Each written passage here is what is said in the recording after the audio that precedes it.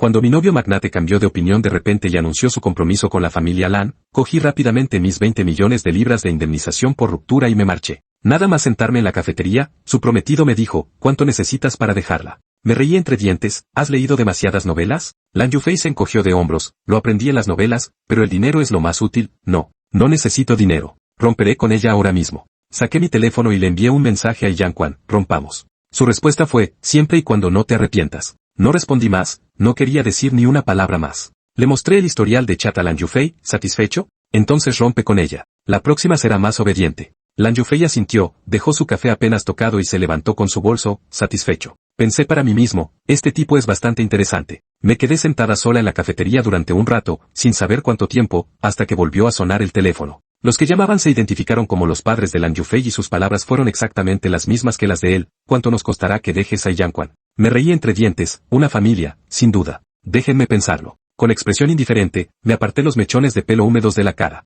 5 millones. Entonces envíen a su abogado para firmar el contrato y pagar. Romperé con Yang Quan inmediatamente. Landing Wei respondió, confiamos en que el señor Pei cumplirá su palabra. Les di la dirección. Al poco tiempo, llegó un abogado. El contrato se firmó y el pago se realizó en una transacción fluida. Borré los registros de chat anteriores sobre la ruptura y envié a Yanche un nuevo mensaje anunciando nuestra separación. El abogado asintió con aprobación. Dado el temperamento de Yang Quan, nunca perseguiría a un estudiante universitario. Me quedé mirando el saldo de mi cuenta, nunca había tenido una suma tan grande. Resoplé con desdén. Tómalo. Para esos internautas, yo era un gorrón que vivía del dinero de las mujeres, así que, ¿por qué negarme? No había necesidad de fingir nobleza. No me apresuré a marcharme. El teléfono volvió a sonar, esta vez era el padre de Yang Quan, y Jianguo. Era mucho más directo que la familia Lan, 10 millones por dejar a mi hija. Pero esos 10 millones son después de impuestos, tú pagas los impuestos. Mi reacción dejó a Jianguo inseguro. Miró su teléfono. ¿Podría ser un número equivocado? ¿Eres Junmi? SR. Y, soy Junmi. Ha llamado a la persona correcta. Dese prisa, por favor. No ocupe la línea. Puede que haya otra persona esperando. Una vez más, llegaron 10 millones de yuanes. Mi cuenta ahora tenía 15 millones, los cientos de miles que había ahorrado antes eran solo calderilla. En correspondencia con los 10 millones, naturalmente, tuve que enviar otro mensaje de ruptura. Esta vez, Yang Kai respondió con un signo de interrogación. Lo ignoré y borré el historial de chat directamente. La última persona que llamó fue la madre de Yang Quan. Fui directa al grano, ya basta. 5 millones y terminaré con su hija inmediatamente. Luguan pensó para sí misma, ¿son todas mentiras las novelas? ¿No se supone que el amor verdadero lo conquista todo? No bromeo. Si coges el dinero y no te vas, tengo formas de ocuparme de ti. Tenga la seguridad, señora, de que conduzco mis negocios con absoluta integridad.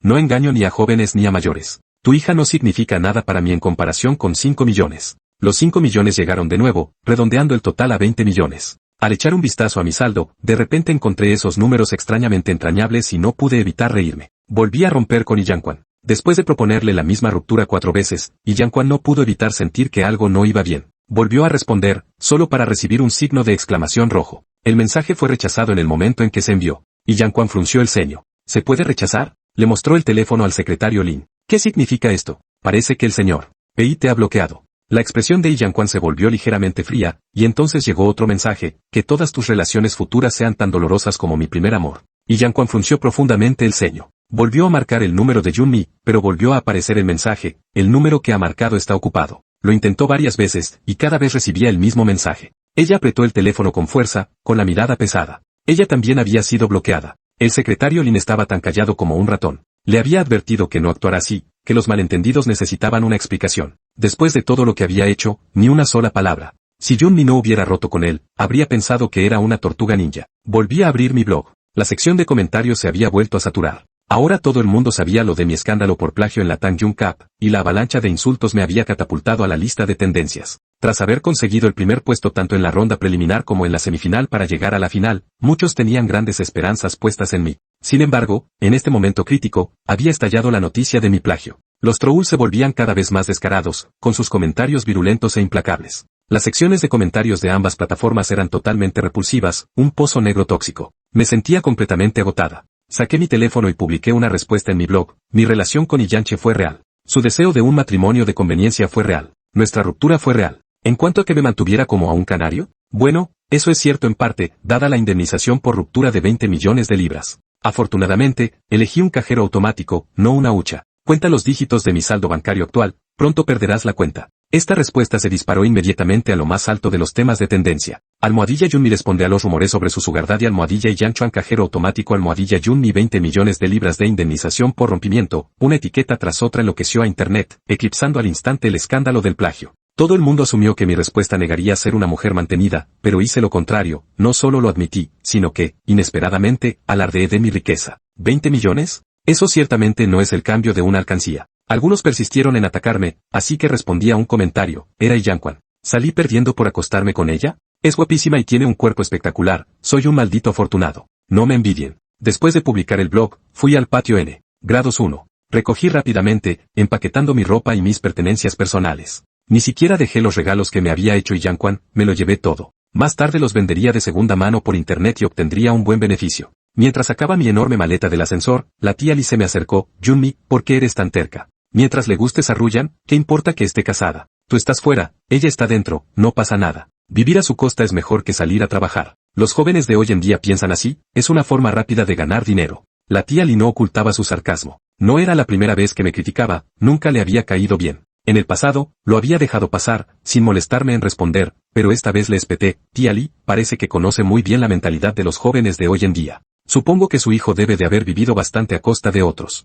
Lo siento, pero ser la tercera en discordia va en contra de mis principios. No soy de las que siguen el ejemplo de su hijo. Si tiene algún problema, busque soluciones adecuadas en otra parte. No venga a mí. La cara de la tía Lee se puso pálida. ¿Cómo puede hablar con tan poca educación? Le respondí, esto no es nada comparado con lo que usted ha dicho antes. ¿Cómo puede tomarse tan a mal unas pocas palabras? Usted me ha dicho cosas mucho peores antes. Creo que me tienes envidia. ¿Por qué no te buscas un joven rico? Busca la felicidad por los medios adecuados, quizá encuentres el amor verdadero. Ah, y probablemente no lo sabías, pero mi acuerdo de ruptura fue de 20 millones de yuanes. El rostro envejecido de la tía Lee se sonrojó y se enfureció tanto que rompió a llorar. Arrastrando mi maleta hacia la salida, aún no había salido del todo cuando Yanquan y el secretario Lin entraron uno tras otro. P.I., ¿qué diablos es todo esto? Arqueé una ceja. ¿No le informó el señor? ¿Y de qué nos hemos separado? ¿O es que ella está siendo tan generosa que ofrece la casa del patio N? ¿Grados 1 como acuerdo de ruptura? ¿Qué vergüenza tan terrible sería eso? El secretario Lin parecía atónito. ¿Cómo era posible que ese chico, antes tan alegre y amable, se hubiera vuelto tan mordaz?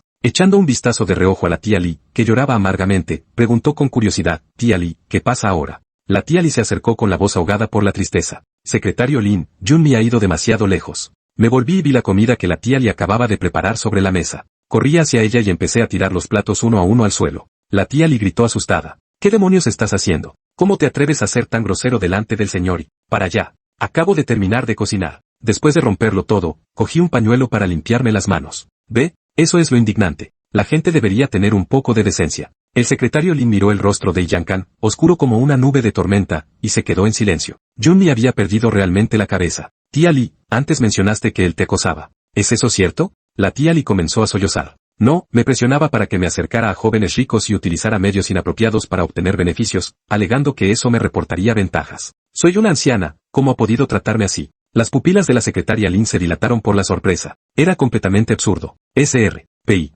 Su expresión era indescriptiblemente compleja. Yo resoplé. «Secretaria, ¿usted es simplemente su portavoz? El señor y parece perfectamente decente, así que ¿por qué no habla por sí mismo? No me extraña que le paguen tan bien». Arrastré mi maleta hacia la salida. Al pasar junto a Yanquan, ella me agarró de la muñeca. Sus finos labios se apretaron con fuerza. «Junmi, esto tiene que acabar. Mi paciencia ha llegado al límite». Liberé mi mano con un tirón y me mordí la mejilla. «Y Yanquan, tu rostro es bastante atractivo, pero hay ciertos aspectos tuyos que realmente necesitan mejorar. Mírate bien». El secretario Lin casi escupe sangre. «Por Dios, controla tu lengua. ¿No has visto lo sombrío que se ha puesto el señor?» Y, si no hubiera sido porque Junmi estaba delante de ellos, el secretario Lin no tenía ninguna duda de que Yanquan ya le habría golpeado. Yunmi arrastro su maleta sin dudarlo. No te arrepentras, dijo el con voz fría y dura. El secretario Lin se apresuró a interceder, señorita Yunmi, de un paso atrás. De usted un maldito paso atrás. Espido Yunmi, llorandos con los ojos enrojecidos por la furia. Dar un paso atrás te provoca hiperplasia mamaria, maldecirte te de longevidad. ¿Por qué debería malgastar mi energía en mí misma? Si acaso, me volveré loca y te hersofer. Chi yensuan, todos los desastres que he sufrido hasta hoy son culpa tuya. Oyala me hubiera sacado los ojos por haber puesto mis ojos en un pedazo de basura como tú. Tú, en I siquiera vales mis 20 millones. Si hubiera lavado zapatillas, lo habría dado una bofetada en toda la cara. Capítulo 5, Deja que se come. Después de que un me se marchara, la habitación quedó en silencio. El secretario Lin estaba empapado en sudor frío, respirando tan suavemente que apenas se lo oía. El hora de chi yenken era gelado y opresiva, pasando tanto sobre el espacio que resultaba sofocante. La tía le se movía nerviosamente. Si hubiera sabido que un me estaba perdiendo la cabeza, no habría dicho en una palabra hoy. Señor.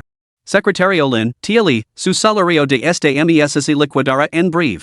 Recoja sus cosas yvs. A la tía Li se le cortó la respiración. Secretario Lin, yo. ¿Que he hecho mal? Ser criada es un trabajo de servicio.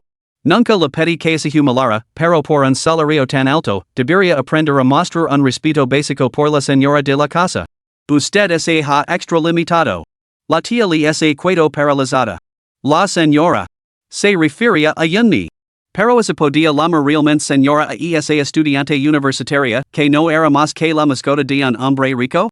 La tía Li se sintió llena de remordimientos. Una vez que abandonara la mansión en Degree 1, ¿donde podría encontrar un salario tan alto? Sin embargo, el secretario Lin había dominado a la perfección la crueldad de Chi Yenkan, recusando a sus súplicas y acompañando a la mujer fuera sin dudarlo. Señor Chi, he falado en mi deber. La ira de la señorita Yunmi hoy estaba dirigida en gran parte a la tía Li. Uf. La fría sonrisa de Chi Yenkan reveló sus rasgos cincelados, lo que hizo que su expresión fuera aún más gelada. Yunmi no estaba enfadada con la tía Li. Realmente lo guardaba rencir a él. Averigua que ha publicado en internet. Sí, señor. El secretario Lin había estado muy ocupado últimamente gestionando los asuntos de la rama principal de la familia Chi junto con Chi Yensuan, lo que la había dejado demasiado agitado como para echar un vistazo a los temas de actualidad en internet. Al comprobarlo, se le doblaron las piernas. La única publicación de Yunmi en Weibo había irrumpido en 4 temas de actualidad. Especialmente el hashtag Chi Yensuan es good at it hashtag, marcado con un profundo color carmesí explosivo. La sección de comentarios estaba llena de comentarios del tipo, otro día babeando ante la pantalla. Yo también quiero probar lo bueno que es el señor Chi en la cama. El secretario Lin tragó saliva. Parecía que Yunmi había dicho algo antes. Tu cara es susceptible, pero tus habilidades? Completamente desesperanzadoras. Desesperanzadoras. La expresión del secretario Lin era indescriptible. Señor Chi. Lo entregó el teléfono con cautela. Chi Yensuan levantó la mirada y leyó las palabras en la pantalla. Sus finos labios se apretaron aún más, al borde de la furia. Justo cuando el secretario Lin se preparaba para la inevitable reacción violenta, incluso imaginando mentalmente que mina africana lo enviarían, Chi Yensuan se limitó a soltar un resoplido frío. ¿De dónde ha sacado 20 millones? El secretario Lin dio un suspiro de alivio. Evidentemente, la tolerancia de Chi Yensuan hacia Yunmi era mucho mayor de lo que había imaginado. Lo investigar inmediatamente. Salió para hacer una llamada y regresó poco después. Encontró a Chi Yenkan mirando fijamente el salvapantallas de su teléfono, observando cómo se apagaba y se volvía a encender. Repetidamente, sin mostrar en una pizca de impaciencia. Señor Chi, según tengo entendido, los 20 millones proceden del tercer maestro y la tercera señora, junto con sus futuros suegros. Chi Yenkan levantó la mirada y arqueó una ceja. Mi suegro y mi suegra. El secretario Lin titubeó. Mis disculpas, me he expresado mal. Se trata del presidente Lan y su esposa. Chi Yenkan resopló. Había aprendido a ser astuto, ¿no? Según tengo entendido, la señorita Lan Jiang también tenía intención de contribuir, pero la señorita Yunmi lo rechazó inicialmente. Chi Yenche cavó los nudillos, marcados y definidos, y dio unos golpecitos en el sofá. Lan Jiang? Ponte en contacto con ella. El secretario Lin marcó el número de Lan Jiang, que respondió poco después. Secretario Lin, ¿qué pasa? Habl. Señorita Lan Jiang, el señor Chi la busca. Ah, sí. Mi querido hermano, ¿qué quiere de mí? El secretario Lin respondió, el señor Chi dice saber que le dijo a la señorita Yunmi fuera del hospital. Lan Jiang murmuró en señal de asentimiento. Chi Yenchuan, ¿no tienes boca? ¿No puedes preguntárselo tú mismo? Los ojos de Chi Yenchuan oscurecieron, pero siguió adelante con mesurada paciencia. ¿Qué lu dijiste? Lan Jiang, le di dinero para que te dejara, pero la pequeña pícara resultó ser más interesante de lo que esperaba, en realidad se negó. Y lo que es un más divertido, mi rechazo a mí, pero acepto 5 millones de mis padres. Lo más divertido? Mama también le dio 5 millones, pero tu pobre padre, ese pringado, le soltó 10 millones. Con eso, ese eco orir. Chi Jiao era la viva imagen de un pringado. Secretario Lin, señorita Lan Jiang, esto no parece algo de lo que estar orgullosa. El humor incomprensible y inexplicable de los ricos. La risa de Lan Jiang se detuvo abruptamente. Probablemente tengas razón. Chi Yensuan levantó una mano y el secretario Lin colgó rápidamente la llamada. Se pellizcó el puente de la nariz, con la paciencia casi agotada. Había supuesto que Lan Jiang había ido a apaciguar a Yunmi, y que la familia principal estaba observando y él no podía actuar libremente. ¿Quién hubiera pensado que Lan Jiang haría algo tan inesperado? El y Lan Jiang eran medio hermanos, de la misma madre pero de padres diferentes. Su personalidad se parecía a la del viejo maestro Chi, la racionalidad por encima de todo. Lan Jiang, sin embargo, era la viva imagen de Jiang Xinzi, totalmente impredecible y hecha para disfrutar. Señor Chi, es posible que la señorita Yunmi haya malinterpretado la situación. ¿Se lo explico? ¿Explicarlo? Dado el comportamiento anterior de Yunmi, no había necesidad alguna de dar explicaciones. Secretario Lin. Bueno, es una chica. No hace falta ninguna explicación. Deja que se enfade dijo Chi Yenchuan con frialdad. El secretario Lin se quedó en silencio, sospechando de repente que las palabras de Chi Yenchuan pronto se pondrían a prueba con él. No te arrepentirás de esto. Al salir del edificio 1, Yunmi no regresó a su dormitorio, sino que pasó la noche en un hotel cercano. Lo primero que hizo a la mañana siguiente fue buscar casa. Como vivía sola, no necesitaba nada demasiado grande, así que eligió un piso en Longwan Garden, un complejo residencial a 10 minutos a pie de la universidad. Los precios en esta zona oscilaban entre 50 y 70 mil yuans por metro cuadrado, lo que no se consideraba especialmente caro en Yencheng. Yunmi seleccionó un piso de segunda mano totalmente reformado. El propietario nunca había vivido en él después de la reforma. Con más de 80 metros cuadrados y 2 dormitorios, era bastante espacioso. El costo total, incluidos los impuestos sobre la propiedad y los gastos varios, ascendió a más de 5 millones de yuans, que pagó por adelantado en su totalidad. El agente inmobiliario había pasado mucho tiempo tratando de convencerla de que solicitara una hipoteca, pero Yunmi se mantuvo firme en su decisión de no hacerlo. Simplemente compró el piso al contado. A continuación, se dirigió a la tienda de muebles para elegir los que más le gustaban.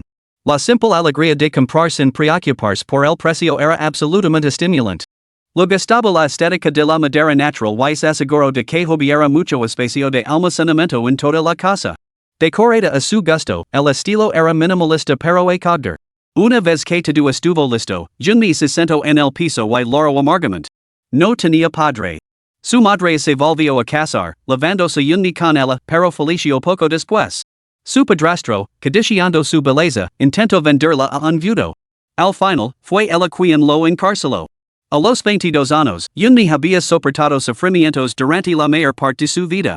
Solo cuando estaba con Chi Yensuan la felicidad parecía un sueño. Hambrienta de afecto, había fantaseado innumerables veces con casarse con él en el futuro, tener 2 hijos, un niño y una niña, y construir la familia con la que siempre había soñado. Ya fuera porque el tiempo pasó demasiado rápido o porque el sueño se hizo añicos demasiado abruptamente. Antes de que pudiera saborear la felicidad, ya se había esfumado. Pero juro que esa sería la última vez que lo haría por Chi Yensuan. No habría una próxima vez. Capítulo 6, una primicia diaria. Solo después de ordenar el piso, Yunmi regresó a su dormitorio para recoger sus pertenencias. Afortunadamente, las vacaciones del 1 de mayo lo habían proporcionado unos días de respiro de lo contrario, su profesor habría registrado su ausencia. Zhong Yangyang estaba presente mientras hacía las maletas. La publicación de Yunmi en Weibo se había convertido en tendencia en varias búsquedas populares y, naturalmente, Zhong Yangyang la había visto. Había supuesto que Yunmi estaría ahora desenrada, envuelta en un escándalo, demasiado asustada para dar la cara. Sin embargo, la publicación de en Weibo lo había valido un aumento masivo de seguidores. Su cuenta, que apenas había alcanzado el millón de seguidores, ahora superaba los 2 millones, una cifra que haría envidiar a cualquiera. ¿Quién hubiera pensado que tendrías el descaro de aparecer por el campus? Se burló Zhong Yangyang. Habiendo plantado cara a Chi Yensuan, Yunmi ciertamente no le tenía miedo. Recogio sus pertenencias y las medio todas sin orden en concierto en una bolsa. Si una plagiadora como tú puede dar la cara, ¿por qué no puedo hacerlo yo? Zhong Yang Yang, tus malas acciones te pasaran factura. Estar pendiente de tu queda. Zhong Yang Yang saberlo con frialdad. Será mejor que te preocupes por ti misma. El comité organizador te ha declarado culpable de plagio por unanimidad. Puedes soportar pruebas que limpian tu nombre, si no, tendrás que asumir la culpa. Avisas, la verdad no importa, lo que importa es lo que todos creen. Después de todo, ahora todos creen que Yunmi había plagiado. Ella, Zhong Yang Yang, ya había ganado. Yunmi se detuvo, se volvió hacia ella y la miró con desprecio. El premio del campeón de la Copa Tang Yun es de 100,000 yuans. Me pregunto cuántas veces has participado en la Copa Tang Yun para poder permitir un piso cerca del campus. Claro, y no voy a vivir en la residencia. Acabo de comprar un piso cerca del campus y hoy me mudo. La sonrisa de satisfacción desapareció del rostro de Zhong Yang Yang, sustituida por una punzada de envidia. 100,000 yuans. Parecía mucho, pero en siquiera daría para comprar 2 metros cuadrados de propiedad cerca de la universidad. 20 millones de yuans. Eso era más de lo que la mayoría de la gente ganaría en toda su vida. El resentimiento y la envidia se arraigaron en ella, carcomiendo su razón.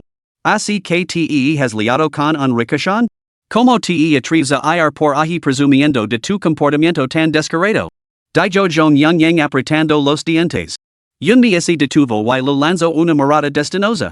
He oído que tú también te has liado con un ricachón y has convertido a Erlangshan en tu amo. ¿Eres muy boquezas, no? Rápidamente se mudó del dormitorio y regresó a su propio piso. A partir de ahora, ese sería su hogar. Hoy era el último día de las vacaciones de mayo, las clases se reanudaban mañana temprano. Al día siguiente, Yunmi bostezó mientras se lavaba. Sus recientes asuntos habían causado un gran revuelo en el campus. Le costó mucho valor volver a enfrentarse a sus compañeros de clase. Después de hacerse, metió los libros de texto y los apuntes en la mochila y echó un vistazo a su teléfono. En la interfaz de WeChat, había aparecido de repente un nuevo chat grupo llamado Una dosis diaria de cotilio, felicidad para todos. Yunmi se quedó paralizada, desconcertada, preguntándose cuándo la habían añadido a ese grupo. ¿Podría haber sido anoche? Pulso para entrar. Aparte de ella, el grupo solo tenía otro miembro llamado Little 8, suya foto de perfil era un robot. Además, descubrió con sorpresa que este chat grupo no tenía cuadro de mensajes. Esto significaba que no podía enviar ningún mensaje. Al pulsar en la esquina superior derecha y desplazarse hasta la parte inferior, no apareció la opción salir del chat grupo. Esto es totalmente sospechoso, solo se puede entrar, pero no salir? ¿Podría estar infectado mi teléfono? Al poco tiempo, Little 8 comenzó a enviar paquetes rojos en el grupo, 3 seguidos. Yunmi lo miró desconcertada. ¿Qué diablos estaba pasando? Con la curiosidad despertada, tocó el primer paquete rojo. Después de un momento de carga, lo que apareció no fue una cantidad, sino la foto de perfil de Zhong Yang Yang, acompañada de un mensaje. Zhong Yang Yang, 22 años, promoción de 2020, estudiante de diseño artístico en la Academia de Bellas Artes de Yenchang. Novio, Yang Chang, consejero de la Facultad de Diseño Artístico. Pelado repetidamente engañando a su mujer. Se arrepiente públicamente, pero vuelve a reincidir. Incorrigible. Al desplazarse hacia abajo, aparecieron más entradas numeradas como 1, 2 y 3, cada una de las cuales detalaba incidentes relacionados con Zhong Yang Yang. Los chismes brillaron en los ojos de Yunmi. ¿Quién hubiera pensado que Zhong Yang Yang se había ocultado tan profundamente? En realidad había estado involucrada con el consejero de la facultad. Yang Chang tiene esposa y hija, muchos estudiantes los han visto juntos, pareciendo una familia muy feliz. Nadie diría que era ese tipo de hombre. Al principio, a Yunmi le había parecido extraño, pero ahora estaba tan absorta en los chismes que no recordaba lo peculiar que le había parecido este chat grupo cuando apareció por primera vez. Pulsó los otros 2 sobres rojos, que se abrieron simultáneamente. Wenyu, 22 años, estudiante de segundo curso de diseño artístico en la Academia de Bellas Artes de Yenchang. Novia, Zhang Yangli. Lo engana con la mejor amiga de Zhang Yangli, miau en relación secreta desde hace más de 6 meses. Jen Ningyuan, 22 años, estudiante de diseño artístico de segundo curso en la Academia de Bellas Artes de Yenchang. El rompecorazones del campus. Personalidad vanidosa. Su padre trabaja en la construcción, su madre es lavaplatos en el comedor de la escuela, su hermana es cajera en un supermercado. Habitualmente explota económicamente sus padres y es su hermana, al tiempo que se avergüenza de ellos, presentándose constantemente como rico y guapo. Yunmi es equado at Nida, ambos eran compañeros de clase. Wen y Zhang Yangli eran la pareja de la clase, levaban juntos desde que se especializaron en sus respectivos campos durante el segundo semestre de su primer año. Su relación seguía siendo sólida. Jian Ningyuan, por su parte, era el rompecorazones del campus. Anteriormente había cortejado a Yunmi, pero se retiró cuando ella mencionó que tenía novio. Su imagen pública era la de un heredero rico, guapo y acomodado, que atraía a un sinfín de admiradores. Esta revelación destrozó por completo la percepción que Yunmi tenía de él. Absorta en los cotilleos, Yunmi luego fue a la escuela más tarde de lo habitual. Anticipando que no habría asientos libres en la parte delantera debido al entusiasmo de todos, se dirigió a la entrada trasera. Antes de entrar, escuchó la conversación de dos chicos. Por suerte, eran Wen y Jian Ningyuan. Yunmi no ha aparecido. Probablemente la divergencia enfrentarse nosotros, es verlo Wen Yu. Jian Ningyuan se rió entre dientes. Se ha convertido en la amante de alguien y, en lugar de avergonzarse, se enorgullece de ello. Incluso ha tenido el descaro de publicarlo en internet. Las chicas de hoy en día no son más que unas cazafortunas vanidosas y sin escrúpulos. Aun así, ser mujer tiene sus ventajas, y es mucho más fácil que lo que nos toca a nosotros. Ellas se sienten con sus cuerpos, a diferencia de nosotros, los hombres, que tenemos que esforzarnos de verdad. Y es mucho más agitador. Wen Yu asintió. También ha plagiado. Si yo hubiera hecho algo tan vergonzoso, yo me habría retirado. Sería prudente por su parte abandonar cuanto antes. Yunmi soltó una risa fría, entró con paso firme y dejó caer su cartera sobre la mesa. Mi nota media es superior a 3.5 cada año. ¿Por qué iba a abandonar? Tú suspendiste el semestre pasado y ni siquiera aprobaste el examen de recuperación, ¿verdad? No esperes a los exámenes finales de recuperación y vuelvas a suspender. Entonces probablemente abandonarás antes que yo. Wen y Jian Ningyuan palidecieron. No esperaban que Yunmi hubiera escuchado su conversación a sus espaldas. El comentario sarcástico de Yunmi dejó a Wen Yu con la cara roja. Inmediatamente replicó con sarcasmo, ¿Quién dice que tu nota media no es el resultado de hacer trampas? Después de todo, ya has plagiado. ¿Qué más no harías? Yunmi sacó su teléfono con una leve sonrisa. He grabado tus comentarios anteriores. ¿Puedo preguntarte, señor Wen Yu, si mantienes lo que has dicho? Si es así, contactar con mi abogado inmediatamente. Como sabes, acabo de recibir 20 millones de yuans. Mi situación financiera es bastante cómoda, suficiente para litigar hasta que te impiden graduar. Capítulo 7, hablando de tu materialismo. Yunmi había dado justo en el telón de oculos de Wen Yu. Su mayor temor era, efectivamente, que lo impidieran graduarse. Que la demanda era secaria, pero se eso ponía en peligro su título, sería un asunto mucho más grave. Yunmi, somos compañeros de clase. ¿Tienes que lavar las cosas tan lejos? Yunmi resoplo. ¿Ahora te haces el simpático? ¿De repente sabes hablar con suavidad? ¿Qué hacías antes? ¿Has comido mierda? ¿Te huele mal el aliento? Zhang Yangli se apresuró a disculparse. Lo siento, Yunmi. No puede controlar su lengua. No te lo tomes como algo personal. Esta chica, que se arrastraba ante su novio, no tenía ni idea de la cama de que chica acababa de salir él. Zhang Yangli, no tienes ni idea. No solo no sabe mantener la boca cerrada, sino que tampoco sabe mantener los pantalones puestos. Ante las palabras de Yunmi, la expresión de todos cambió drásticamente. Zhang Yangli, en particular, se puso pálida como la cera. Los demás compañeros de clase, sin embargo, mostraban expresiones emocionadas, ansiosos por ver el drama. Oh, oh. La voz de Zhang Yangli se quebró. Yunmi, ¿qué tonterías estás diciendo? Yunmi abrió el cuello de la camisa de Wen Yu con un bolígrafo. ¿No ves este evidente chupotín? Furioso y humilada, Wen Yu le apartó la mano. Sigo diciendo tonterías y te. Yunmi soltó una risa fría. ¿Qué exactamente? Todo el mundo sabe lo de tu pequeña aventura con Miauen. Zhang Yangli jadeó horrorizada. ¿Quién? Yunmi, ¿a quién acabas de mencionar? A Miauen tu querida amiga. Wen Yu apretó los puños. Me estás difamando. Yunmi, has ido demasiado lejos.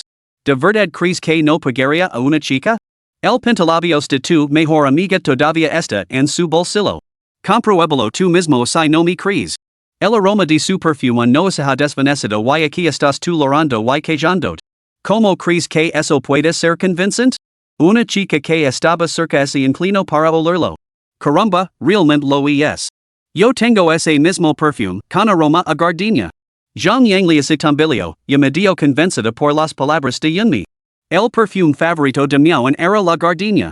No presto atención a las protestas de Wenyu, lo agarro y medio la mano en su bolsillo. Saco un pintalabios. Sus propios labios contrastaban ahora con el color vibrante del pintalabios, completamente pálidos. ¿Qué es esto? Wenyu, dime qué es esto.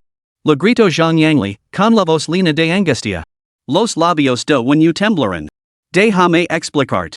Zhang Yangli le lanzó el pintalabios a la cara y luego lo abofeteó varias veces con fuerza. ¿Cuál? Exclamaron los compañeros de clase, sorprendidos.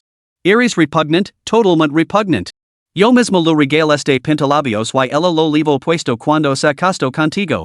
Emocionante, ¿verdad? When ese derrumbo, con aspecto totalmente devastado y perdido. Zhang Yangli se secó las lágrimas con fuerza y se volvió hacia Yunmi. Gracias. Te debo una. Yunmi hizo un gesto con la mano para restar la importancia. No hay problema. Luego, dejó su mochila sobre el pupitre de Jian Ningyuan, elevando sobre él. Te toca, chismoso rico y rompecorazones del instituto. ¿Hablas tanto, tienes una lengua extra? Tu cara parece un código QR, nunca sabrías quién eres sin escanearlo. La expresión de Jian Ningyuan cambió ligeramente. Solo estaba expresando mis pensamientos. No estoy aquí para discutir. ¿Vas a disculpar como es debido ok? Jian Ningyuan resoplo. No tengo nada contra ti. ¿Eres materialista y vanidosa, que dica que no es cierto? Yunmi sonrió y dio unos golpecitos con los nudillos en la mesa. No te equivocas. Soy materialista. Si no lo fuera, adoraría a un chico como tú, una simple hucha que finge ser un cajero automático? La chica que había hablado antes se inclinó hacia ella. Yunmi, ¿qué quieres decir con eso? Al fin y al cabo, Jian Ningyuan es un chico rico. Pido perdón. Pido perdón por lo que he dicho antes. Jian Ningyuan intuyó que algo iba mal.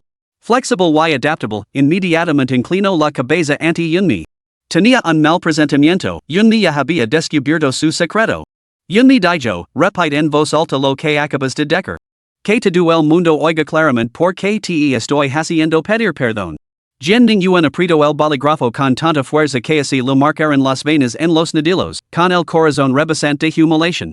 Yunmi, ¿tienes que ser tan implacable? Intervino un chico que estaba cerca. Yunmi resoplo. Soy implacable. ¿Qué vas a hacer al respecto? Jian Ningyuan, mi paciencia se está agotando. ¿Me lo vas a decir tú mismo o tengo que obligarte? Jian Ningyuan apretó los dientes. Lo dire. Se enorgullece de ser amante en lugar de avergonzarse, y tiene el decoro de publicarlo en internet.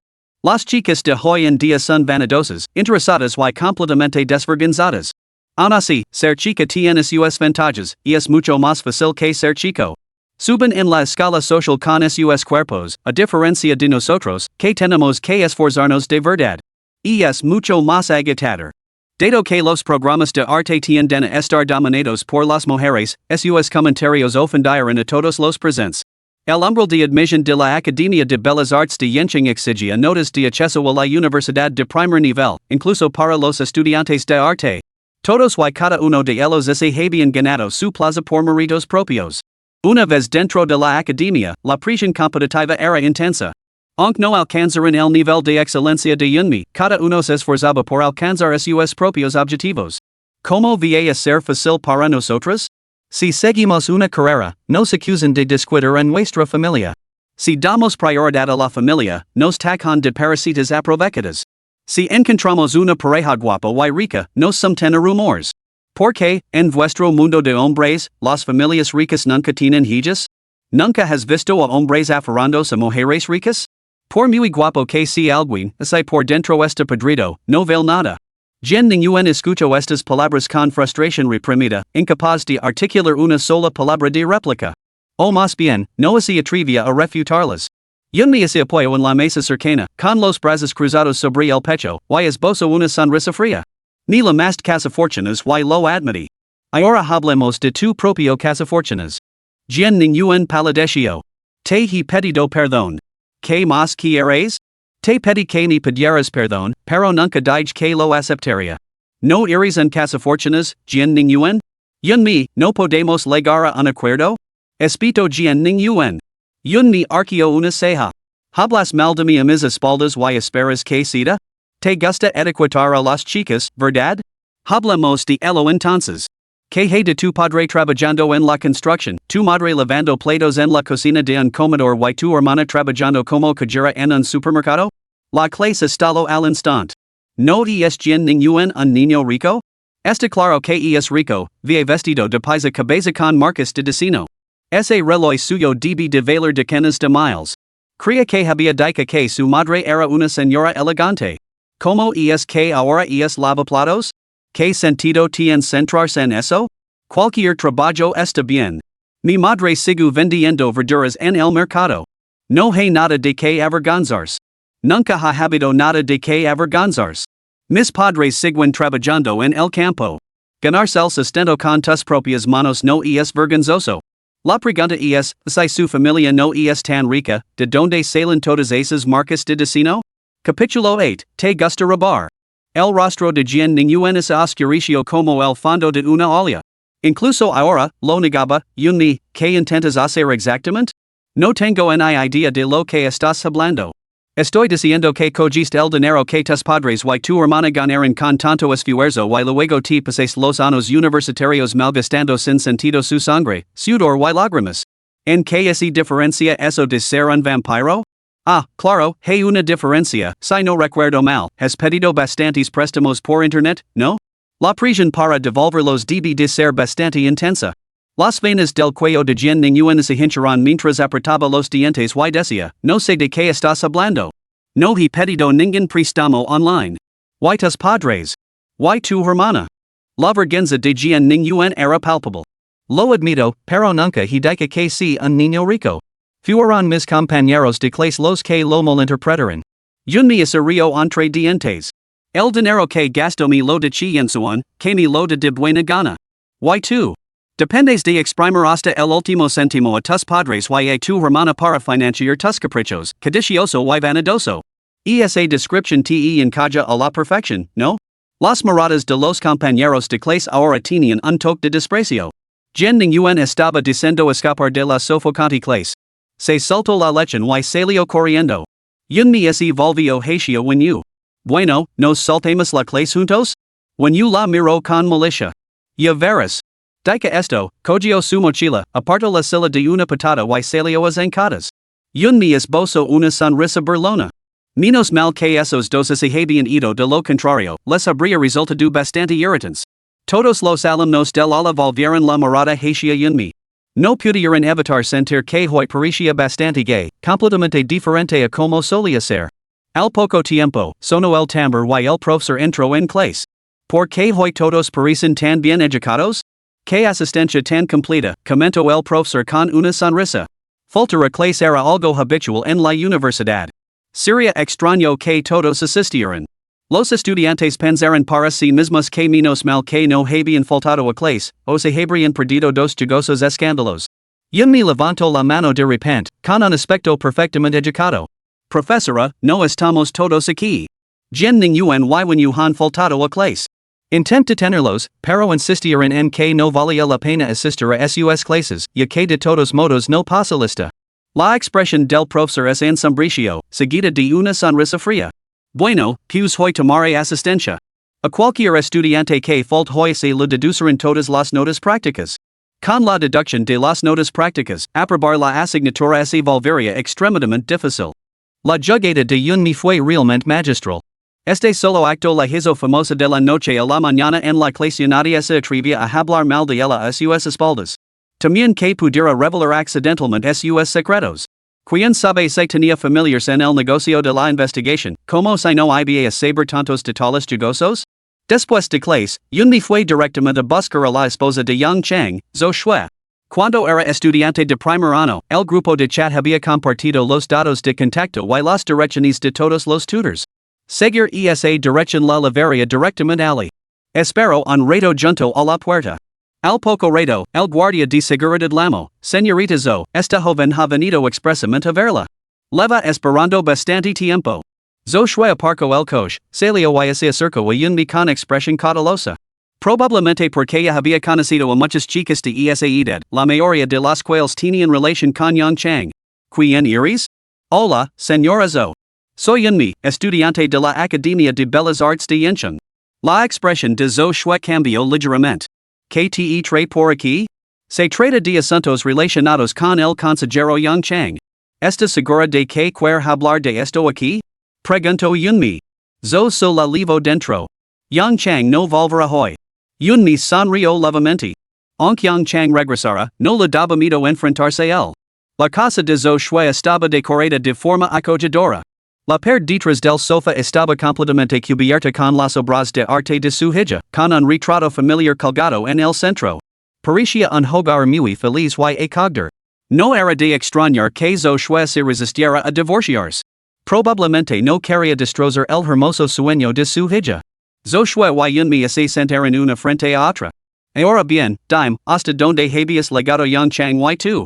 Yunmi se rió suavemente. Señorita Zo, no me importa en absoluto alguien como Yang Chang. La persona involucrada es mi compañera de piso, Zhong Yang, un nombre que usted reconocerá. Zo shue palideció. Instintivamente lo negó, imposible. Han roto. Zhong Yang era la tercera estudiante con la que Yang Chang había engañado a su novia. Yang Chang se había arrodillado, jurando que había cambiado y que había roto con Zhong Yang. No liga Yang Chang tarde casa todos los martes y jueves. A veces en I siquiera vuelve. Zo shue bajo la cabeza y se quedó mirando a sus dedos. Sí. Porque esos 2 días estaba con Zhong Yang, afirmó Yunmi con frialdad. Zo shue cerró los ojos con expresión triste. Pensó que iba a echarse a llorar. Pero en ese momento se dio cuenta de que hacía tiempo que se le habían sacado las lágrimas. A lo largo de los años, había llorado demasiadas veces. ¿Por qué me cuentas esto?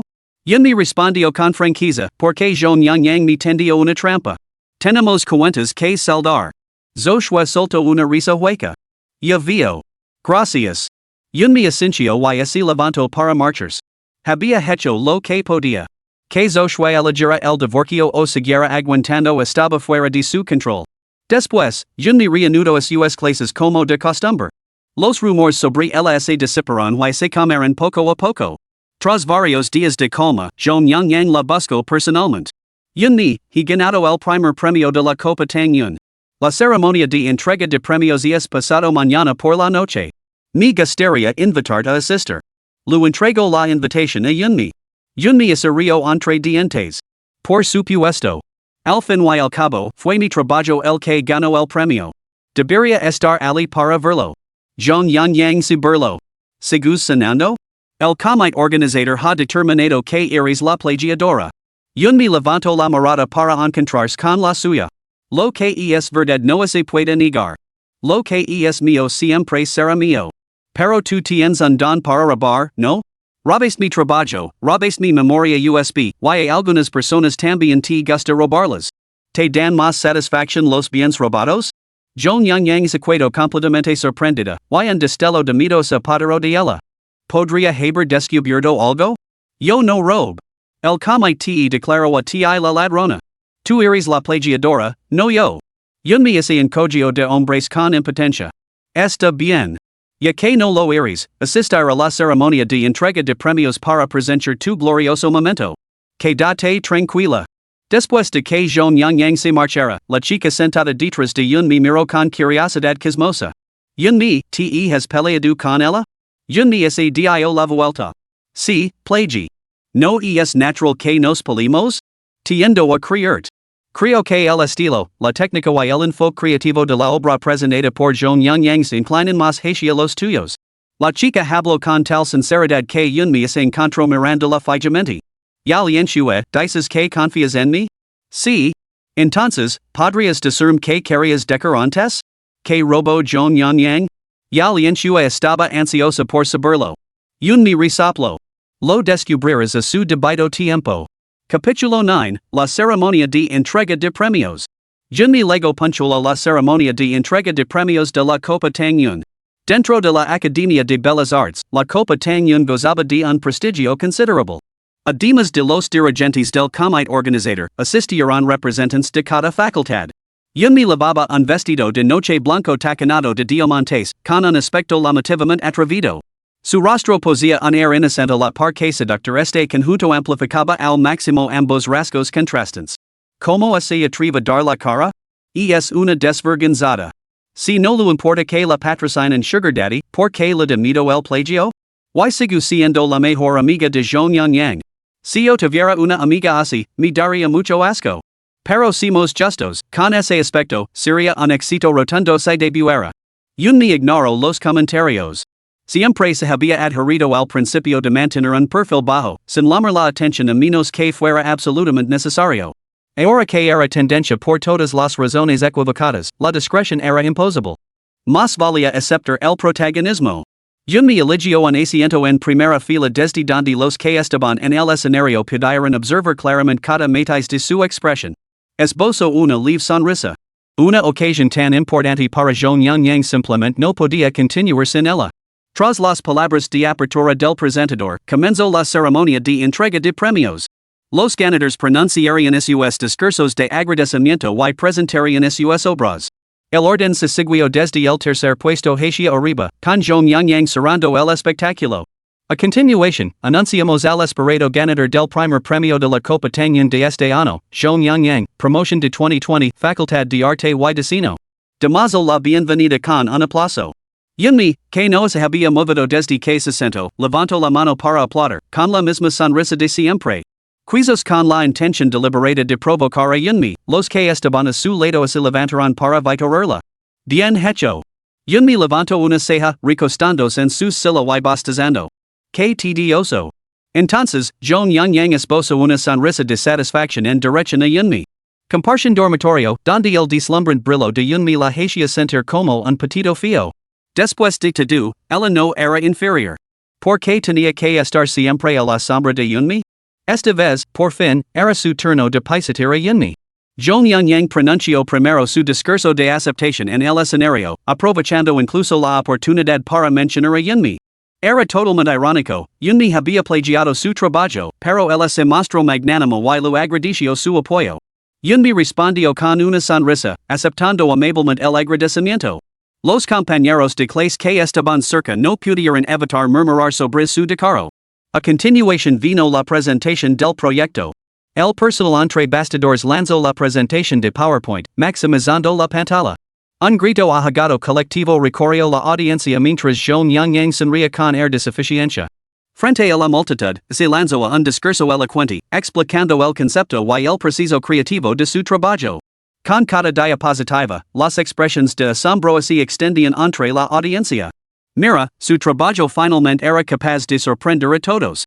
Yunmi sonrió levemente, observando las fotografías íntimas ampliadas de Zhong Yang y Yongchang que se mostraban en las diapositivas. Era impresionante que Zhou Shui hubiera logrado reunir todas y cada una de ellas. Era realmente repugnante. Hasta que el decano de la academia, con el rostro pálido, golpeó la mesa con el puño y se levantó bruscamente. Basta. Es absolutamente vergonzoso. Mientras salía furioso, los demás miembros del cuerpo docente sacudieron la cabeza y se dispersaron. Zhong Yang palideció, completamente desconcertada. Solo cuando alguien le susurró, mira las diapositivas tú misma, se giró bruscamente. Ahí estaban fotos de sus encuentros privados con Yongchang, ampliadas ante sus ojos. El micrófono se lo resbaló de las manos y cayó al suelo con un estruendo. Levantó la mano para taparse los oídos y gritó aterrorizada, apagadlo. Rápido, apagadlo. Pero el equipo técnico no le hizo caso. Las fotos continuaron proyectándose una tras otra. Perdió la razón y luego incluso intentar tapar las humilantes imágenes. Especialmente cuando veo a los estudiantes sacar sus teléfonos para hacer fotos, grito como una loca, no hagáis fotos. No debéis hacer fotos. Sentada cerca, Yunmi observaba su frenesí con una leve sonrisa. A diferencia de sus compañeros, que tomaban fotos, ella permaneció al margen, observando la farsa con calma distante. Zhong Yang saltó del escenario y cruzó la mirada con ella a través de varias filas. Tú hiciste esto. Yunmi, tú publicaste esas fotos. Furiosa, sa abalanzo hacia delante, con la intención de abalanzar sobre unmi, pero a sus compañeros de clase la sugetaron. Zhong Yun Yang, no tienes vergüenza. El tutor Yang está casado. Tú eres la otra mujer. Tien esposa y hija. ¿Has pensado en lo mucho que les has hecho daño? ¿Qué derecho tienes a atacar a Yunmi? Tú eres la que hace merece una paliza. Yunmi es río entre dientes. No me calumnies. Hemos compartido dormitorio durante años y nunca sospech nada entre tú y el tutor. Salir con el tutor no es el problema, sino que tú fueras la otra mujer. Es repugnant. Menos mal que me mudé hace tiempo. Zhong Yang se quedó rígida, pisoteando el suelo y tapándose los oídos mientras gritaba. Calate. Cierra la boca. Tú publicaste esas fotos. Quieres arruinarme. Quieres arruinarme. La voz de Yunmi era tranquila. Calmate. Puedes comer lo que quieras, pero no puedes decir lo que quieras. Tú haces esto. Me pregunto qué pensarían tus padres si se enteraran. Un escalofrío recorrió la espalda de Zhong Yang. Sabía que Yunmi la estaba amenazando. Ya ni siquiera se molestaba en ocultarlo, amenazándola abiertamente delante de todos. Porque Yunmi sabía lo estrictos que eran sus padres. En cuanto a se enteraran, recorrerían 1000 kilómetros para darle una lección a esa hija deshonrosa. No. No dejaré que así lo cuentes. No lo haré. Yunmi cogió tranquilamente su bolso y empezó a salir. Ahora la iniciativa es mía. La única cuestión es si decido hablar o no, tu permiso es irrelevant. Zhong Yang intentó seguirla, pero la detuvieron rápidamente y luego exigieron que diera explicaciones sobre su relación con Yang Chang. ¿Te duele? Observó Zhou Shui al hombre a su lado con fría calma. La pareja se había ocultado en las sombras, presenciando esta farsa. Yang Chang tenía el rostro enrojecido y el sudor frío perlaba su frente. ¿Me has llamado aquí solo para ver este espectáculo? Zhou Shui se rió suavemente. Efectivamente. ¿Te ha gustado? ¿Te parece divertido? Yang Chang entrecerró los ojos amenazadoramente. Tus acciones me han arruinado, han destruido a Zhong Yang y han destrozado a nuestra familia. Zhou Shui chasqueó la lengua dos veces. ¿Todavía echando la culpa a otros en esta situación? ¿Debe dejar un chef entre tus antepasados, no? ¿Tan hábil para pasar la pelota a otros? Más allá de pasar la pelota a otros, hay una pizca de la responsabilidad que un hombre debe asumir? El que ese equivoco fuiste tú. El que arruinó a esta familia fuiste tú. Si aceptas el divorcio de mutuo acuerdo, podemos separarnos amistosamente. No defenderá más tu imagen ante nuestra hija. Yo mismo lo diré lo repugnant y asqueroso que es su padre. ¿Divorcio? ¿Quieres el divorcio? Shue, no podemos divorciarnos. Nuestra hija necesita una familia completa. No podemos divorciarnos. Zhou Shui resopló con desdén. Si una familia completa significa aguantar tu repugnant comportamiento, entonces prefiero que esta familia se rompa. Si te niegas a divorciarte, te demandar.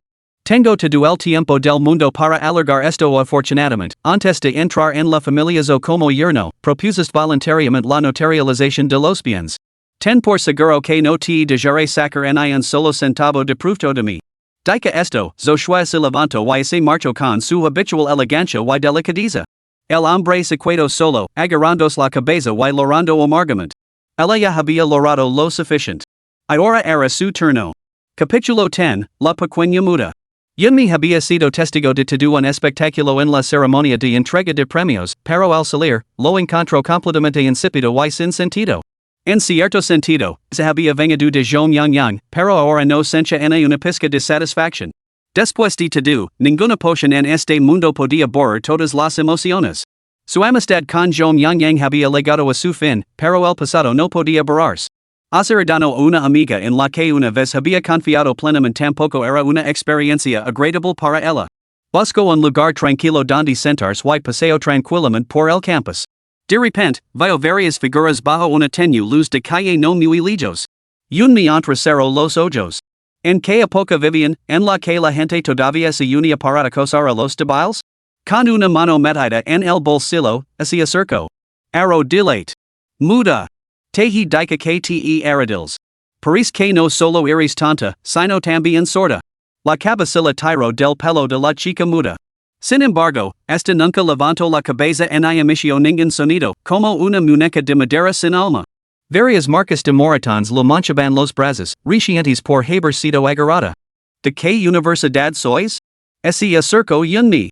La chica que tiraba del pelo de la muda la soltó, sonriendo. Via, SIES la veterana Yunmi. ¿Me reconoces? La chica se rió con arrogancia. No hay casi nadie en nuestra escuela que no te conozca. Tu relación con alguien ha sido muy comentada en internet.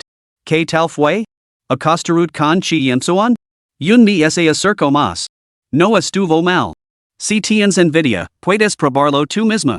Aunque es probable que te desprecie. No le gustan las chicas feas, especialmente las tan horribles como tú. La chica entrecerró los ojos con malicia. Te lo estás buscando.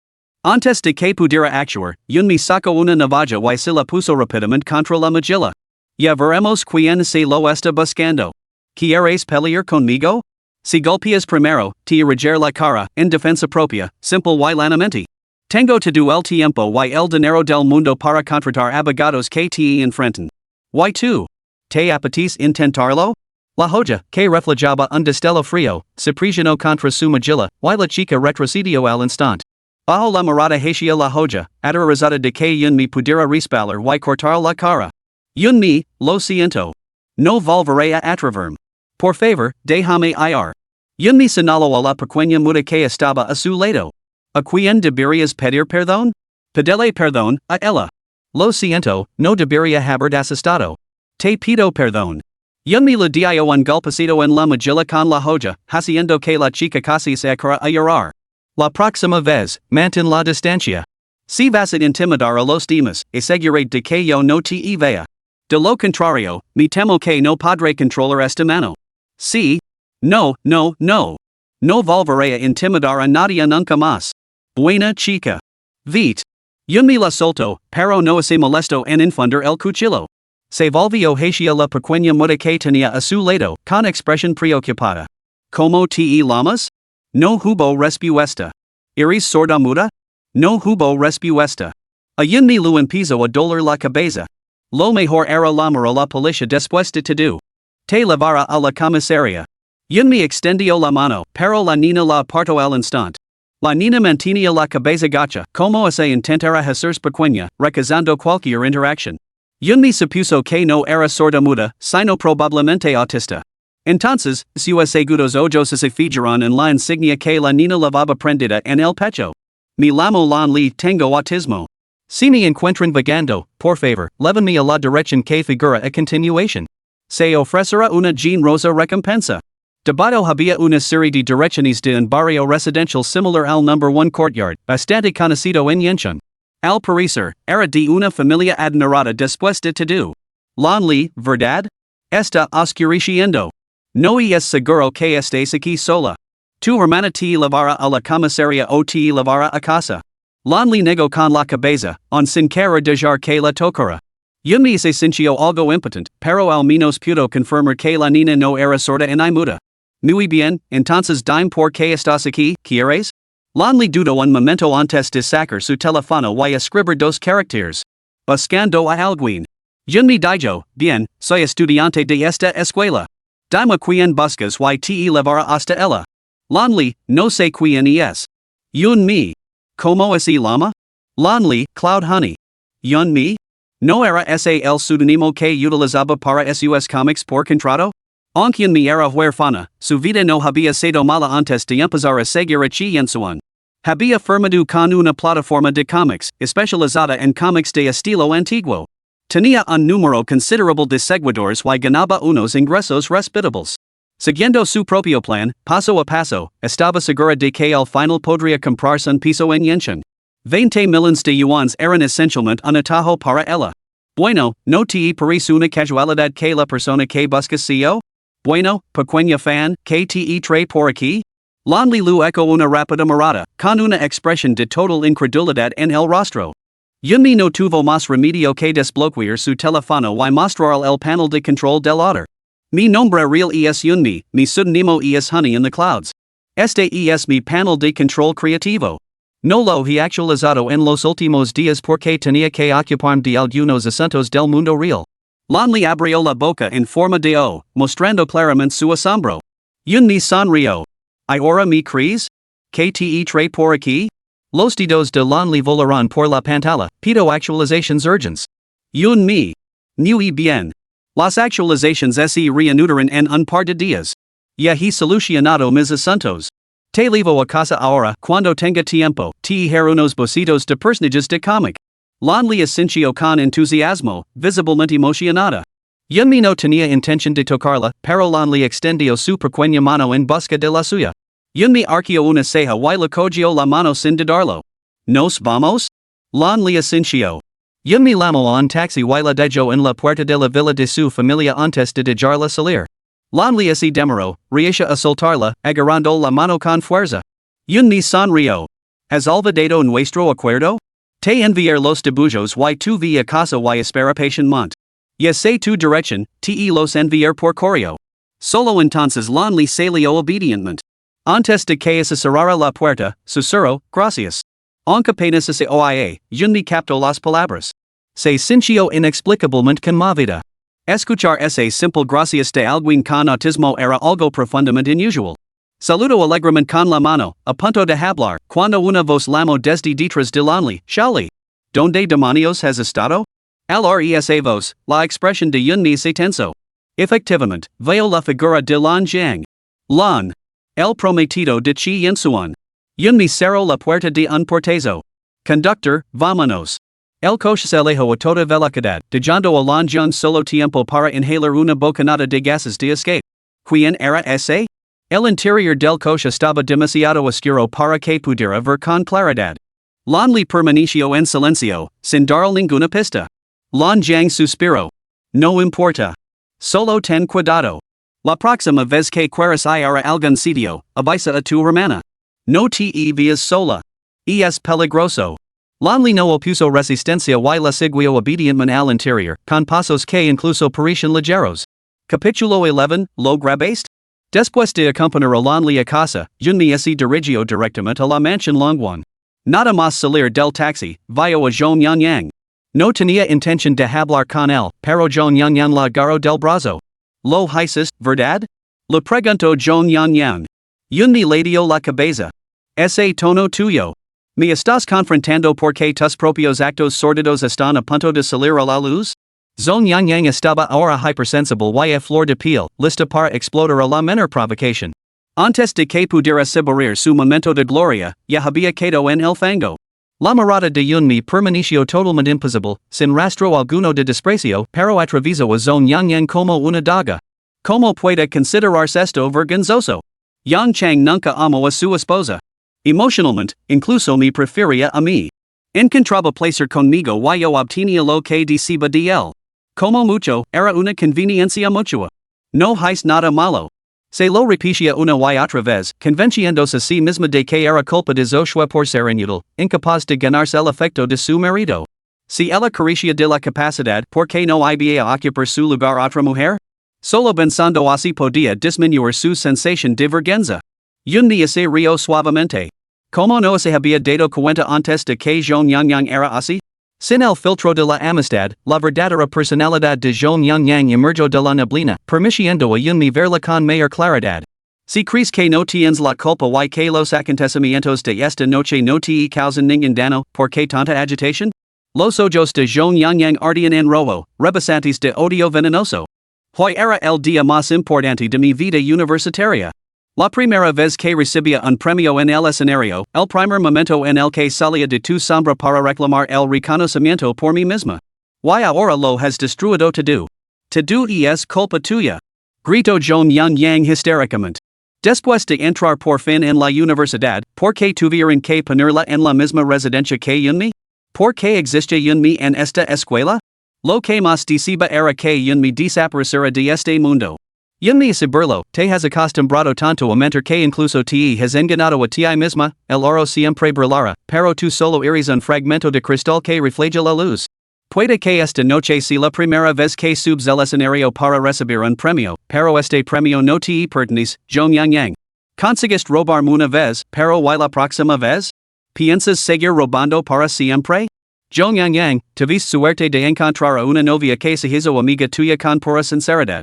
Yunmi, de verdad crees que volverás a encontrar a otra novia como esa? Enfurecida, Joan Yang levantó la mano para golpearla, pero Yunmi la detuvo con una orden tajante.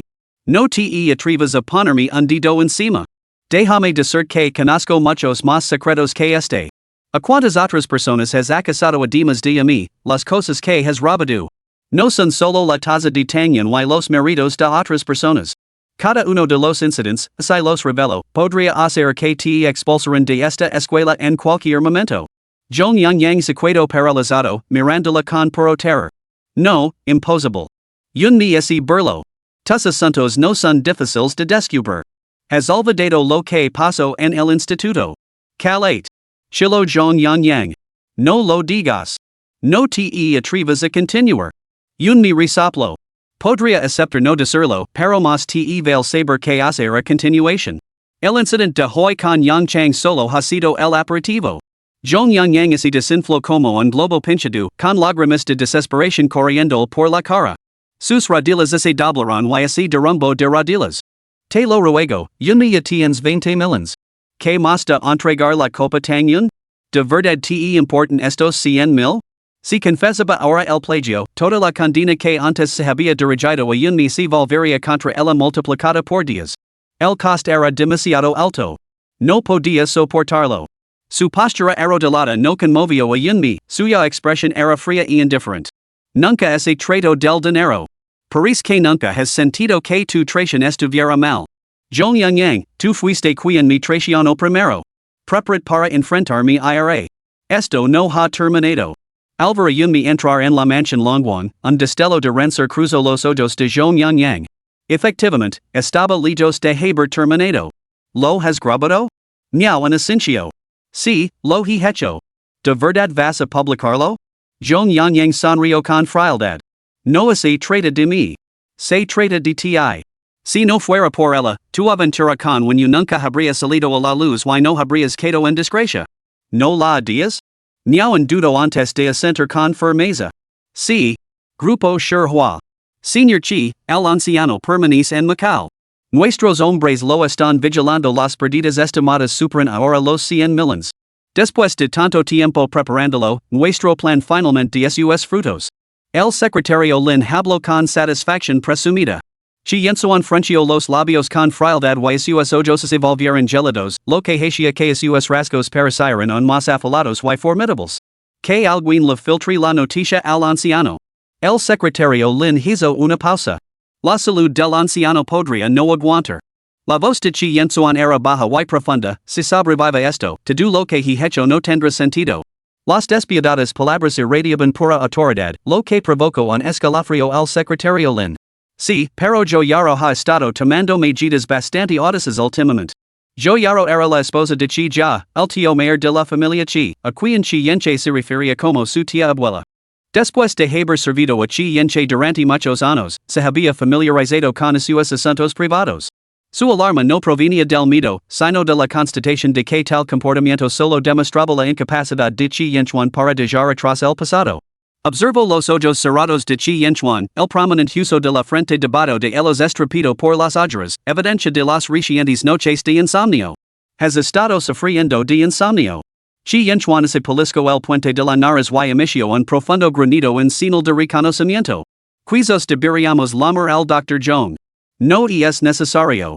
Chi Yenchen se apoyó la frente, con los ojos profundos en sombras. Había vuelto a sonar con su abuela, su rostro era indistinto, solo se oía su voz, dulce como el canto de un ruiseñor, cantando opera kunku, y los zapatos bordados se balanceaban ante él. Ella colgaba de la viga, incapaz de hablar. Sin embargo, la melodía resonaba una y otra vez en sus oídos. ¿Cómo ha estado Yunmi últimamente? El secretario Lin se detuvo, dando por sentado que Yunmi era ahora cosa del pasado.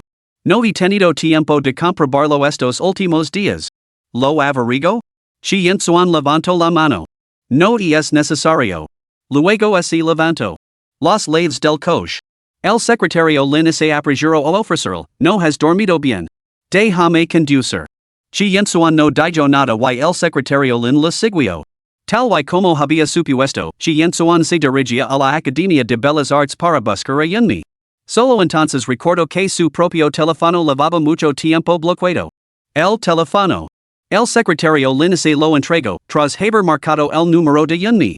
Como era de esperar, Yunmi no solo rechazó la llamada, sino que lo había bloqueado por completo. El secretario Lin miró al cielo desde la ventanilla del coche. La determinación de Yunmi de romper toda relación era inquebrantable. Solo Chi Yensuan seguía sin darse cuenta, pensando que ella simplemente estaba enfadada. Señor Chi. La expresión de Chi Yen se ensombreció ligeramente. Recuerdo que tiene una compañera de cuarto. Sí, es la Zhong Yang. Tengo su número. El secretario Lin buscó rápidamente el número de Zhong Yang y lo marcó. Señorita Zhong Yang, soy el secretario Lin, trabajo para el señor Chi. Zhong Yang se quedó paralizada al otro lado del teléfono, pensando que había oído mal. Usted es. El secretario Lin repitió pacientemente, soy el secretario Lin, trabajo para el señor Chi. Capítulo 12, la próxima vez me atrever. Una ola de pánico invadió a Zhong Yang mientras mil pensamientos pasaban por su mente. ¿No había roto Yunmi con Chi Yenkai? ¿Una canaria cautiva había escapado del nido porque la buscaba ahora su papi rico? Hola, secretario Lin. ¿Puedo preguntar de qué se trata? Preguntó con cautela. El secretario Lin arqueó una ceja. Había algo extraño en el tono de Zhong Yang. El señor Chi está buscando a la señorita Yunmi. ¿Está en su dormitorio? Zhong Yang lo entendió. Probablemente, Chi Yenkai seguía sin saber gran cosa. Un lento suspiro de alivio así lo escapó. Pero no habían roto el señor Chi y Yunmi? Esta vez fue Chi Yensuan quien habló, quien ha dicho eso? Incluso a través del teléfono, sin estar cara a cara, Zhong Yang podía sentir la presión. Envidiaba a Yunmi por estar con Chi Yensuan, pero solo era envidia. Si fuera ella, este hombre que podía manipular el destino de las personas a su antojo era demasiado peligroso, no podría manejarlo. Pero no está todo en internet? Está organizando una alianza matrimonial. Aunque Yunmi se unió a usted, declaró que no sería una tercera parte. La ruptura era inevitable. Señor Chi, ¿no sería mejor separarse de forma amistosa? Si se reconciliaban, ella sería la primera en sufrir. Chi Yenkai levantó las pestañas con indiferencia. El secretario Lin colgó el teléfono. El silencio se apoderó del coche durante un momento antes de que él hablara, investiga. El secretario Lin asintió, preparamos un regalo para la señorita Yunmi? Señor Chi, hay que seducir a las jóvenes. Chi Yenkan, no es necesario. El secretario Lin volvió a plantarse darle esa advertencia, no te arrepentirás. A la mañana siguiente, Yunmi se despertó y descubrió que varias cuentas importantes de marketing habían compartido una publicación en Weibo. En ella se acusaba a Yunmi de acosar a otras personas, acompañada de dos imágenes relacionadas con la ceremonia de entrega de premios de la Copa Tangyun de la noche anterior. En una se la veía ayudando a Lonely mientras le presionaba una cuchilla de afeitar contra la cara, con expresión fría. La otra mostraba a Zhong Yang arrodillada ante ella, mientras ella permanecía totalmente impasible. Sin conocer toda la historia, cualquiera que viera a esta malvada vilana seguramente la maldeciría. El feed de Weibo de Yunmi todavía mostraba la captura de pantalla de su hito de 20 millones de seguidores de antes, y su base de fans ahora era de 3 millones. Las opiniones en línea sobre ella habían sido anteriormente mixtas. Pero después de que estas dos imágenes aparecieron en cuentas de marketing, todo internet se volvió en su contra. La sección de comentarios y los mensajes privados eran totalmente repulsivos. Habiendo soportado abusos anteriormente, Yunmi se sintió sorprendentemente tranquila al verlo de nuevo, incluso divertida. ¿Algunos la llamaban gay antes? ¿Los fans no tienen cerebro? Es una lunática. Yunmi, tenía cerebro, pero es cerebro de cerdo y ese burro se pasa todo el día dando patadas en la cabeza en lugar de hacer su trabajo. ¿Qué persona en su sano juicio se atrevería a poner un cuchillo en la cara de alguien? Está tan entrenada que es evidente que lo ha hecho antes. Yunmi, curiosamente, era la primera vez que lo hacía. At Academia de Bellas Artes de Yenching Selgon y den explications. ¿De verdad no van a expulsar a esta estudiante? Yunmi, gracias por la invitación. ¿Esa foto de perfil que usas? La debut yo. ¿Nadie la controla? Es totalmente descarada. Yunmi, sé que estás ultradu, pero come primero. Lo volveré a hacer la próxima vez. Cierra la boca. Yunmi, no me grites. Lo tengo miedo a los perros desde que era niña. La última vez que fue tendencia por ser reprendida, Yunmi no respondió más a la de pagar 20 millones. Esta vez, sin embargo, impuyó directamente al acusador a la lista de tendencias. Ni estas dos imágenes ni las críticas generalizadas de los internautas pudieron intimidarla. Parecía posida, enfrentándose a cualquiera que se cruzara en su camino con una avalancha de insultos, cada uno más vil que el anterior. Se produjo una olida en internet, instando a las víctimas a hacer valer sus derechos y, a ser posible, a denunciar el asunto a la policía. Incluso a este comentario, Yunmi respondió, buena sugerencia. No lo mentions la próxima vez. Antes de que el tema en tendencia pudiera ganar fuerza, se prohibieron las palabras clave relacionadas y se eliminó el hashtag. Cualquier mención al incidente de acoso de Yunmi se volvió imposible de publicar. Yunmi levantó una ceja, preguntándose que pez gordo había intervenido, y que aún no había terminado su réplica. Los internautas estaban alborotados con especulations. ¿Cuándo así había vuelto tan influyente Yunmi? ¿Podría haber pagado para suprimir el tema de tendencia? ¿Podrían sus 20 millones de yuans soportar tal daño? Yunmi miró fijamente las entradas eliminadas en línea, perdida en sus pensamientos. Mientras tanto, Miaon entró en pánico. Inmediatamente llamó a Zhong Yang. ¿Qué está pasando? Han borrado todos los temas sobre Yunmi. Su pánico no se debía a las entradas en sí, sino a quien había eliminado las búsquedas más populares. A Zhong Yang se lo encogió el corazón. Es chi yen kai. Tien que ser chi yensuan. Miaon se quedó paralizada. ¿Qué quieres decir? ¿No dijiste que el y chi yensuan habían terminado hace mucho tiempo? Sí, pero ahora. ¿Quién sabe? Incluso vino a buscar a Yunmi puede que esté intentando reavivar la relación. Una ola de pánico invadió a Miaon. Zhong Yang, vas a ser mi perdición. ¿De qué tienes miedo? Aunque retiran el tema de tendencia, los internautas tienen buena memoria. Seguirán criticándola. Nosotros tenemos la sartén por el mango, no podemos perder los nervios. Nada más terminar de hablar, odo a Miaon gritar, me vas a arruinar. Mira tú mismo Weibo. Y con eso, colgó. Zhong Yang estuvo a punto de lanzar su teléfono al otro lado de la habitación. Temblando, abrió Weibo y descubrió que varios de sus antiguos compañeros de instituto se habían unido para publicar. Declararon unánimemente que Yunmi era nada menos que un ángel de la justicia. Relataron sus propias experiencias de acoso por parte de Zhong Yang durante sus años de instituto.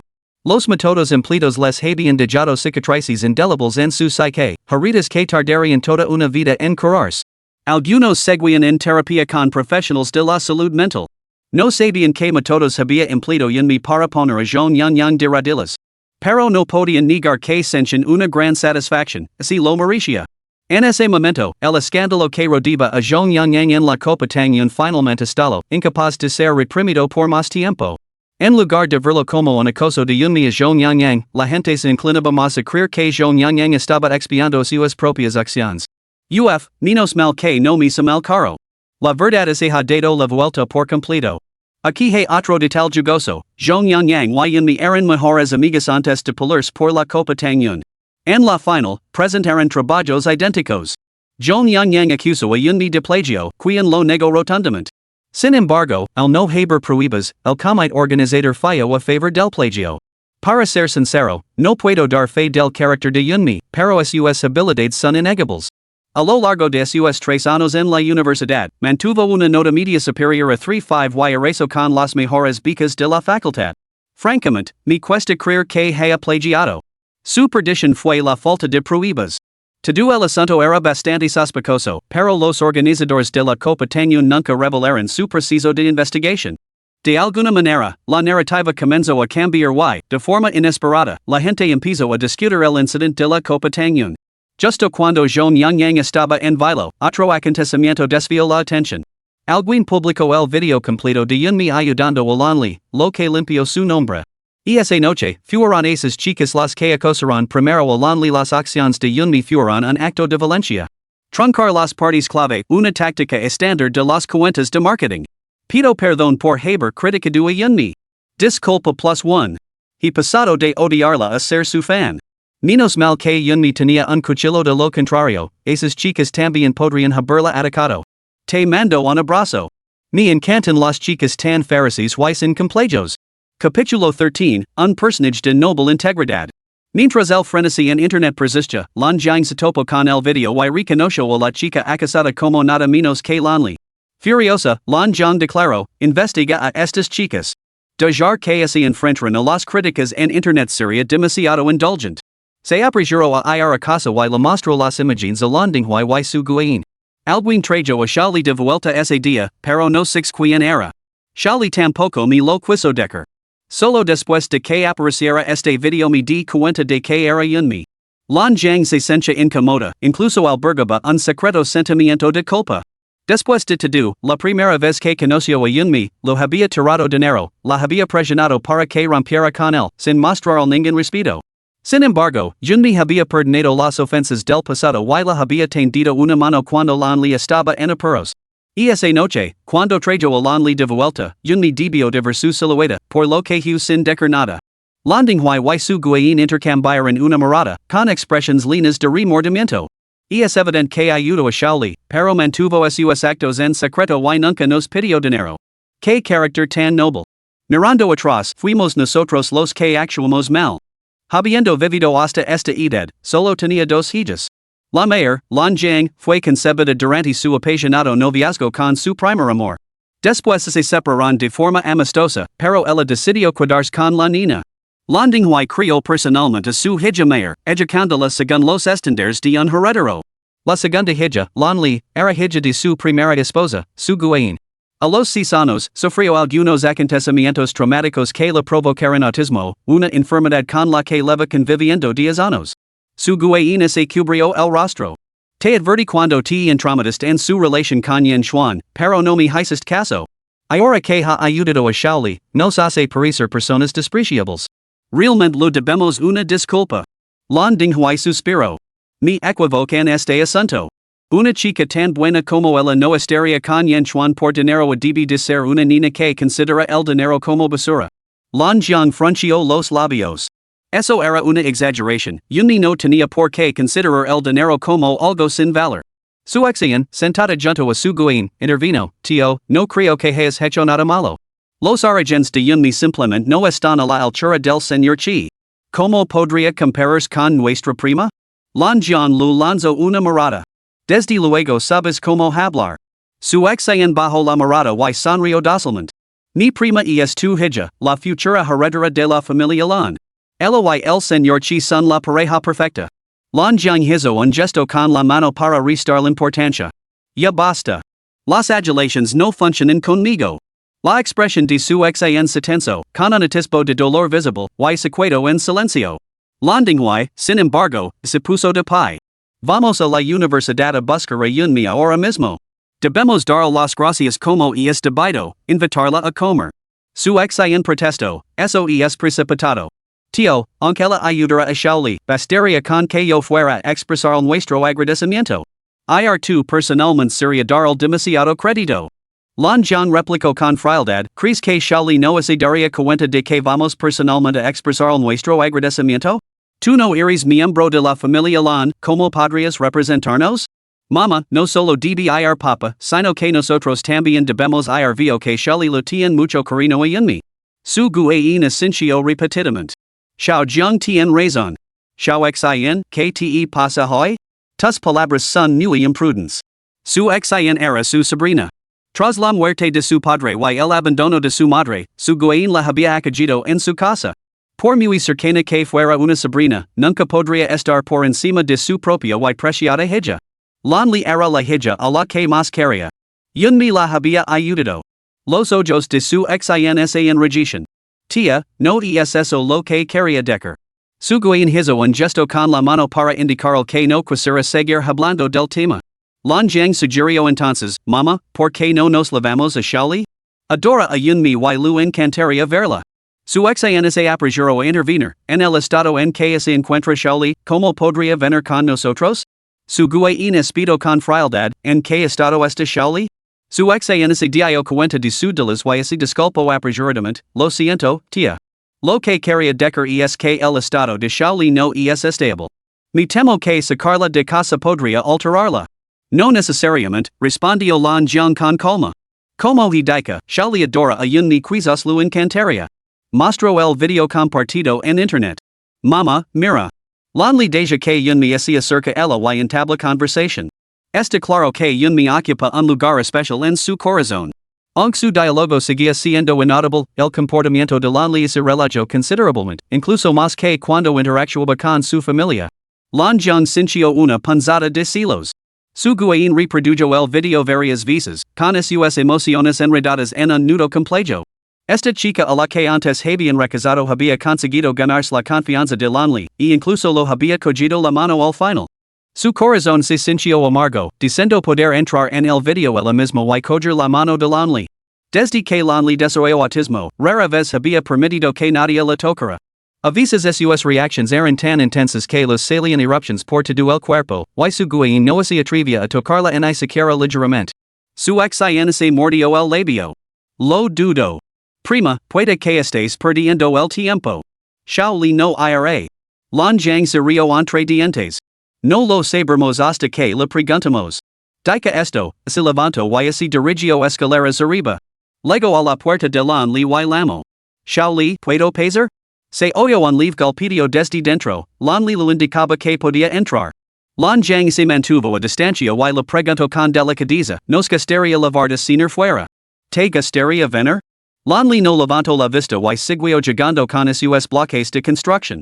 Lan Jiang esperó un momento, pero no obtuvo respuesta. Anadio, acabamos de enterarnos de que Yunmi te ayudó la última vez. Mama y papa dicen que les gustaría dar las gracias como es debido y llevarla a comer. ¿Tú también estuviste involucrada, seguro que no quieres ir? Al mencionar a Yunmi, Lan Li levantó la cabeza al instante. Sus ojos brillaron como estrellas por un momento al encontrarse con la mirada de Lan Jiang, y luego volvió a bajar la cabeza. Lan Jiang entendió inmediatamente lo que quería decir. Entonces bajemos ahora y buscamos en la escuela. Lan Li negó con la cabeza y señaló hacia el armario. Lan Jiang se quedó algo desconcertada. ¿Te vas a cambiar de ropa? ¿Es porque vas a ver a Yunmi que quieres estar lo más guapa posible? Se sintió animada y, al mismo tiempo, lo invadió una punzada de tristeza. Esta niña nunca había sido tan cariñosa con su propia hermana mayor. Lan Li permaneció en silencio, mirando obstinadamente al armario. Lan Li esbozó una sonrisa irónica. Entonces deja que tu hermana te elija un vestido. ¿Puedes ponértelo tú misma, de acuerdo? Una vez que Lan Li se hubo puesto el vestido, Lan Jiang abrió los ojos con admiración. Estás preciosa. Un vestido tan bonito merece un peinado a juego. Pequeña Li, ¿quieres que tu hermana te peine? No quieres ir a ver a Yunmi con el pelo revuelto, ¿verdad? Lan Li lo pensó y luego asintió con la cabeza, agarrando nerviosamente el dobladillo de su falda mientras pedía un moño. Las manos de Lan Jiang temblaban ligeramente. Hacía mucho tiempo que no estaba tan cerca de Lan Li. Esta vez, inesperadamente, todo se lo debía a Yunmi. Capítulo 14, ¿Cómo puedes tener tan mal carácter? Los tres que esperaban abajo estaban cada vez más ansiosos. Su ex-in miró la hora. Tía, te dije que Xiao Li no vendría. Ha pasado mucho tiempo y mi prima on no la ha traído. No la obliguemos a unirse a nosotros. Su guayin suspiró. Tienes razón. Lan Dinghui replicó, esperemos un poco más. Xiao Jiang siempre actúa con discreción. Adora tanto a su hermana, ¿cómo podría soportar obligarla? Su ex-in se mordió el labio, sintiéndose una vez más como un pez fuera del agua en esta casa. Al poco tiempo, Lan Jiang bajó las escaleras. Su ex-in vio su figura y soltó una pequeña risa. Te lo dije. La pequeña Li nunca. Y ahora, demos la bienvenida a Xiao Li. Lan Jiang hizo un gesto exagerado de invitación. Inmediatamente después, Lan Li bajó las escaleras con una falda, el pelo recogido en un moño, con un aspecto encantadoramente juguetón y adorable. Como Lan Li rara vez salía y no le gustaban los vestidos, su guayin solía comprar ropa holgada y cómoda para estar por casa. Su recuerdo de Lan Li con falda se había quedado congelado en la infancia. Lan Jiang se rió entre dientes. Lan Li estaba encantada de conocer a Yunmi insistió en ponerse un vestido, con air bastante presumido.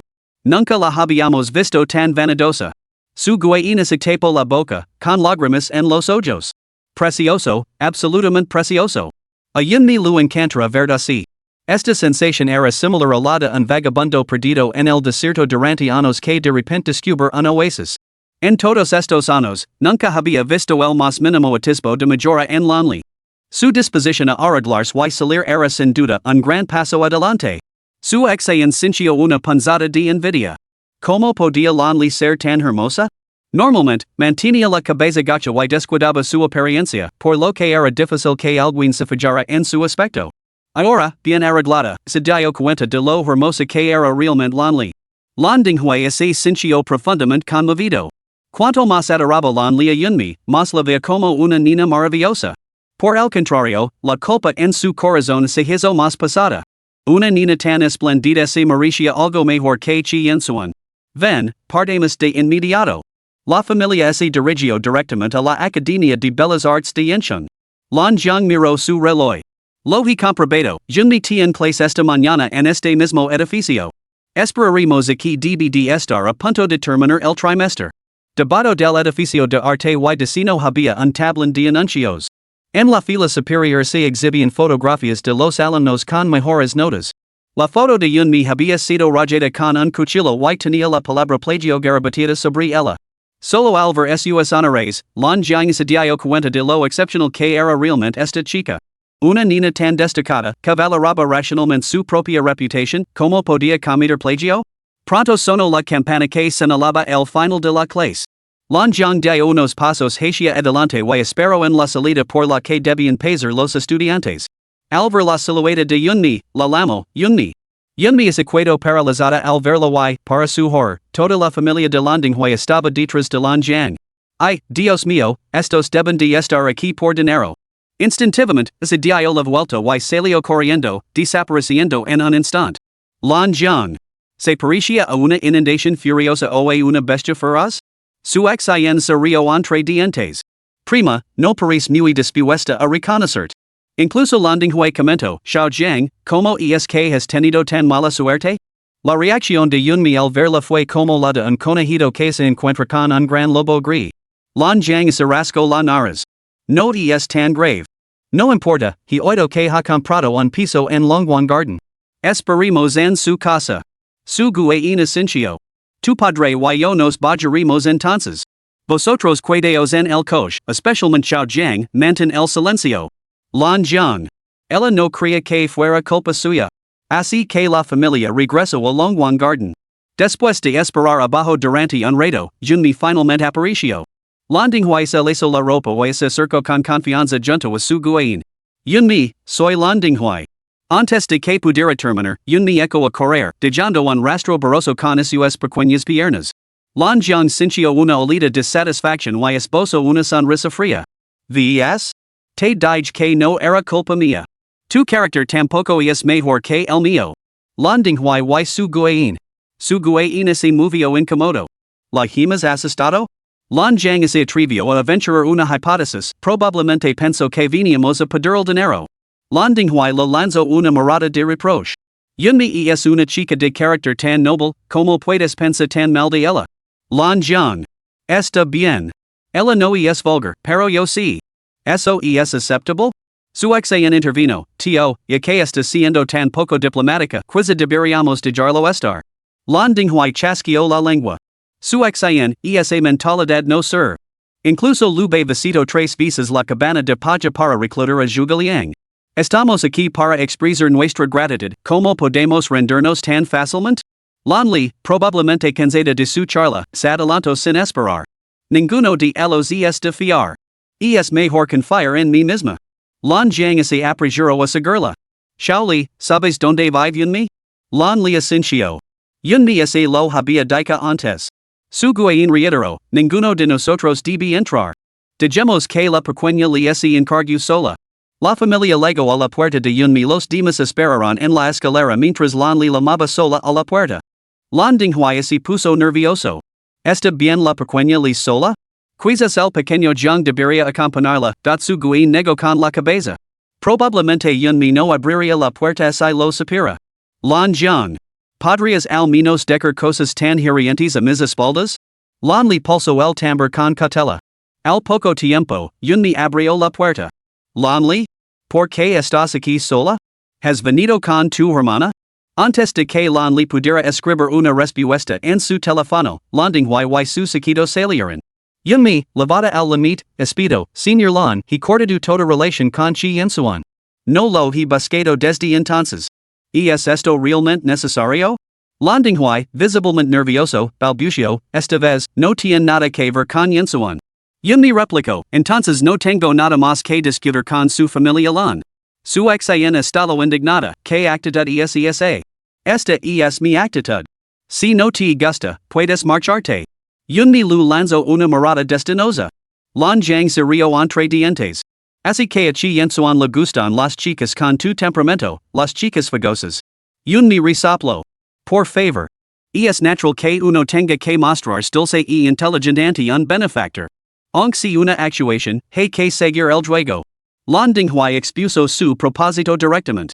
Yunmi, acabamos de enterarnos de que fuiste tú quien ayudó a Lanli la última vez, incluso acompañándola a casa. Hemos venido expresamente para expresar nuestro agradecimiento. Yunmi murmuró en señal de reconocimiento. Acepto vuestro agradecimiento. Ya podíais iros. Las palabras de agradecimiento no tenían ningún valor para ella. Lan Dinghuai insistió, os pedimos sinceras disculpas. Vuestra integridad es irreprochable. No deberíamos haberos insultado con ese dinero la última vez. Yunmi abrió mucho los ojos. Así que realmente estáis aquí por el dinero. Firmemos un contrato, ¿no? Capítulo 15, mejor mantener a un amante joven en nómina. Lan Dinghuai y su guayin se quedaron paralizados al instante. Así que su frenética huida al verlos se debía a que pensaba que toda su familia había venido a cobrar una deuda. La expresión de Lan Dinghuai cambió incómodamente, sin saber qué decir. Yunmi declaró, mi carácter no es precisamente noble. Además de tus 5 millones, los padres de Chi Yensuan me dieron 15 millones. ¿Devolver eso? Imposible. No en esta vida. Su ex se burló, tío político, ahora vía su verdadera cara, ¿no? A Yunmi lo pareció divertido. ¿Quién eres tú exactamente? Recuerdo que la familia Lan solo tenía 2 hijas. ¿Eres una Lan? ¿Por qué eres tan entrometida? Mi verdadera cara? Me encanta el dinero. Camarada, dime, ¿no te encanta el dinero? Si no es así, ¿por qué te aferras a la familia Lan? Su ex palideció, profundamente afectada por las palabras de Yunmi. Estoy aquí para acompañar a Shaoli. No me aferro a la familia Lan. Yunmi se burló. Bueno, sin duda estás haciendo un espléndido trabajo acompañándola, dejándola venir sola desde su casa hasta la Academia de Bellas Artes de Yenchon. Su guayin lanzó una mirada sutil a su ex. Normalmente, era su ex quien acompañaba a Lanli. Pero esta vez, ni siquiera sabía que Lanli se había ido. Solo había dicho que se había quedado dormida, pero al despertarse, descubrió que se había ido. Lan Dinghuai y su guayin se sintieron insatisfechos, aunque no lo expresaron.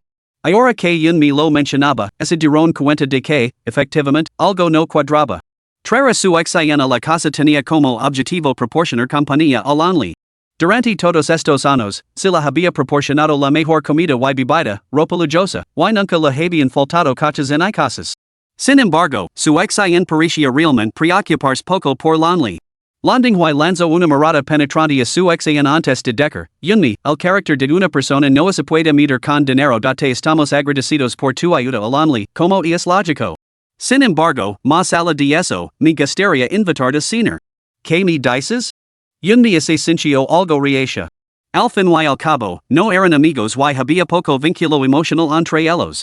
Pero Lanli se aferró con fuerza a su falda, negándose a soltarla. Su guayin se apresuró a añadir, solo una comida, para expresar nuestro agradecimiento. Prometemos no molestar más. Yunmi asintió. Entonces esperan un momento. Con eso, cerró la puerta de un portazo. El rostro de su ex se ensombreció. ¡Qué grosera! Los ojos de Lan Jian brillaron con impaciencia. Al fin y al cabo, es la salvadora de Shaoli en nuestra familia le debe una deuda de gratitud. ¿Qué importa si es un poco altiva? Si dices otra palabra, puedes marcharte. Esta vez, incluso su guayin permaneció en silencio, observando con frialdad. Su ex cerró la boca a regañadientes. Poco después, Yunmi salió con varios bocitos dibujados a mano que lo entregó a Lanli. Esto es lo que te prometí dar antes. No había tenido tiempo de enviártelo. Lanli lo secuno como si fueran tesoros preciosos, llena de alegría. Su guayin no pudo evitar sacarse las lágrimas. Hacía mucho tiempo que no veía a Lanli tan feliz. Entonces, igual que la última vez, Lanli se acercó sigilosamente a Yunmi como un ratón que roba una golosina y le susurró rápidamente, gracias. no se atrevía a mirar a nadie a los ojos, pero a sus palabras habían salido realmente de su propia boca. Esto dejó a la familia Lan completamente atonida. Después de un largo momento, su guayin finalmente recuperó la voz. Viejo Lan, ¿has oído eso? La pequeña le ha hablado. Ha hablado. Landinghuay se quitó las gafas y se secó los ojos. Su tono estaba cargado de tristeza, lo he oído. Los ojos de Lan Jian también brillaban mientras explicaba. Yunmi, desde aquel incidente cuando Shali tenía 6 años, no había dicho ni una palabra hasta ahora. En nombre de toda mi familia, te ofrezco nuestro más sincero agradecimiento. Yunmi sintió una punzada de tristeza. Habiendo sufrido ella misma abusos, comprendía que ciertas heridas persiguen a una persona durante toda su vida y requieren toda una vida para sanar. Al mirar a Lanli, no pudo evitar sentir una afinidad por el sufrimiento compartido. Levantó la mano para acariciar la cabeza de Lanli, y la niña se frotó contra su palma como un animal. Lan Jian ya había reservado una sala privada en el restaurante podían ir directamente allí. Lanli se aferró al lado de Yunmi, reacia a mostrando su gran afecto. Esto hizo que su exina se pusiera verde de envidia. Después de contenerse repetidamente, finalmente soltó. Yunmi, ¿cómo demonios te has ganado a la pequeña Li? ¿Por qué te adora tanto? Yunmi se rió suavemente, probablemente no podrías aprenderlo. Después de todo, es encanto personal, algo de lo que careces. Su xin. ¿Podríamos tener una conversación normal? La comida transcurrió en un ambiente relativamente tranquilo. Después de terminar, Yunmi tenía la intención de marchar sin demora. Antes de irse, Lan Jian le preguntó. Yunmi, si chiensuan yo no nos casaremos, ¿volverías con él? La respuesta de Yunmi fue contundente. No. ¿Por qué no? Yunmi sonrió. Porque ahora tengo dinero. Si encontrara un sugar daddy, tendría que complacerlo. Prefiero quedarme con el dinero y patrocinar a un joven guapo, mucho más fresco que chiensuan. Lan Jiang escuchó esa novedosa descripción por primera vez. Así que, a sus ojos, chiensuan era un viejo tocino? Se echó a reír. Eres realmente divertida. Yunmi se sintió un poco desconcertada. ¿No era Lan Jian la prometida de chiensuan? ¿Por qué parecía no guardar renser hacia ella? Para expresar su gratitud, Lan Dinghuai lo regaló un apartamento a Yunmi. No le gustaba la ubicación remota de Longwan Garden, así que eligió un espacioso piso dentro de la tercera circunvalación. Inmediatamente contrató a un abogado para que se encargara de la transferencia de la propiedad. Una vez asegurada la propiedad, Yunmi consideró mudarse. Este piso tenía más de 200 metros cuadrados, con un entorno y unas instalaciones que superaban con creces a los de Longwan Garden sin duda, sería más cómodo. El único inconveniente era la incomodidad de desplazarse a la universidad. Desde Longwan Garden, podía ir andando a clase en pocos minutos, lo que le permitía dormir hasta más tarde las mañanas en las que tenía clase temprano. Mudarse supondría una molestia considerable. Por lo tanto, el asunto quedó en suspenso. Sin embargo, Lan Jian lo regaló a Yunmi una gran propiedad comercial a título personal. El local ya había sido alquilado, lo que significaba que Yunmi ahora sería una casera que cobraría el alquiler cada mes. Ese día, Yunmi entró en el ala. Todo el mundo estaba hablando de la situación de Wenyu. Se decía que tanto él como Miaoan habían sido convocados para una reunión con la dirección de la escuela, y que probablemente se enfrentarían a medidas disciplinarias. Yunmi preguntó, ¿por qué? Ya Lianxue respondió, parece que tienen que ver contigo. Esas dos imágenes que circulan por internet. Al parecer, Miaoan y Wenyu están detrás de ellas. El contenido había sido editado deliberadamente para incitar a los internautas contra Yunmi. Pero los temas de actualidad se eliminaron en su momento. Yunmi, ¿quién te ayudó? Yunmi negó con la cabeza. No tengo ni idea. Una suposición a ciegas, chiensuan. Aparte de él, no conoce a ninguna otra persona rica. Pero luego lo descartó por improbable, habían terminado. ¿Por qué iba a seguir preocupándose por esos asuntos? Poco después, Zhang Yangli entró desde fuera. Advirtió a Yunmi, será mejor que tengas cuidado. When está montando un escándalo en la oficina del consejero, diciendo que se toman medidas disciplinarias, no debería ser solo él. Yunmi se rió entre dientes. Él es el que lo ha hecho. Si no así lo sanciona, ¿a quién se debería sancionar? Zhang Yangli la miró fijamente. Yunmi se quedó paralizada. No estará intentando arrastrarme con él, ¿verdad? Ha vuelto a sacar el tema de la copa Tangyun, dijo Zhang Yangli. Afirma que has plagiado y que también deberías enfrentarte medidas disciplinarias. Capítulo 16, solo una cara que perder. Yunmi es equado paralizado y luego es eco a reír. Pero yo no he plagiado. Zhang Yang respondió con sinceridad, no has plagiado, todos te creemos. Pero el comité organizador no lo hará. Te han declarado culpable precisamente porque no has podido aportar pruebas. Piénsalo bien, ¿hay alguna prueba que pueda limpiar tu nombre? Solo entonces podremos defenderte. Yunmi es equado paralizado y luego oyó al resto de la clase intervenir. Exacto, te duas se reduce las pruebas. Que creemos en ti no servirá de nada. Somos insignificantes, la academia no nos escuchará. Elegir mal a los amigos realmente perjudica a los demás. Menos mal que nunca me he encontrado con alguien como Zhong Yang. Yunmi los miro con voz distante. ¿Todos me crees? Sus palabras transmiten una profunda incredulidad. Había plagiado, las pruebas eran irrefutables, ¿cómo podía alguien seguir creyéndola? Zhang Yang le replicó, ¿qué tonterías estás diciendo? Hemos sido compañeros de clase durante 3 años. ¿No crees que conocemos tus verdaderas capacidades? Exacto. Eres la superestrella académica de nuestra academia. Una nota media de 3.5 plus y me dices que ha plagiado? Es ridículo. Ni siquiera yo conseguiría un 3.5 en copiara. No hizo trampas en las preliminares ni en las semifinals, pero decidió plagiar en la final? Ni aunque le hubiera dado una patada en la cabeza un burro habría hecho algo tan estúpido. Yunmi bajó la cabeza de repente, con los ojos llorosos. En su día había dedicado toda su energía a perseguir a Chi Yensuan, dejando a Zhong Yang como su única amiga íntima. La mayoría de sus compañeros de clase eran meros conocidos. De esos que ves después de clase, pero con los que nunca vuelves a tener contacto. Si no hubiera sido por lo ocurrido hoy, nunca se habría dado cuenta de cuántas personas maravillosas lo rodeaban. Yunmi se enderezó, con expresión seria. No tengo pruebas. La única memoria USB era un regalo de cumpleaños de Zhong Yang, y ella ya la ha recuperado. Pero confío en que Zhong Yang es una estudiante capaz de admitir sus errores. Creo que pronto dará un paso al frente y confesará su error.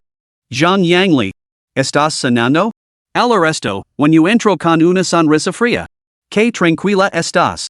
Espero que mantengas esta compostura cuando la escuela te envíe la notificación disciplinaria. Yunmi lo miró con frialdad. Solo tienes una cara, ¿no puedes guardar un poco de dignidad? Aunque me sancionen, tú no eres mejor. ¿De qué te enorgulleces? Hasta el tofu tiene cerebro, pero tú careces por completo de él. Suspends todos los exámenes y los repites, y aún así tienes el descaro de enfadar impotente delante de mí. ¿Tu cabeza es solo para decorar? El rostro de Winyu se puso ceniciento ante su diatriba sin palabrotas. Apretando los dientes, solo logró decir, tú. ¿Cómo te atreves a insultarme? ¿Qué hay de malo en eso? Te estoy insultando. Si no lo oyes claramente, lo grabaré en tu lápida más tarde. Y he oído que Miauen también ha suspendido. ¿Podría ser que traes mala suerte a tus novias? Mira a Zhang Yang, desde que te dejó, está radiante. Zhang Yang se rió entre dientes. Por supuesto que está mejor después de deshacerse de esa basura. He aprendido la lección, nunca más volveré a elegir a hombres del montón. El rostro de Winyu permaneció imposible.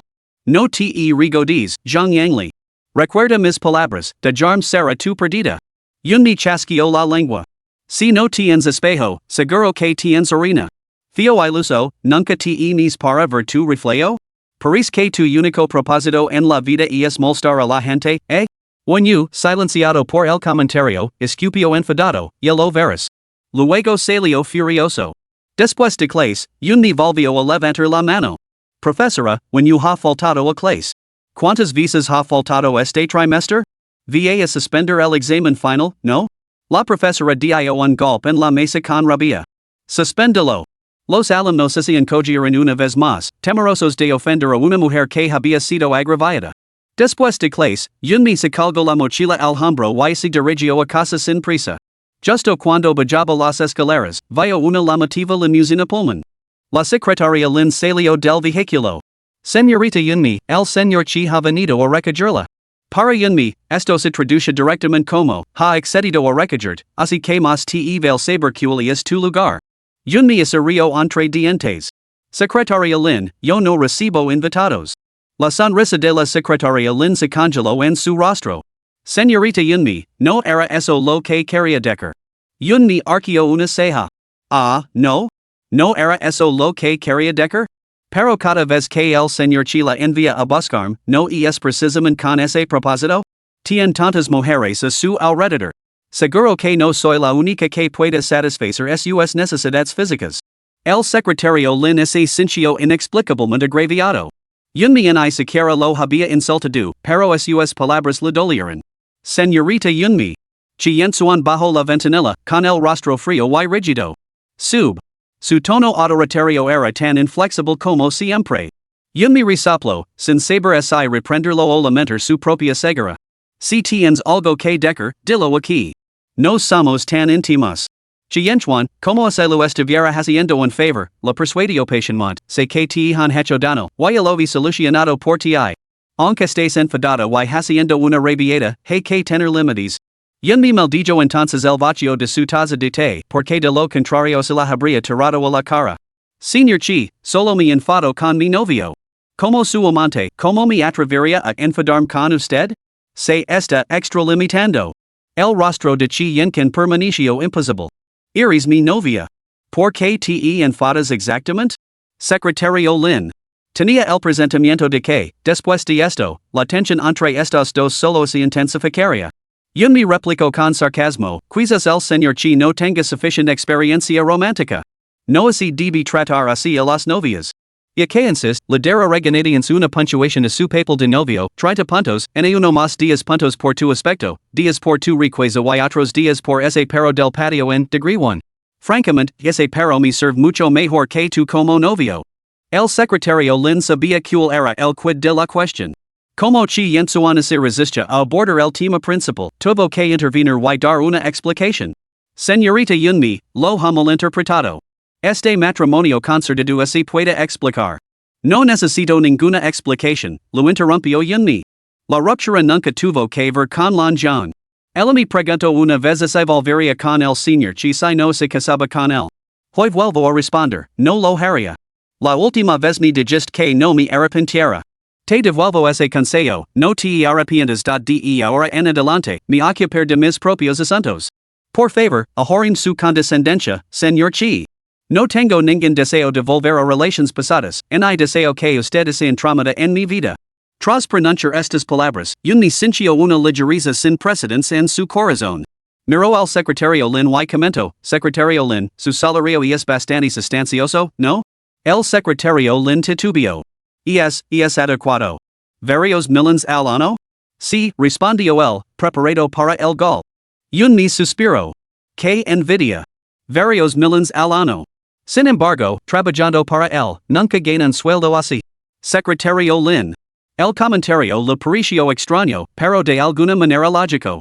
Chi Yenken, que sinvergüenza. Capítulo 17, tú invitas, yo ser tu acompañante en la cena. Chi Yenchuan se sentó en el coche con expresión sombría.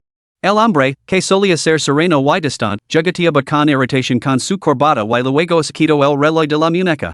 Se había acostumbrado a que Yunmi volviera por su cuenta una y otra vez. Sin embargo, nunca imaginó que esta vez se había marchado de verdad. El secretario Lin, paralizado por el miedo, logró articular bajo una enorme presión, Señor Chi, a los jóvenes hay que persuadirlas. No puede tratarla con tanta frialdad y indiferencia. Conduzca. Secretario Lin, Señor Chi. Chi Yensuan se burló levemente. Ella no se arrepiente. ¿Cree que yo debería hacerlo? Las mujeres nunca escapan a su alrededor. Secretario Lin. Creo que sí lo haría.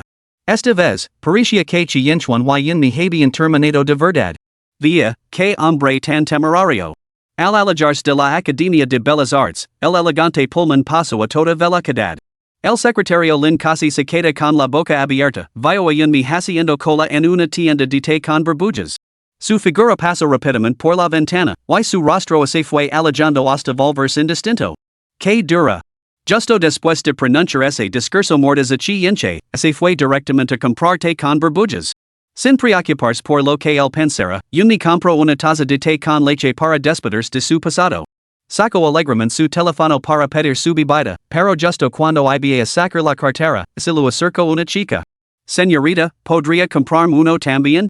Lu pregunto. Yun me ese detuvo un momento y luego dijo, claro, adelante. Lu entrego su teléfono. La chica le sonrió en señal de agradecimiento y pidió su bebida. Yun me pago. Hoy estaba de buen humor ante de burbujas no era ningún sacrificio. También eres estudiante de arte? Como la tienda de té de burbujas estaba justo al lado de la entrada de la facultad de arte, muchos estudiantes venían a comprar bebidas. Sí, soy Chien. Estudio de cine de joyería. Yun me asincio. Soy Yun me. Chien dijo, lo sé. Eres bastante famosa en la escuela. Yun me murmuró, ¿qué has oído sobre mí? Penso que, sin duda, una taza de té con leche merecía a cambio unos cuantos completos. Pero Chien respondió, he oído hablar de tu escándalo por plagio. Yun me. Te lo agradecería mucho. Chien parpadeó inocentemente, aparentemente dándose cuenta de que sus palabras habían sido un poco inapropiadas, y rápidamente en audio, pero creo en ti. Yun me soltó una risa hueca. Pronto, su teléfono pitó con una alerta de recogida. Yun me lo entregó su taza a Chien. Atios. Inesperadamente, Chien la siguió paso a paso. También he oído otras cosas sobre ti. Más vale tarde que nunca. Yun me se detuvo. Adelante, dímelo. Chien, he oído que tu novio concertó en matrimonio con otra persona y te dijo. Yun me. Devuélveme el té con leche. No eres digno de él. La mano de Chien se estremeció. Oh, no, también he oído otras cosas. Mejor calate. Con toda esa charla, ¿tienes una lengua extra? Yun me lu lanzó una mirada fulminante. Chien intentó apaciguarla si me invitas a cenar, puedo ser más habladora que los demás. Yun me se rió exasperada. Deberías considerarte afortunada de que hoy esté de buen humor. Vamos, ¿te apetece una olla caliente? A Chien se lo iluminaron los ojos. Sí. Quiero picante. Yun me asincio. Pediremos una olla en yang y comeremos hasta que te apoyes en la pared. Pararon un taxi para ir al restaurante de olla caliente. De camino, Chien preguntó, hermana, ¿por qué no te compras un coche? ¿No estás farada? Los 20 millones no eran precisamente un secreto. Yun me respondió, no he decidido qué tipo de coche comprar. Tenía pensado alquilar el espacioso piso Mercury Pavilion que lo había regalado la familia Lan antes de comprar un coche. Así, el préstamo del coche se podría cubrir con los ingresos del alquiler. Compré un G-Class grande, ¿no sería genial? A una chica como tú le queda bien un coche realmente chulo. Yun me resopló. ¿Qué tipo de chica soy? ¿Una plagiadora? ¿O una a la que ha dejado su sugar daddy? Chien se río torpemente. No soy muy elocuente. No sé expresar las cosas con palabras. Cuando Yun me sacó su teléfono para hacer un pedido, se dio cuenta de que Sheba le había enviado otro sobre rojo. Lo abrió con un toque. Chien, 20 años, estudiante de 22 degrees caso de diseño de joyería en la Academia de Bellas Artes de Yenchun. Su padre es Chi Jia, el hijo mayor de la familia Chi. Personalidad rebelde, distanciado de sus padres. Se escapa de casa con frecuencia, ahora es un comportamiento habitual. A continuación, se detallan varios puntos clave de los acontecimientos más importantes en la vida de Chien. Uno de ellos mencionaba a su madre, Jo Yaro, una demonio devota que apoyaba a su hermano que adoraba en exceso a su único hermano menor por parte de madre. Cuando Chien era pequeña, Jo Yaro trajo a su tío materno a vivir con ellos. Chien fue abusada sexualmente por este tío y se escondió debajo de la cama, demasiado aterrorizada para salir, hasta que la niñera la descubrió y la rescató. Dada su corta edad en ese momento, Jo Yaro ocultó el incidente y prohibió que se mencionara. Continuó adorando a su hermano sin reprenderlo nunca. En cambio, culpó a Chien por armar un escándalo y causar vergüenza. La niñera que había cuidado de Chien fue incluso despedida porque el hermano de Jo Yaro lugar de vencerlo había cortado dos dedos al hijo de la niñera. Yun me apretó con fuerza su teléfono, incapaz de imaginar que la chica que tenía delante, pidiendo té de burbujas, hubiera soportado tantas penurias en la casa de los Chi. Sin embargo, intuía vagamente que la familia Chi era bastante turbia.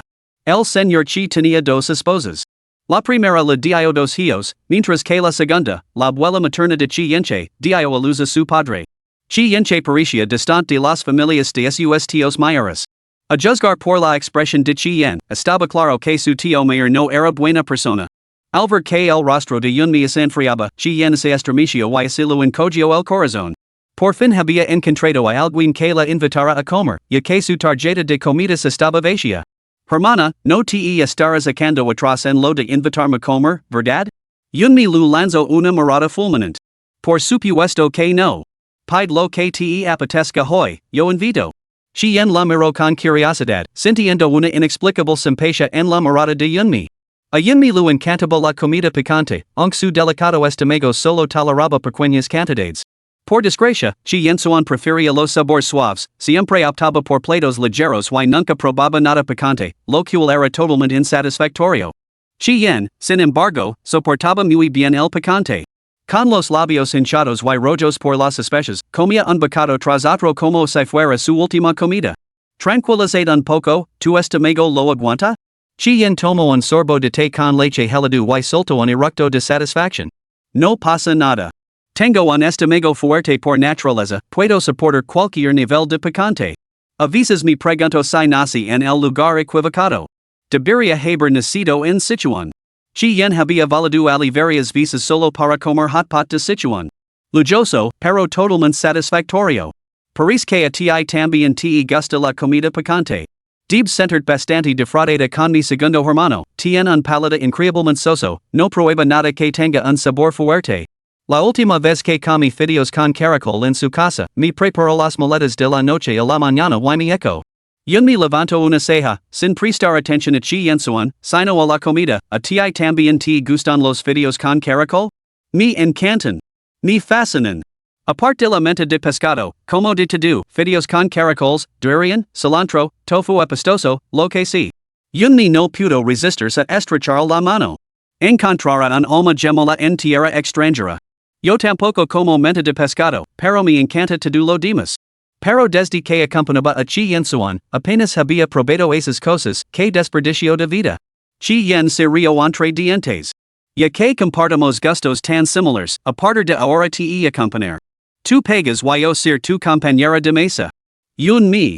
Algo no lo cuadraba. Capítulo 18, no dejes que los animales te afecten. Después de la olla caliente, Yunmi pagó la cuenta y condujo a Chi Yen hacia la salida. Chi Yen se sentó en los escalones y agitó la mano con desdén. No es que si nueva en dormir a la intemperie. Tu ve adelante. Yunmi se quedó paralizada, recordando por qué había terminado en la calle. Simplemente no se atrevía a marchas. ¿Por qué no vuelves a la residencia? Chi Yen frunció los labios. No quiero volver. No me llevo bien con mi compañera de habitación. La Academia de Bellas Artes cobraba unas tasas de matrícula elevadas, pero el alojamiento era excelente. Las residencias tenían ascensores y cada habitación solo alojaba a 2 personas.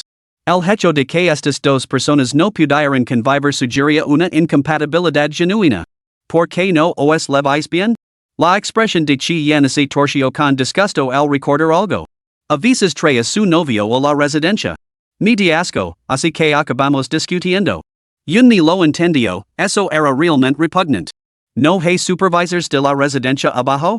¿No intervine el supervisor? Chi Yen negó con la cabeza. A ella no lo importa. Además, siempre es el quien deja entrar el chico. Muy bien. La próxima vez que tu compañera de piso traiga a su novio, ve directamente al tutor. ¿Funcionará? Preguntó Chi Yen. Yunmi respondió, es el tutor. No lo ignorará. Chi Yen frunció los labios. No todos los tutors son concienzudos. Fíjate en Yang Chang, de tu facultad, su carácter deja mucho que decir. A Yunmi le diverso su actitud. Debiste ser una etc en tu vida pasada, siempre discutiendo. ¿Cómo puedes saber que el tutor no se ocupará del asunto ese ni siquiera lo has intentado? De todos modos, la próxima vez ese lo dirás. Si no intervine, entonces vuelve a mí.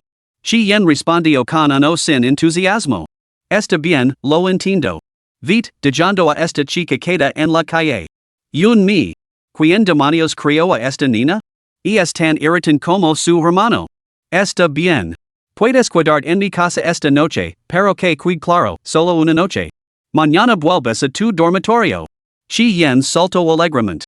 Esplendido. Mañana arrastrar al consejero al dormitorio para pelarlo con las manos en la masa. Yunmi se quedó sin palabras, con los ojos tan desorbitados que casi se les salían de las órbitas. Levo a Chi Yen a casa. La niña eco un vistazo al lugar y lo encontró bastante pequeño. Hermana mi, aquello, este piso es minúsculo. Mi segundo hermano es un tocano. Además de los 20 millones, ¿no podría haber dado al menos una casa decente? Un mi resoplo. Tocano es quedarse corto. Déjame aclararlo, esos 20 millones tampoco eran suyos. Nunca he tocado su dinero, como mucho, he aceptado algunos regalos. Por cierto, no había vendido esos regalos. Tendría que ponerlos a la venta en Xinyu más tarde, no podía dejarlos pasar. Xian chasqueó la lengua. Entonces, ¿por qué no te quedaste más tiempo? El y la hermana Lanjiang no se van a casar pronto. Podrías haber sacado tu el provto posible antes de irte. Un me soltó una risa fría. Te aconsejo que no mentions a tu segundo hermano. No te es precisamente bienvenido aquí. Sigo así y puede que te eche. Xian se caló obedientemente. Al día siguiente, un me tenía clase temprano. Le di a una leva Xian y le recuerdo que cerrara con leva al salir. Cuando un me llegó al ala, escucho a sus compañeros de clase hablar sobre la amonestación disciplinaria de un que acababa de ser emitida. Sorprendentemente, Miauen había salido ilesa. When había insistido rotundamente en que todos los incidentes en línea eran obra suya y no tenía nada que ver con Miauen, una muestra de devoción, por así decirlo. Zhang Yangli lo contó con tal disgusto que casi vomita la cena de la noche anterior. Y me hizo un gesto con la mano para restar la importancia y la tranquilizo, no te subas, no compitas, no dejes que las bestias te molesten. Zhang Yangli. Parecía genuinamente menos molesta. When entró desde fuera, con su air engreído de siempre a pesar de la sanción disciplinaria, como si su cerebro hubiera sufrido un cortocircuito. Su triunfo duró menos de 3 segundos, antes de que Zhang Yangli lo hiciera una zancadilla. Dio una espectacular voltereta y cayó de bruces. Un me chasqueó la lengua. Que se vayan al infierno los psicópatas, pero tú deberías cuidarte. When se levantó rápidamente, con el rostro desencajado. Zhang Yangli, no te pases. Zhang Yangli soltó un grito fingido, con una expresión de arrepentimiento poco sincero. Mis disculpas, te confundí con un perro. ¿De dónde ha salido esa tontería? Él es burlo con frialdad, creo que solo estás celosa. Déjame decir que hace mucho que dejé de gustarte. Si no fuera por el dinero que me das de vez en cuando, ¿quién se molestaría en ayudarte con esa expresión perpetuamente agria? Un me resoplo. Estás prácticamente orgulloso de que te llaman sapo. Como un sapo en el pie, si no muerdes, das asco. Zhang Yangli, ¿todavía gastas dinero en esa cosa? Revisa todas las transferencias que has hecho. Voy a contactar con un abogado para demandarte. Recuerda mis palabras, ni un centavo menos. Lo voy a recuperar todo. Zhang Yangli apretó los dientes. Lo había olvidado hasta que lo has mencionado. Ya que lo has sacado a colación, negarme a devolverlo sería faltar al respeto. When entró en pánico por un momento. Imposible. Ese dinero era tuyo y podías gastarlo libremente, no puedes exigir que te lo devuelva. Zhang Yangli soltó una risa fría. ¿Lo has olvidado?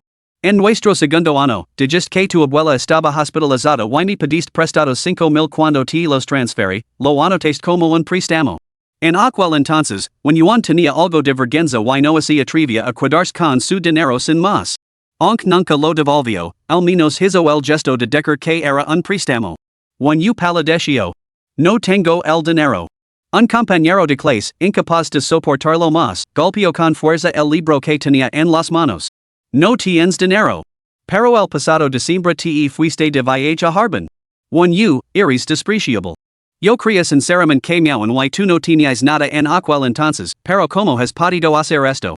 El que hablaba era con Yuming, el compañero de habitación de Wen. Su rostro estaba marcado por la culpa. Lo siento, Zhang Yangli. En ese momento no le di mucha importancia. Debería habertelo dicho antes. La expresión de Zhang Yangli era compleja. No pasa nada. Sabía que se había tomado unos días libres. Ni dijo que su abuela había fallecido y que había vuelto para el funeral. Compañeros de clase. Probablemente su abuela habría muerto de pena por su supuesta piedad filial. When palideció, como se le hubieran arrancado una joya de higuera, dejando al descubierto su lado más feo. Un me chasqueó la lengua. Probablemente esos 5,000 yuans también fueron una estafa. Su abuela ni siquiera estaba hospitalizada. ¿Qué renser te guarda tu abuela para que inventes una historia así sobre ella? When you resoplo con frialdad, con el rostro imposible. Al poco tiempo, ya liencio irrumpio en el ala. Grandes noticias. Grandes noticias, todos. Incapaz de soportar el ambiente de la clase, when you se levanto para marchas. Pero ya liencio lo lamo, espera, when you. Esto te interesará, te concierne. El rostro de when you se volvió ceniciento. Si lo que si, no me interesa. No te molestes contármelo. Ya liencio respondió sorprendido, ¿Acaso ya sabes que meowen tien otro novio además de ti? La expresión de when you cambio drásticamente. Grito, deja de decir tonterías o te dar una paliza. Tenía los puños apretados, listo para golpear en cualquier momento. Capítulo 19, reconocer el propio error. Ya liencio se dio cuenta de repente que, a juzgar por su reacción, probablemente no sabía nada de la situación de meowen. Que divertido. When you, la asesora de la facultad de destino de Hialeah acaba de visitar la residencia de meowen su compañera de cuarto la denunció por llevar constantemente novios a la residencia.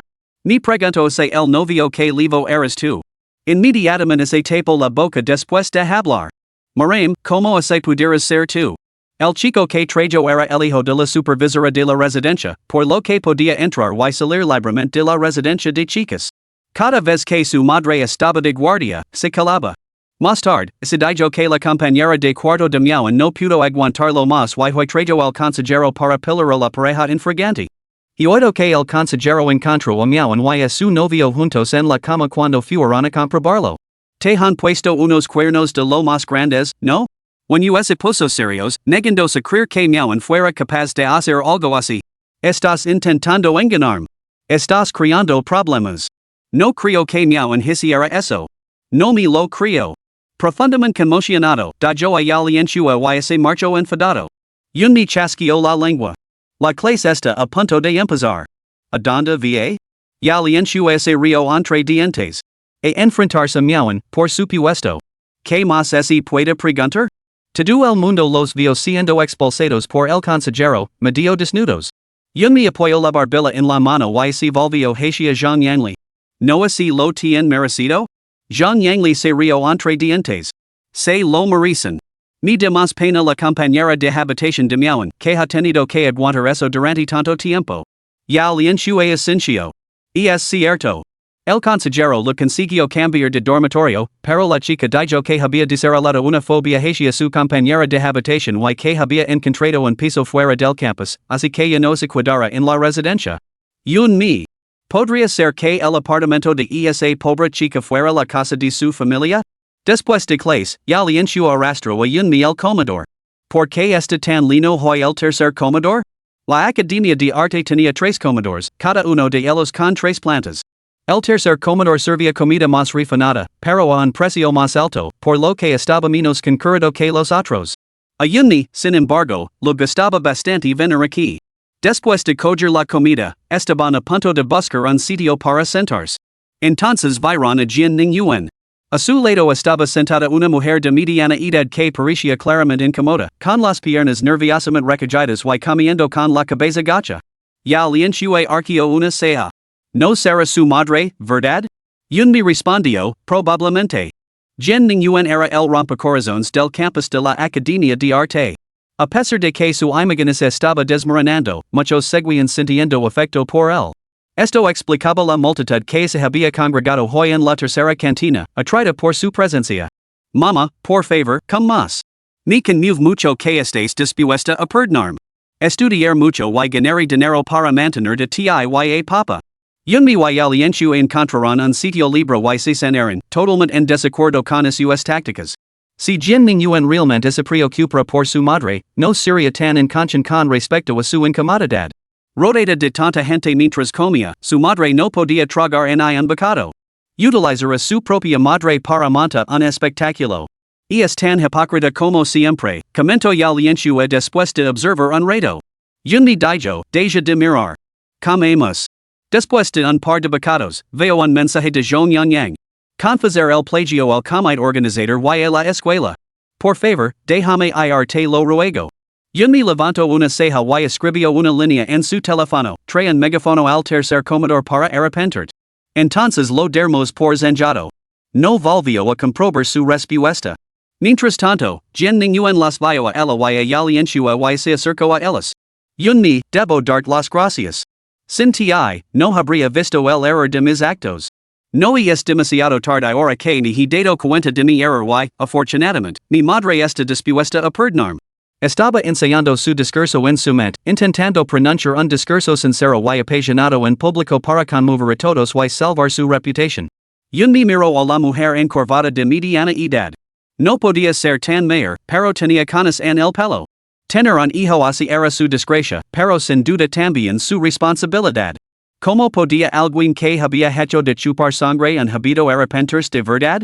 Sin embargo, Jen Ninguyen continuó con su largo discurso. A partir de ahora, estudiar con diligencia, honrar a mis padres y me convertir en un hombre nuevo.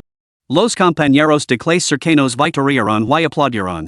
Yalienshua apretó los dedos de los pies con tanta fuerza que podría haber excavado un piso de 3 habitaciones. Animado, Jen Ninguyen se preparó para pronunciar más palabras inspiradoras cuando una voz aguda cortó el aire. El estridente y cacofónico sonido de un altavoz ahogó instantáneamente sus palabras. Su expresión cambió ligeramente mientras giraba la cabeza. Para su sorpresa, era Zhong Yang. Yalienshua observó la escena en silencio, atonita. ¿Qué diablos está tramando? Yun mi permaneció imposible. Ya lo verás pronto. Me llamo Zhong Yang. Estoy aquí para pedir el perdón a Yun mi soy una persona sin vergüenza y sin principios. Lo robe su trabajo durante la final de la Copa Tangyun y luego la calumnia. La memoria USB era un regalo de cumpleaños que la hice, una trampa que preparé desde el principio, solo para perjudicarla en la Copa Tangyun. Me equivoco. Soy despreciable. Agarrada a un megafono, Zhong Yang se subió a una silla y, llorando y gritando, repitió estas palabras. Yalienshua la miró con asombro. Zhong Yang había confesado. Yun mi, ¿qué está pasando? Yun mi se río entre dientes. No te lo dije? Zhong Yang sabe admitir sus errors. Luego, dirigió su mirada burlona hacia Jen Ninguyen.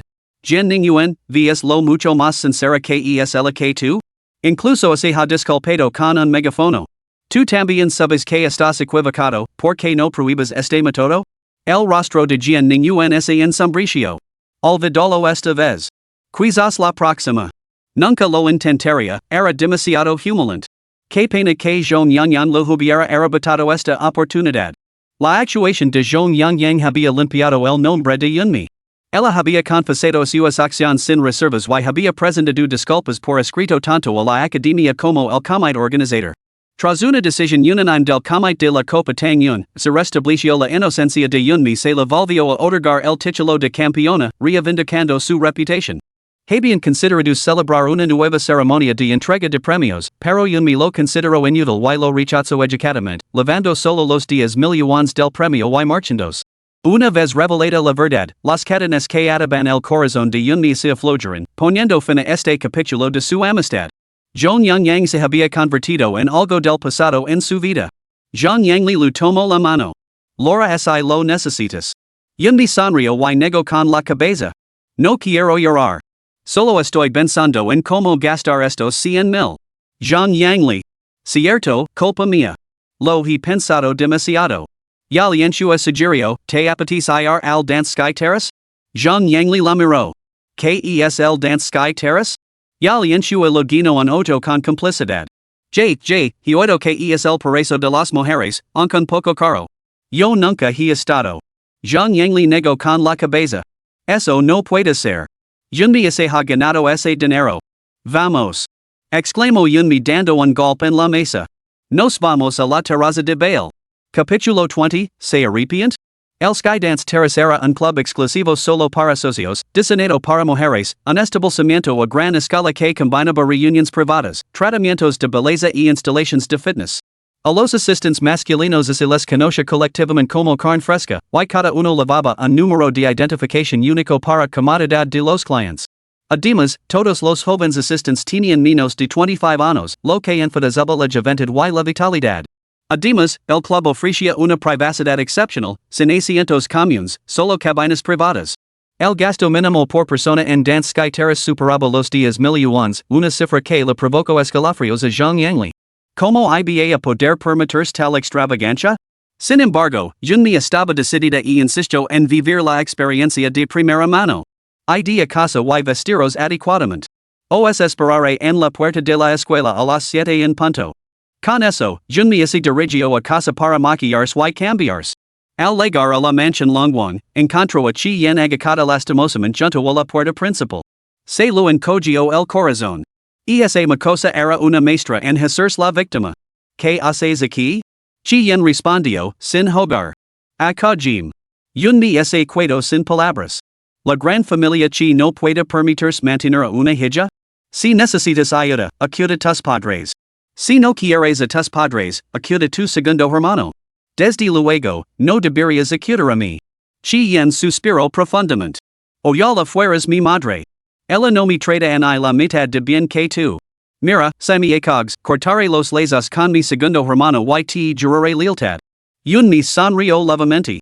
Lo siento, no me importa en absoluto si cortas los lazos con Chi Yen Suan. De todos modos, el no es asunto mío. Chi Yen se dijo caer obstinadamente en el suelo. Si no me acogs, acamper en tu puerta. Junmi la miró, completamente atenida. Que de caro tenía esa chica. El enfrentamiento terminó, como era de esperar, con la rendición de Junmi. ¿Qué podía hacer? En el fondo era una blanda. Esta noche voy a salir. Preparad la cena tú misma. Chi Yen preguntó con curiosidad, ¿a dónde vas? A un lugar donde una niña como tú no debería estar. Junmi revisó su armario, pero no encontró nada adecuado. Al final, desempacó los regalos que Chi Yen Suan le había dado una vez.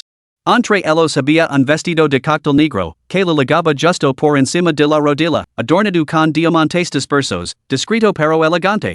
Chi Yen se sentó en el sofá y la observó mientras se cambiaba y se maquillaba, con el corazón oprimido por la ansiedad por Chi Yen Suan. Hermana, vestida así, tan guapa. ¿A dónde vas? Junmi lu lanzó una mirada severa. No te cosir la boca. Chi Yen sacó la lengua. Déjame ir contigo. Te dica que no se admiten niños. Tengo más de 18 años. ¿A dónde vas exactamente? Junmi respondió, al Dance Sky Terrace. Chi Yen se sentó muy erguida. El Dance Sky Terrace. Conozco bien ese lugar, solía ir allí cuando estaba en el instituto. Te lo enseñaré. Junmi ese quedó paralizada y se volvió hacia ella. ¿Fuiste allí en la secundaria? Chi Yen, sin duda sabes cómo divertirte. Chi Yen murmuró, ¿qué quieres decir con eso? Es un lugar respetable, no te hagas ilusiones. Junmi resopló. Vi a cambiarte. Nos vamos a las 7. El atuendo de Chi Yen era un más completo que el suyo, un estilo dulce y atrevido combinado con botas altísimas que le daban un aspecto realmente llamativo. Los cuatro llegaron a Dance Sky Terrace. El alto nivel de membresía de Chi Yen le permitió entrar directamente. Aun así, Junmi pagó por una tarjeta de membresía ella misma, nunca se sabía cuándo podría ser útil. Al entrar en la sala privada, Chi Yen hizo un gesto con la mano.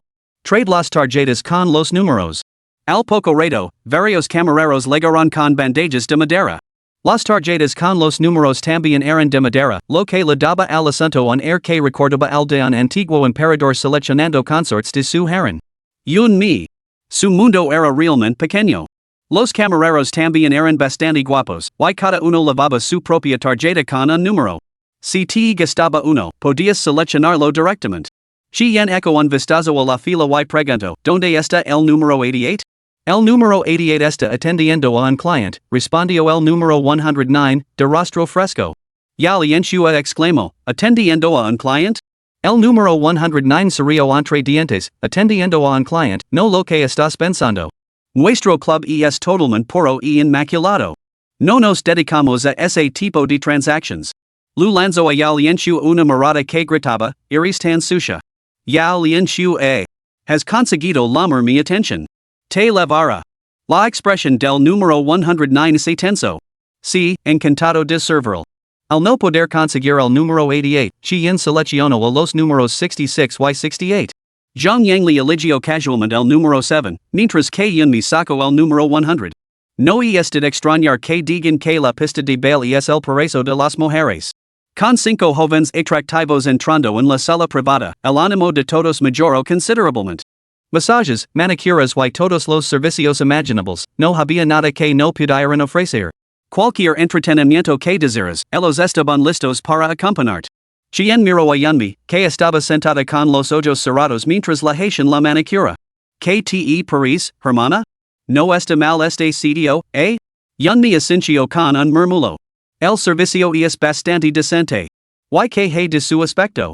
Bueno, en cuanto al aspecto, mi veredicto es que no están a la altura, dijo Yunmi, sin terminar la phrase. Chien se echo a reír. A la altura de quien, seguro que no a mi segundo hermano, no? Yunmi asincio con la cabeza sin ambiguidades. Chien suan podía tener un temperamento de pero su aspecto y su físico eran innegablemente impresionantes. La risa de Chien se hizo más fuerte. Estás comparando a mi segundo hermano con un joven guapo. Yunmi levantó una ceja. Bueno, es bastante mayor. A la edad de Chien suan, ni siquiera podría entrar en la pista de baile. El joven guapo de la mesa 66, arrogant y rebelde, replicó, ¿por qué no podemos compararnos? Chien preguntó, ¿tan competitivo? ¿Sabes siquiera quién es mi segundo hermano? El príncipe heredero de Shihua, Chien suan. ¿Has oído hablar de él? El joven guapo ese quedó completamente atenido. La persona que tenía delante era en realidad la hermana de Chien suan. Al poco tiempo, se excusó para ir al baño y se escabuló con su teléfono para ponerse en contacto con el gerente. El gerente transmitió el asunto al propietario, Lan Jiang. Lan Jiang levantó una ceja. ¿Su hermana? ¿Chien? Sí, esta socha es lama Chien. La acompañaban tres mujeres, una de las cuales acaba de hacer socha, Yunmi. Espera, ¿no es esa Yunmi la que ha estado tan de moda últimamente en internet? Lan Jiang exclamó sorprendida, ¿Yunmi? No pudo evitar reírs. Yunmi había visitado el establecimiento del joven rompecorazones. Lan Jiang llamó inmediatamente a Chien suan, marcando repetidamente, pero Chien suan colgó. No tuvo más remedio que llamar al secretario Lin. Después de conectar, se echó a reír. Secretario Lin, dígale a mi querido hermano que Yunmi se gastó 20 millones en contratar a 5 jóvenes rompecorazones en la discoteca. Este viejo actor está a punto de ser eclipsado por Yunmi. El secretario Lin casi lanza el teléfono al otro lado de la habitación, con el corazón en un puño. Chien suan lo miró con una ceja levantada. Secretario Lin, ¿qué pasa? El secretario Lin respondió, la señorita Lan Jiang ha llamado por la señorita Yunmi. Chien consultó el bolígrafo que tenía en la mano y se recostó casualmente en su sillón de cuero. ¿Ha cambiado de opinión? Secretario Lin, señor Chi, la señorita Yunmi ha cogido los 20 millones que le han dado a sus padres y futuros suegros para contratar a 5 jóvenes guapos en el Dance Sky Terrace. Chien can? Capítulo 21, ya ese ha comido? El rostro de Chien suan se puso ceniciento. ¿La terraza Wutien? Preguntó con frialdad. El secretario Lin rompió a sudar frío. Sí, eso es lo que dijo la señorita Lan Jiang. El club Sky Dance estaba dirigido por Lan Jiang, no podía haber ningún error. Chien consultó una risa fría, tirando de su corbata y desabrocando los gemelos con irritación. Ve al club Sky Dance. Dile a Lan Jiang que traiga su culo aquí inmediatamente. El secretario Lin se sobresaltó y se secó el sudor frío. El jefe estaba furioso y las consecuencias serían nefastas. El siempre era el que sufría. Esta vez, Chien suan realmente no podía quedarse quieto. El secretario Lin se sentía ansioso por Yunmi y, al mismo tiempo, no lo sorprendía. Lo había sabido desde el principio, Chien suan no se mantendría firme ante Yunmi por mucho tiempo. En ese momento, Yunmi se estaba haciendo un tratamiento en las manos. Su assistant, fresh meat en, degree 100, le preguntó amablemente, ¿le gustaría un massage para cuidar también la piel de la espalda? Yunmi estaba considerando la oferta cuando, de repente, la puerta se abrió de golpe. Chien suan y Lan Jiang entraron uno tras otro, con presencia imponente.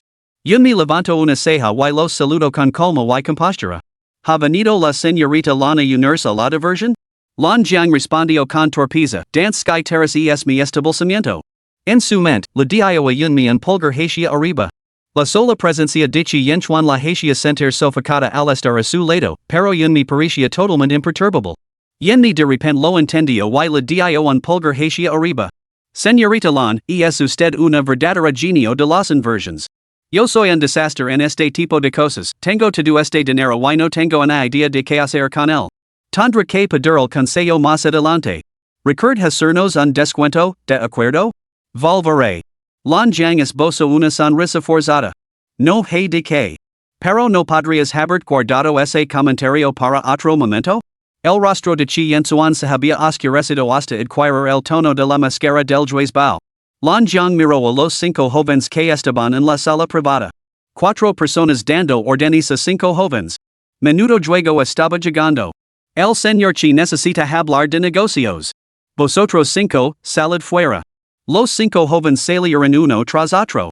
Yunmi se pasó los dedos por sus manos recién manicuradas, sintiéndose bastante satisfecha.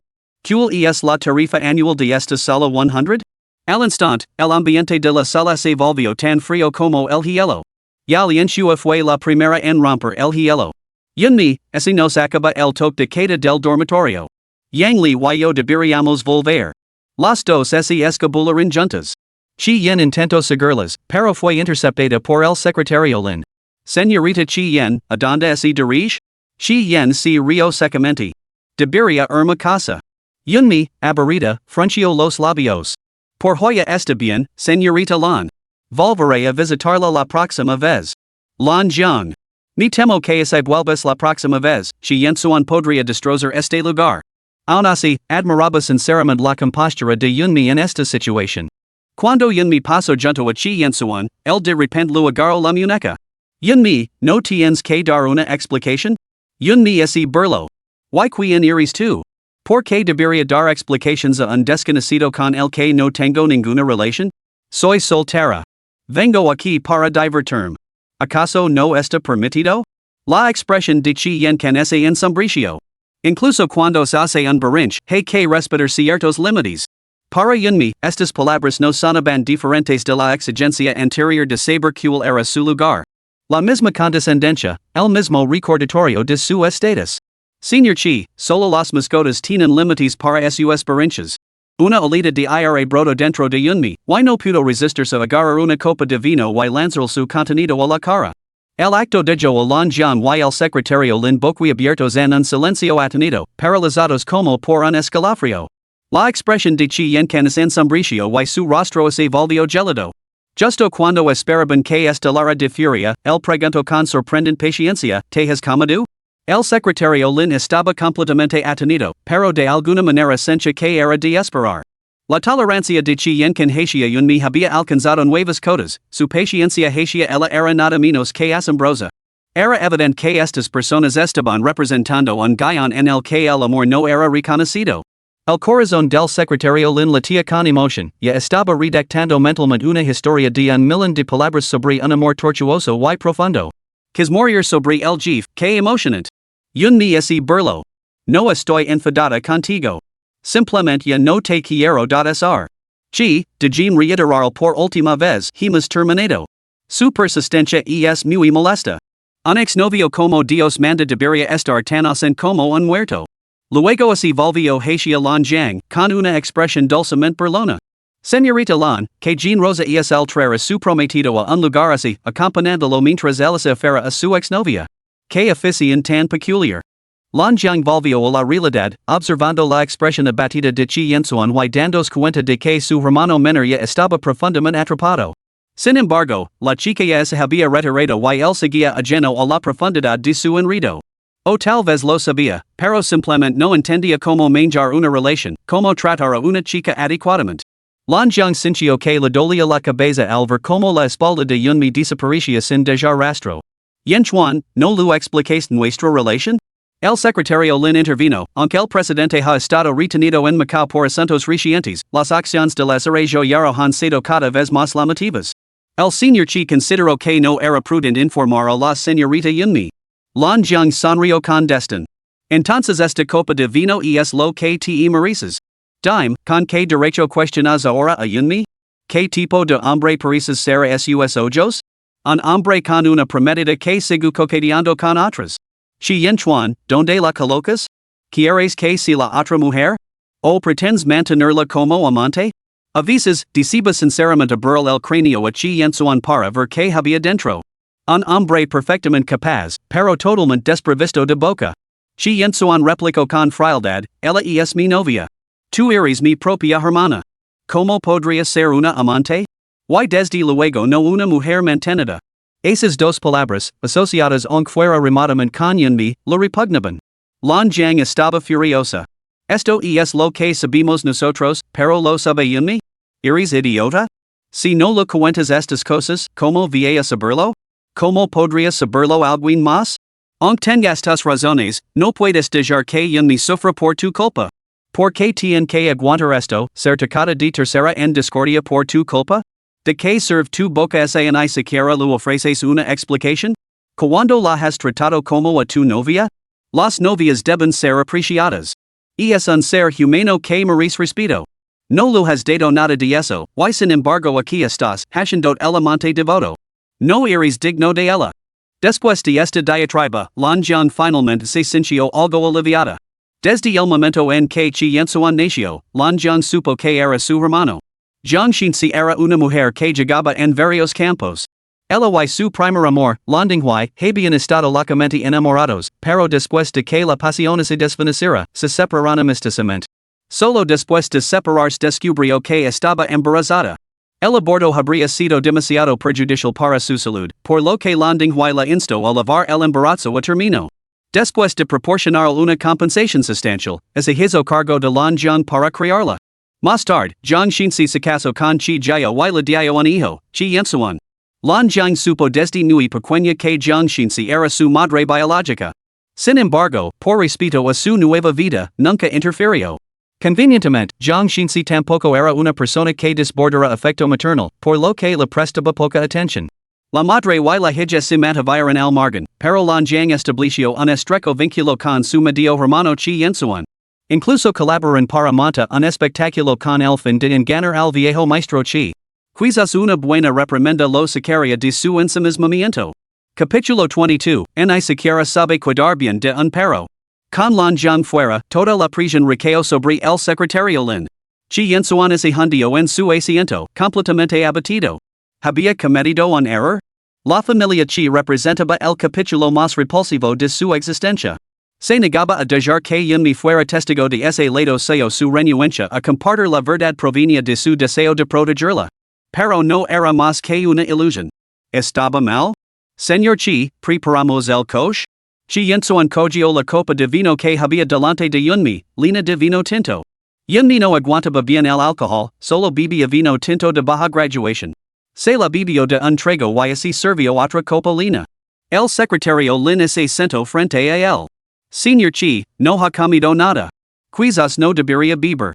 El tono de Chi Yenkan era sombrío. Tú también crees que me equivoco, ¿verdad?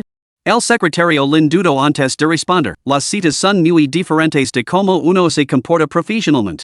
La señorita Yunmi es su novia. No se puede tratar a una novia como a secretaria a una subordinada. Chi Yenchuan levantó la mirada, con los ojos enrojecidos. ¿Cree que le trato igual que a Yunmi? El secretario Lin tragó saliva. ¿Puedo hablar con franqueza? Chi Yenchuan le lanzó una mirada de reojo. Diga lo que piensa. El secretario Lin respondió, por supuesto que son diferentes. ¿Por qué siento que trata a la señorita Yunmi peor que yo? Estoy constantemente a su lado, conozco su agenda y entiendo muchos aspectos de su vida mejor que la propia Yunmi, su novia. Durante las fiestas, la señorita Yunmi recibe regalos, obsequios caros que podrían despertar la envidia de muchos. Sin embargo, estos no los elige usted personalmente, sino que a menudo los elijo yo en su nombre. Sr. Chi, ¿ha entendido alguna vez realmente lo que le gusta a la señorita Yunmi? Si usted no lo sabe, ¿cómo podría saberlo yo, como su secretaria? ¿Le gustaría recibir un regalo que no se ajusta a sus gustos? Chi Yenchuan se quedó paralizado. ¿Qué le gustaba a ella? Su mente se quedó en blanco ante la pregunta, sin tener ni idea. Incluso el cumpleaños de la señorita Yunmi requería los oportunos recordatorios de la secretaria Lin. Su corazón estaba consumido únicamente por el trabajo, interminables archivos que revisar, el 80% de su tiempo dedicado a sus obligations. La secretaria Lin continuó, yo recibo un salario mensual, pero la señorita Yunmi no. Chi Yensuan murmuró débilmente, le di una tarjeta. Pero nunca la usó.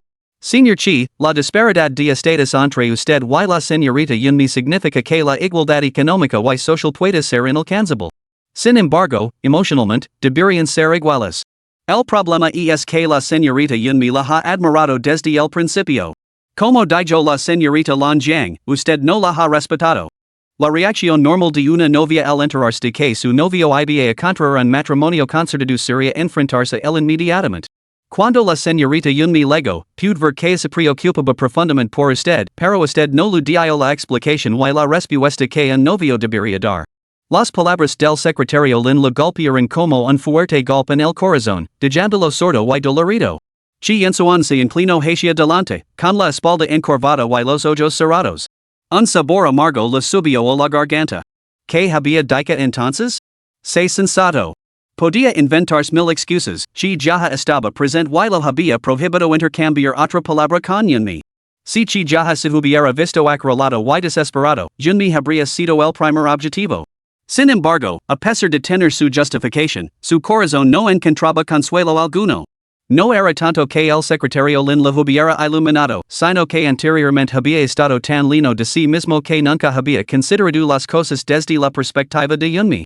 Había estado demasiado seguro de sí mismo, tan seguro que había asumido que el dinero por sí solo la mantendría a su lado para siempre. V.E. Has los arreglos necesarios para anunciar la anulación del compromiso. El secretario Lin vaciló. Señor Chi, tenga cuidado de no extralimitarse. Yo Yaro ha estado cada vez más activa últimamente. Aprovechando esta anulación, sin duda montará un espectáculo. Chi Yensuanes y Burlo. Después de una planificación tan meticulosa, hace una simple yo Yaro pudiera echar por tierra todos nuestros esfuerzos, entonces yo, Ji Yensuan, sería un completo fracaso. Si fuera realmente incompetente, aceptaría la derrota. El secretario Lin tartamudeó, quizás no si necesario anular el compromiso. Si simplemente lo explicamos claramente la situación a la señorita Yunmi. ¿Nos escaparía? El secretario Lin vaciló. Probablemente no. Chi Yenken terminó la botella de vino tinto y así levantó. Señor Chi, volvimos al primer patio? A la mansión Longwang. Yunmi residía en la mansión Longwang, él lo sabía desde el principio. El secretario Lin pensó para sí mismo en silencio, por fin ha abierto la boca. Sin embargo, al llegar a la mansión Longwang, se limitó a esperar abajo. Se fumó un cigarrillo tras otro. Apestaba a humo, pero él no había tocado ni uno solo. Señor Chi. La voz de Chi Yensuan era ronca, vuelve tú primero. El secretario Lin preguntó, ¿y tú qué? Deja el coche. Vuelve tú. Secretario Lin. Maldito Jeef, que insensible. De acuerdo, entonces me voy. Cuidad y liga bien a casa.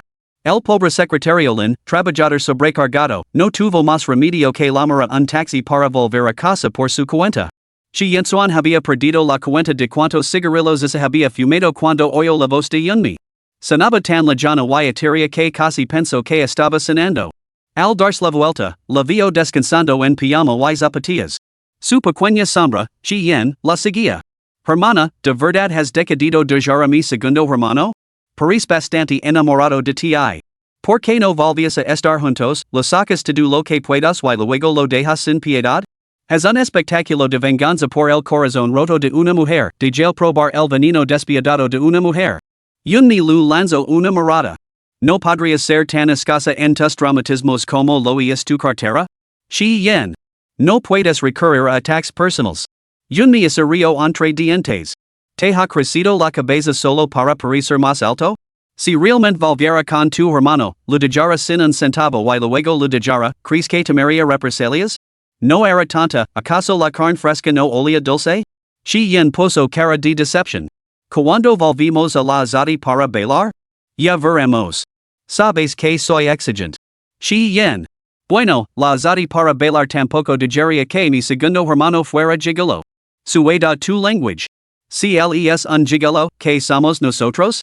Además, si tu hermano lo fuera, ni siquiera lo contrataría. Yunmi Lu lanzó una mirada fulminante. Chi Yen se ofendió de verdad, no es justo. Mi hermano tiene un físico y un aspecto estupendos. Si no hubiera heredado el negocio familiar, las mujeres ricas harían cola para quedarse con él. Yunmi. ¿Ahora estás orgullosa de ello? ¿De qué hay que presumir? Chi Yen lo miró fijamente, bueno, ¿lo patrocinarías? Ya. Ni siquiera lo tendría como pero. Chi Yen abrió mucho los ojos, entonces mi hermano ni siquiera ve lo que un pero? Chi Yen. Chi Yen se quedó paralizada. ¿Por qué siento un escalofrío en la espalda? Creo que he oído a alguien llamarme, sonaba igual que mi hermano. Yunmi miró detrás de ella. ¿Por qué no te das la vuelta y lo compruebas? Chi Yen se tocó el cuello. No, no. Tarde, seguro que son fantasmas. No voy a acompañarte a tomar el tentempi de medianoche. Hermana yun mi, vi tu sola. Dica esto, ese medio corriendo en el complejo residencial. Si hubiera dudado un momento más, si yensoan la habría decapitado como advertencia. Yun mi soltó una risa fría. Menudo espectáculo. Capítulo 23, la adivinación de esta humilde maña. Yun mi ese giro para tirar la basura que tenía en la mano, ignorando a chi yensoan. Sin embargo, chi yensoan la siguió por su propia voluntad. Yun mi. Señor Chi, no he sido lo suficientemente clara? Yun mi ese giro. Chi yensoan la miró fijamente. Lo siento. Yun mi ese quedo paralizada, clavada en el sitio. Por muy dura que sonara, las heridas de su corazón no sanarían de la noche a la mañana. Todo su resentimiento y amargura se habían convertido en una espina clavada profundamente en su alma, superando y exudando pus. Esas tres palabras silenciaron su alma enfurecida, que finalmente escapó en un leve suspiro. No dire que está bien. Esto es lo que me debes. Echo la cabeza hacia atrás y traigo sus lágrimas. Chi yenchuan no merecía otra lágrima. Chi yensuan aprieto la mandíbula, con la garganta amarga y dolorida. Lan Jiang es mi hermana, mi media hermana por parte de madre. El matrimonio concertado fue una actuación suya junto a mí. La familia Chi. Yun mi, nunca hablo de ellos porque son asquerosos. Detesto intensamente ese lugar, pero Lan Jiang tenía razón, nunca te respeto. Fue precisamente esa falta de respeto lo que la llevó a ver las cosas únicamente desde su propia perspectiva. De este modo, paso por alto lo que Yun mi realmente decía. El último vestigio de resentimiento en el corazón de Yun mi se disolvió en ese momento. Ella esbozó una leve sonrisa. No estoy perdida. Cogera mis 20 millones y ni ayer. Los 20 millones no eran míos para dárselos. Chi yensuan esbozó una sonrisa amarga. Ni siquiera el dinero procedía de él. Yun mi arqueó una ceja. ¿Qué pasa, señor Chi? De repente se siente culpable y quiere compensarme? Cuanto más natural se mostraba ella, más le dolía a él. Yun mi era la verdaderamente despiadada aquí. ¿Con qué podría compensarla? Yun mi señaló el reloj Patek Philippe que él lavaba en la muñeca. Compensem con esto. Debe de ser bastante caro. Chi yensuan tenía dos passions particulares, los relojes y los coches. Y fuera de su vestidor o de su garage, cualquier artículo seleccionado al azar tendría un valor considerable. Chi yensuan se quitó el reloj de la muñeca y lo colocó en la palma de su mano. Yun mi acarició el metal caliente, con la mirada serena. Entonces estamos en paz. Seguimos adelante. Se dio la vuelta y se alejó. Enamorarse dos veces del mismo hombre sería una auténtica locura. Esa noche había luna llena, pero para Chi yensuan estaba destinada a ser una noche de insomnio. Al terminar la relación, Yun mi se sintió bastante satisfecha. Al regresar a casa y mirar a Chi Yen, sonrió con frialdad, debes de haber nacido en el año del perro, siempre eres el primero en salir corriendo cuando las cosas se ponen difíciles. Chi Yen parpadeó inocentemente. Pense que pasarías una noche apasionada con mi segundo hermano. Yun mi lu lanzó una mirada fulminante y tiró el reloj a un lado. Chi Yen lo recogió. Este no es de mi segundo hermano, ¿verdad? ¿Lo sabes solo con mirarlo? Por supuesto. Ese reloj salió en las noticias. Mi segundo hermano lo compró personalmente en una subasta en Nueva York. ¿Adivinas cuánto costó? Yun mi se dio la vuelta. ¿Cuánto? Chi Yen levantó tres dedos. Esto. ¿3 millones? Añade otro cero. Alguien lo ofreció una vez 50 millones a mi hermano, pero él no quiso venderlo. Si lo pusieras a la venta, creo que habría una guerra de pujas. Yun mi lo arrebató el reloj había sido demasiado brusca antes. ¿Quién ha dicho que lo fuera a vender? Guardarlo como recuerdo estaba perfectamente bien. Al día siguiente, el secretario Lin vino a ver a Yun mi, aparentemente para entregar una indemnización. La indemnización de Chi yensuan ascendía a 3 propiedades. Un ático en la Torre Mercury, un piso en el patio en Degree 1 y una villa en East Skywater Villa. Además, había un yate de lujo. Yun mi las aceptó con gusto, sin mostrar ningún atisbo de vergüenza. Me preguntó si el señor Chi lo habrá explicado el asunto relacionado con la señorita Lan Jiang. Yun mi lo interrumpió, lo ha hecho, pero nada de eso importa. Prefiero las escrituras de propiedad. Secretario Lin. Parecía que Chi yensuan tenía mucho trabajo por delante. Cuando Yun mi amaba a alguien, lo apreciaba profundamente. Pero cuando su afecto se desvanecia, podía ser más despiadada que nadie. Antes de que el secretario Lin pudiera marchar, de repente se dio cuenta de que la expresión de Yunmi se había vuelto inquieta. Al volverse, vio a un hombre no muy lejos, molestando a Chien. La pareja parecía completamente disgustada. Yunmi preguntó, ¿quién es él? El secretario Lin respondió, si no me equivoco, ese debería ser el tío de la señorita Chien, yo exayan. Yunmi soltó una risa fría. Así que es él. El secretario Lin se quedó paralizado. ¿Lo conoce? Es una bestia. Yunmi se aramango y se dirigió con paso firme hacia yo exayan. El secretario Lin, desconcertado, se apresuró a seguirla.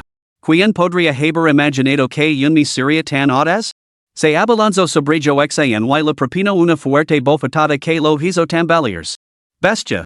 El rostro de yo exayan se retorció de furia y instintivamente levantó la mano para devolver el gol.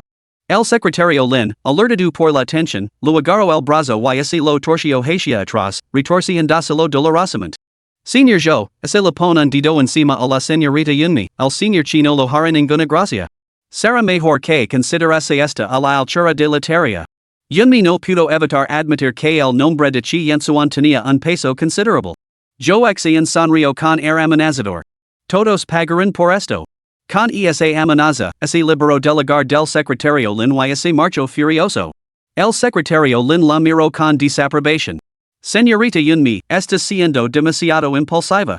Es el hermano menor de la matriarca de la familia Chi. Y se toma represalias. Yunmi resopló con frialdad. No puedo evitarlo. En mi vida pasada aprendí la técnica del bastón para golpear perros. Cuando vio a esa gentuza, no me siento bien hasta que les doy una buena paliza.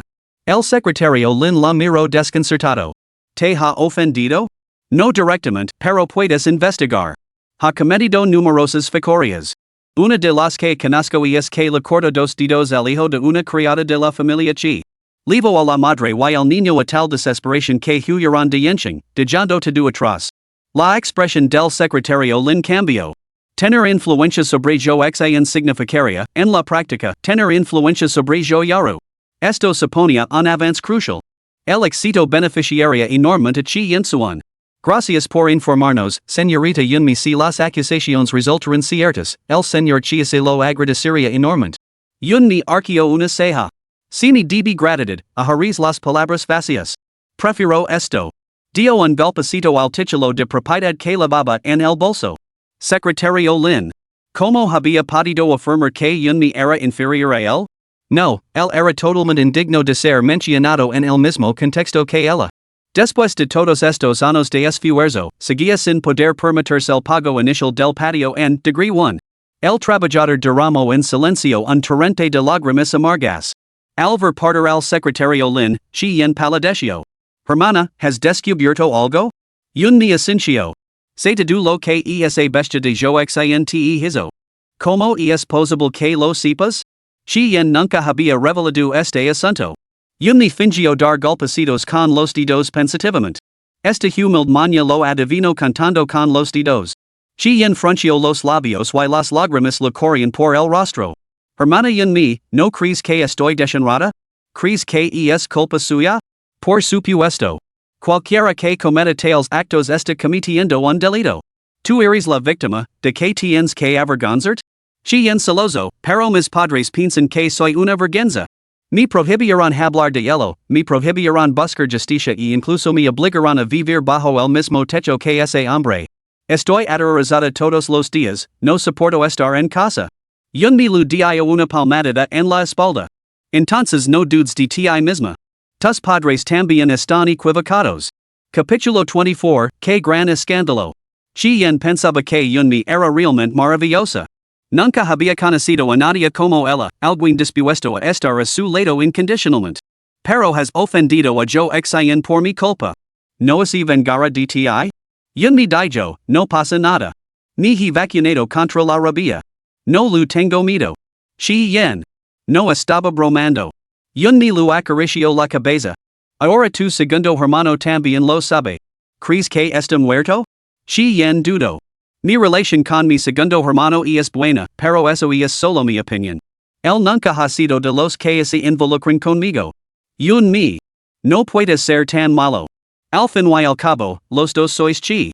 Pero mi padre y su padre no nacieron de la misma madre. Yun mi estuvo a punto de abofetearla. Iris Jenny Aristoteles, la hermana de Aristoteles? Tehi dica que no te preocupes, wasi que deja de inquietart. Y deja de discutir conmigo. Las lágrimas de Chien dieron paso a la risa. Hermana, que en esa bolsa? Tenía el presentimiento de que era de Chien suan. Yun me lo permitió generosamente echar un vistazo dentro. De tu hermano, 3 pesos. Además de un yate de lujo. Chien. Incapaz de contenerse, volvió a romper a llorar. Por el amor de Dios, soy la hija de la familia Chi. Nunca he tenido un solo piso, sigo viviendo a tu costa, ni siquiera puedo permitirme alquilar nada. ¿Qué otra heredera es tan desgraciada como yo? No tan afortunada como Yunmi, que había pasado tiempo con Chi Yensuan, disfrutado de su compañía y ahora, además, tenía su dinero. No estaba mal. Yunmi hizo un gesto con la mano para restar la importancia y lo lanzó el cuaderno desde su bolso a Chien. Deja de llorar. Tómalo prestado para memorizarlo, ¿de acuerdo? Te dejaré disfrutar tu momento. Chien la miró con lastima. Pense que tal vez me lo regalarías. Sigu cenando. Si sigues llorando, ni siquiera te dejaré ver el cuaderno. Chien agarró con fuerza la escritura de la propiedad. Bueno, me voy a clase. Un poco de indulgencia no lo haría daño. Nada más entrar en el ala, Millones fijo en sus parpados hinchados y enrojecidos. Via, esa es la señorita de la familia Chi. Con un pedigree tan distinguido, y alguien se atreve intimidart. Desde que Chien la había denunciado la última vez, su relación se había vuelto tensa. Chien resoplo. ¿Quién en esta escuela se atrevería a intimidarme? Solo me siento un poco melancólica.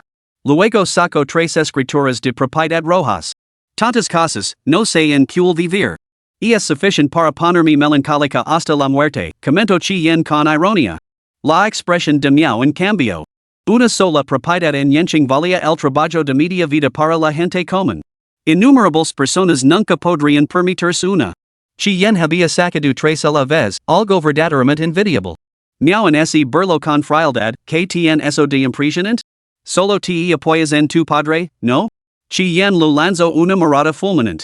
¿Vives en un laberinto de chismes, que estás tan llena de veneno? Al menos yo me apoyo en mi propio padre. ¿Puedo preguntar en qué papa rico te apoyas tú?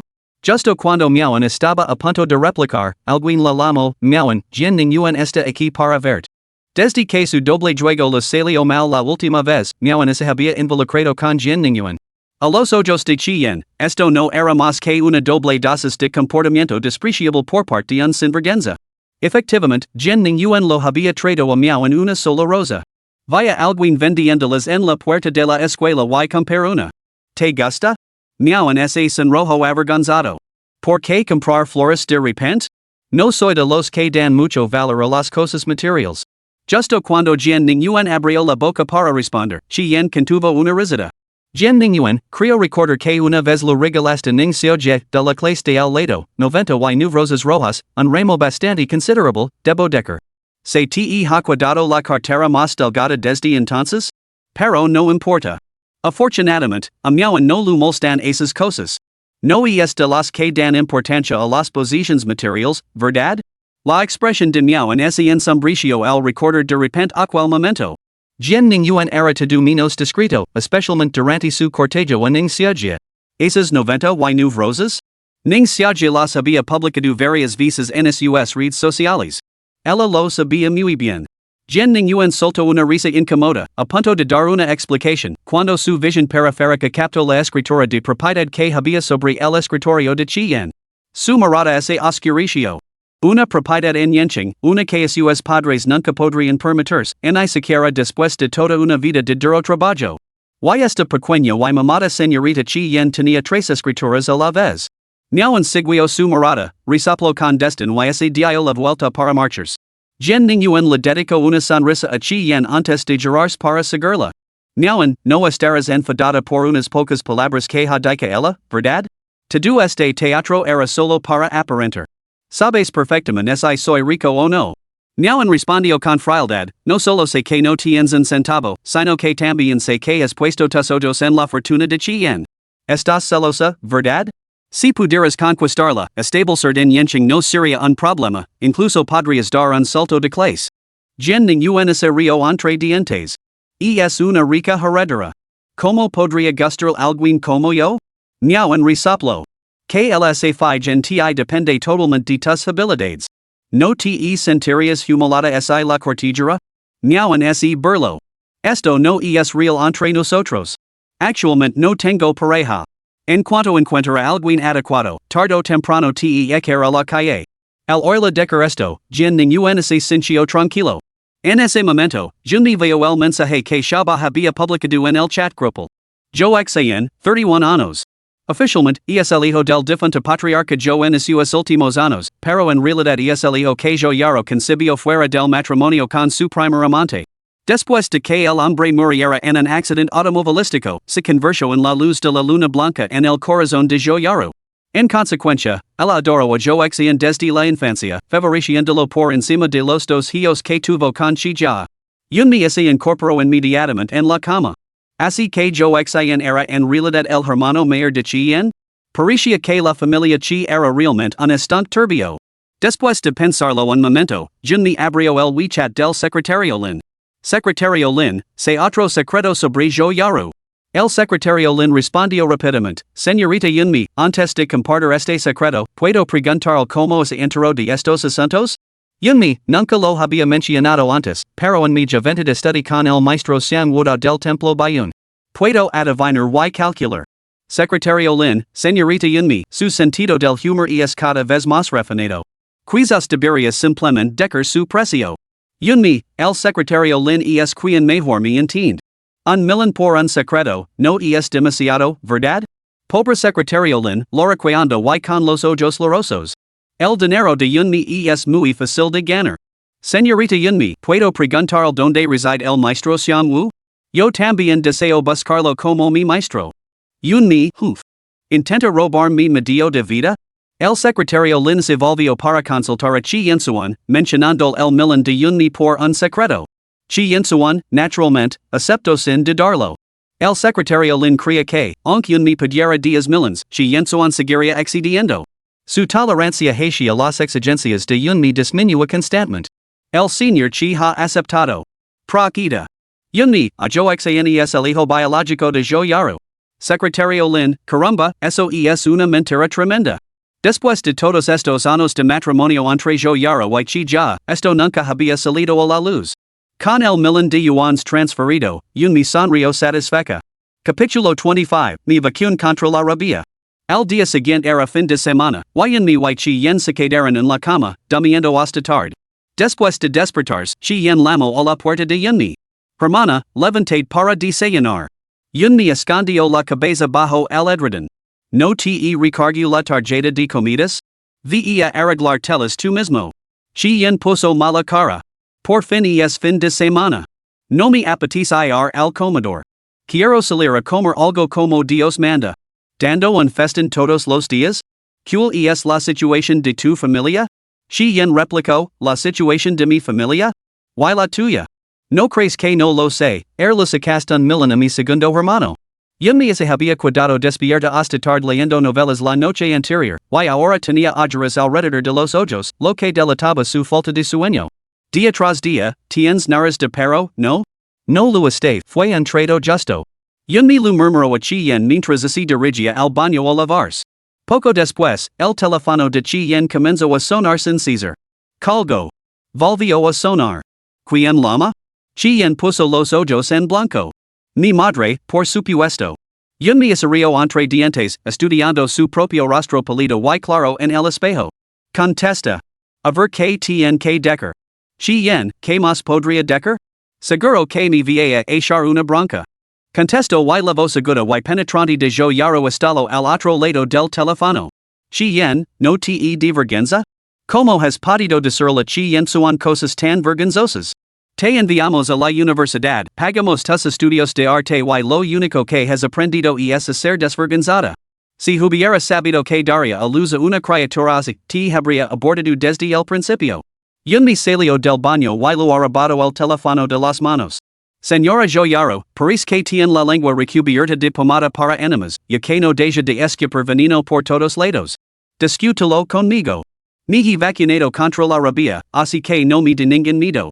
En lo que respecta a la desvergüenza, Chien no es más que una novata comparada con usted, una jugadora de bajo nivel que se enfrenta a una maestra de máximo nivel que debería ser su aprendiz.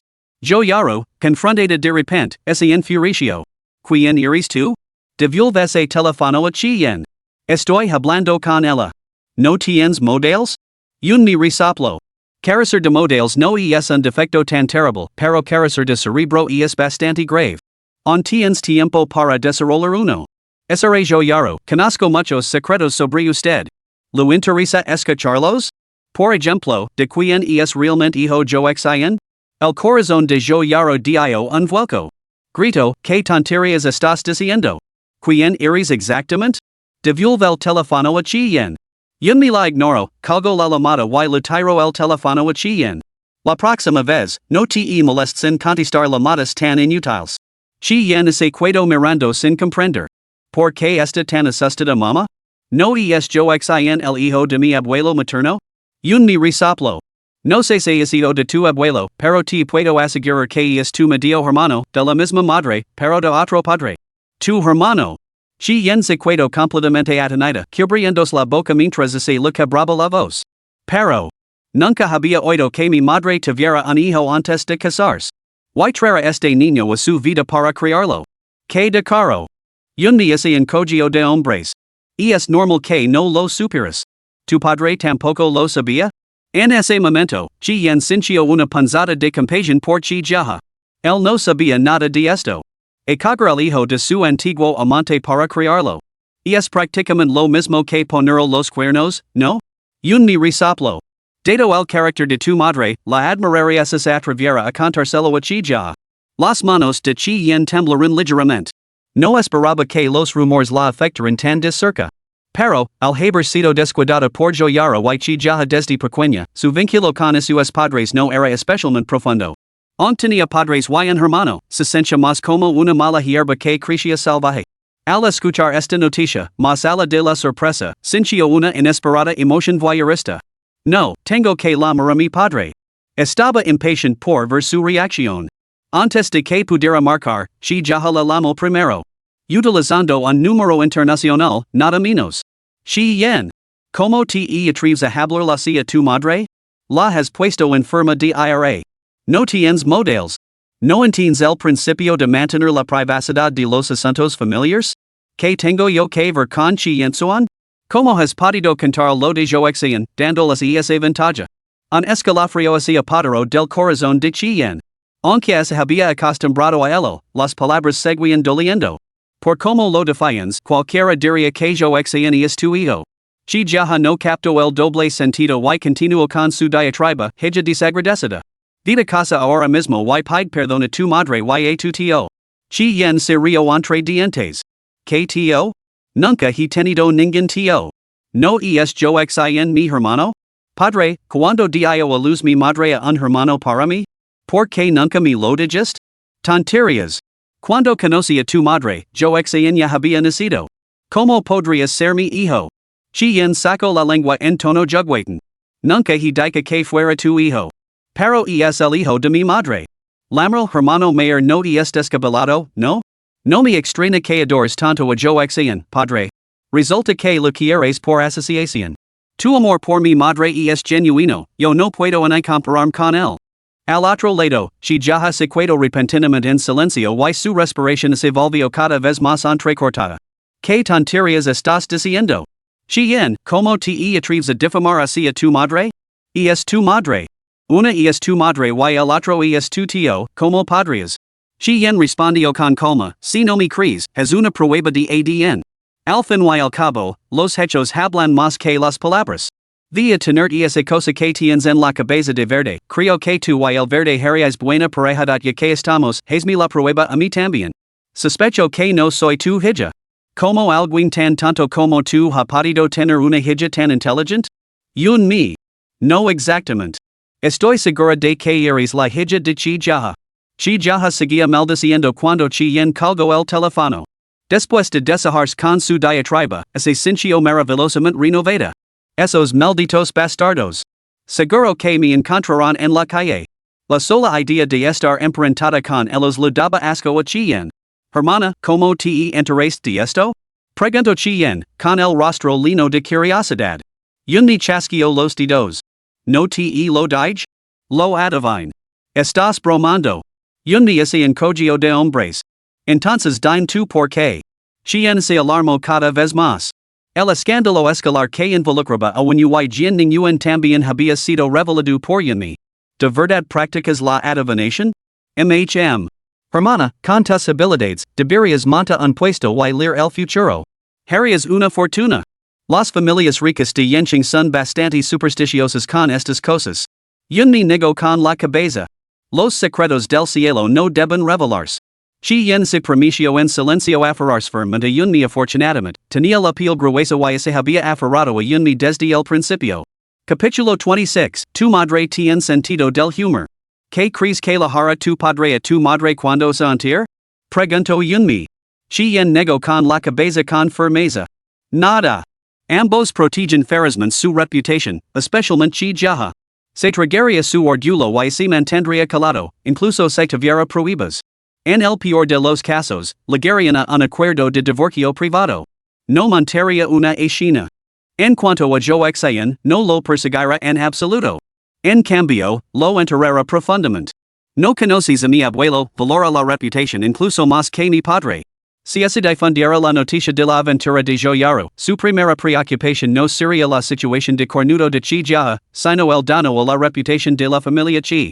¿Sabías que mi abuelo tenía dos esposas? Yunmi reflexionó brevemente antes de asentir. Lo sé. Tu padre y el padre de Chi Yensuan no nacieron de la misma madre. Chi Yen asintió. Sí. Mi abuela biológica falleció prematuramente de cáncer terminal.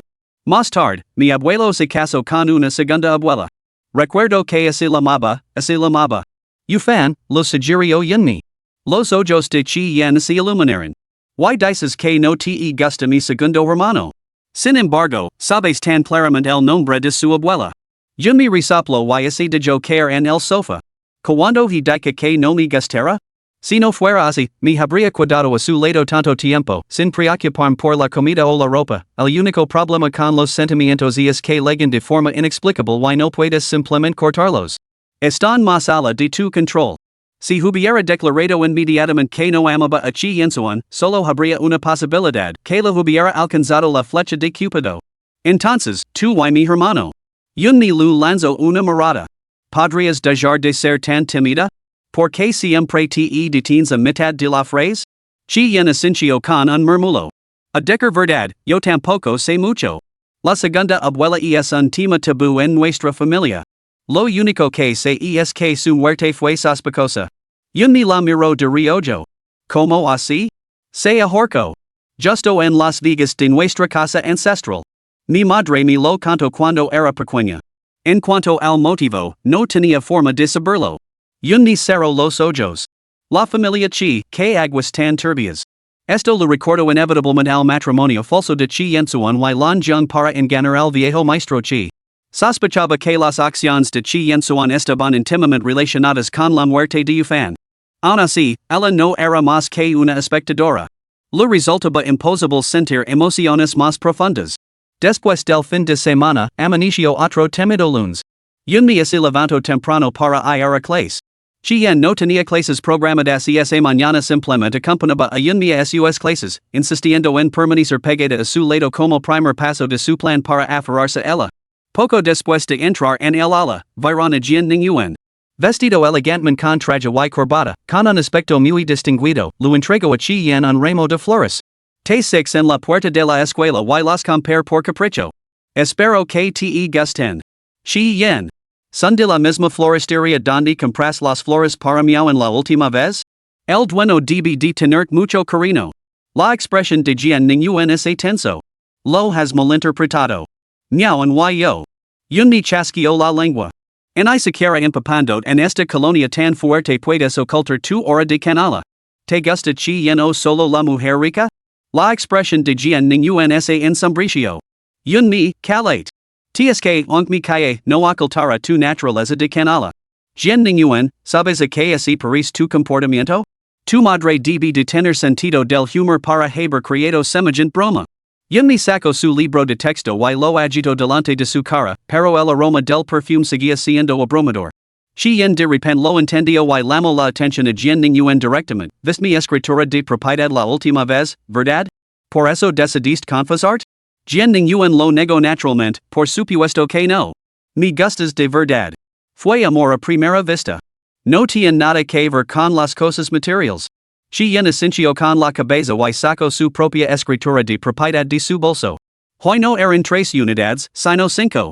Eso la dejó completamente envidiosa. Yunmi tenía 5 pesos en yencheng. ¿De verdad no te interesa esto? La mirada de Jian Ning Yuan se volvió cada vez más intensa, incapaz de apartar la vista de los títulos. Pedro que niegues con la cabeza ahora sería demasiado. Yunmi se quedó sin palabras. ¿Lavar consigo los títulos de propiedad? Shi Yen estaba claramente loca. Jian Ning Yuan entregó saliva, con los ojos fijos en los documentos y una expresión que lo decía todo. ¿Quién no podía ver lo que estaba pensando? Por supuesto que te quiero, no a tu dinero. Shi Yen se echó a reír. Déjame mostrar el nombre que aparece en él. Yunmi. ¿Puedes ver claramente esos 2 caracteres? Shi Yen pasó cada página para que él lo viera, asegurándose de que lo viera claramente. Todas estas son propiedades de la hermana mi. ¿On mi quieres? Sigo viviendo en su propiedad, pagando 3,000 yuans de alquiler cada mes. Este es el trato, así realmente gusto, paga primero mi alquiler y aceptar ser tu novia. La expresión de Jian Ning Yuan es ensombrició al instante, atrapado en una situación incómoda. Afortunadamente, reaccionó con rapidez, colocó las flores en el escritorio de Yunmi y adoptó una actitud totalmente sincera. Yunmi, en realidad siempre me has gustado tú. He comprado estas flores específicamente para confesar mis sentimientos. Yunmi se rió suavemente, genuinamente disgustada. Ah, sí. Entonces vi ahora mismo a la sala de radiodifusión y grita 5 veces que Jian Ning Yuan es una sanguijuela que chupa la sangre de sus padres y su hermana. Solo entonces considerar prestar atención. Jian Ning Yuan palideció. No tientes a la suerte. Mis padres no me ven como un problema, así que por qué te intromites y te haces la justiciera? Tu lenguaje es soez, te olvides de limpiar la boca después de ir al baño? Jian Ning Yuan, estoy lo suficientemente lejos de ti, pero aún así te ofreces para que te reprenda. ¿No fuiste tú quien puso en marca toda esta farsa? Ya que te gusta tanto mi escritura de propiedad, ¿por qué no te largas? Más tarde te la quemaré. Yunmi chasqueó los dedos, con una expresión de profundo disgusto. Jian Ning Yuan estaba completamente nervioso, con el rostro alternando entre verde y blanco. Está bien, así no te gusto, ¿por qué tienes que humilarme así? Yunmi golpeó las flores de la mesa con su bolígrafo, haciendo que el remo cayera al suelo. Junto con el desprecio de su rostro, parecía como así las flores, y el propio Jian Ning Yuan, fueron completamente despreciables. ¿Te escondiste durante la evolución humana? ¿Por qué no te miras al espejo antes de salir? ¿Estoy insultando a un ser humano? Incluso así legar a la policía, tendrían que admitir que las bestias no tienen derechos humanos. Jian Ning Yuan casi se encerró en sí mismo por la reprimenda. Con el rostro ensombrecido, recogió los objetos quedados y decidió marcharse inmediatamente. La humiliación sufrida hoy sería pagada con creces, así lo juró. Ya verás. El desprecio de los estudiantes por Jian Ning Yuan se intensificó. Antes, cuando se había disculpado en el comedor, habían creído que se arrepentía de verdad. Ahora se daban cuenta de que el leopardo no puede cambiar sus manchas. Las viejas costumbres nunca mueren. Pero, como era de esperar, hoy vieron a Yunmi levantar la mano de nuevo. Profesora, Jian Ning Yuan ha faltado a clase. Compañeros de clase. Mejor ofender a una persona mezquina que a Yunmi. Capítulo 27, Mejor causar problemas. Después de clase, Shi Yen siguió a Yunmi como una pequeña sombra, siguiéndola a todas partes. Cuando llegaron a las puertas de la escuela, vieron a Zhou Yaro acercándose, con aspecto furioso. Tien el decaro de aparecer. Shi Yen incluso ese era mango, lista para pelear. Yunmi puso los ojos en blanco. ¿Y es tu madre?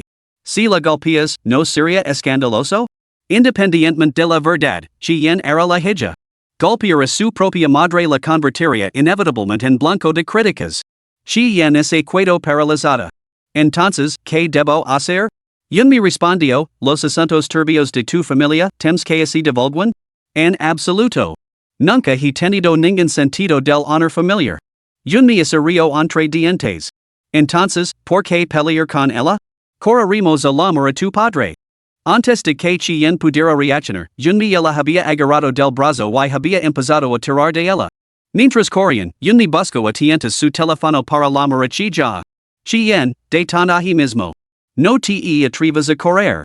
Yo yaro grito, furioso y nerviosa. Chien, grita conmigo. ¿Tus padres no quieren dar importancia a esto? Pues vamos a dar toda la importancia posible. Una chispa de emoción brilló en los ojos de Chien antes de unirse a Yunmi en los gritos. Mama, sé que me equivoco. No debería haber cantado a papa que tienes un hijo bastardo fuera de nuestro matrimonio, la próxima vez que me engañes, prometo que no diré nada. Por favor, no me pegue. Yo yaro casi escupio sangre. Histérica, grito, ¿qué tonterías estás diciendo? Pequeña mocosa desagradecida. Te he criado todos estos años y así es como me lo pegas, poniendo del lado de los extraños para incriminarme. Soy tu madre, no tu enemiga. Los persiguió gritando sin parar. Como demonios eran Yunmi y Chien tan ágiles, corriendo sin descanso? Chien no prestó atención a sus gritos y repitió las pocas phrases que Yunmi la había enseñado. Grito a pleno pulmón, casi olvidando que acababa de marcar el número de Chija. Solo cuando se cansó de correr, Yunmi miró su teléfono. Efectivamente, Little Aid había enviado otro paquete rojo en el chat grupal. Yo yaro, de 50 años, esposa de Chija, el hijo mayor de la familia Chi. Conspiró contra Chija en su juventud, casándose con la familia Chi mediante astucia para lograr un ascenso social. Tuvo tres hijos, el mayor, yo en el segundo, Chi Junqing, y la menor, Chien. Debido a su favoritismo extremo, solo yo se mantuvo cerca de ella. Los otros dos hijos se distanciaron. A continuación, había varios puntos que detallan los acontecimientos más importantes de la vida de yo yaro. Cuanto más leía Yunmi, más se lo abrían los ojos. ¿Quién hubiera pensado que yo yaro había ocultado tanto? Sonrió suavemente y se volvió para mirar el teléfono de Chien, que ya estaba conectado. Señor Chi murmuró, bajando la voz, record transferm 5 millones.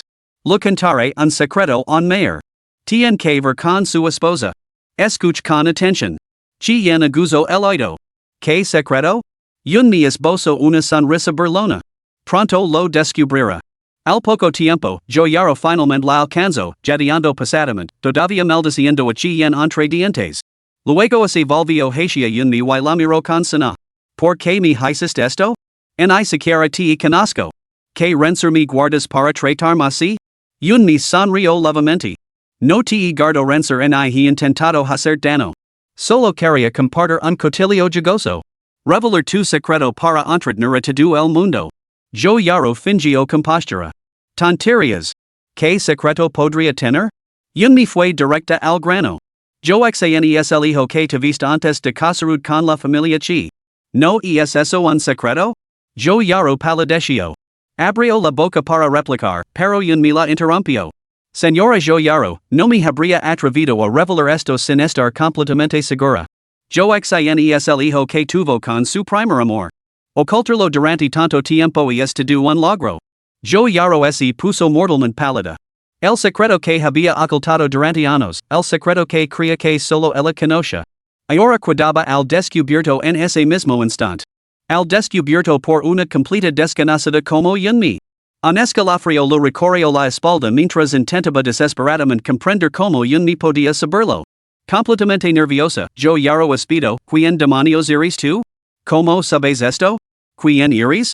Yunmi se rió con frialdad. Si no quieres que se sepa algo, no lo hagas. No solo sé esto, sino que también sé quién es el padre biológico de yo Xen.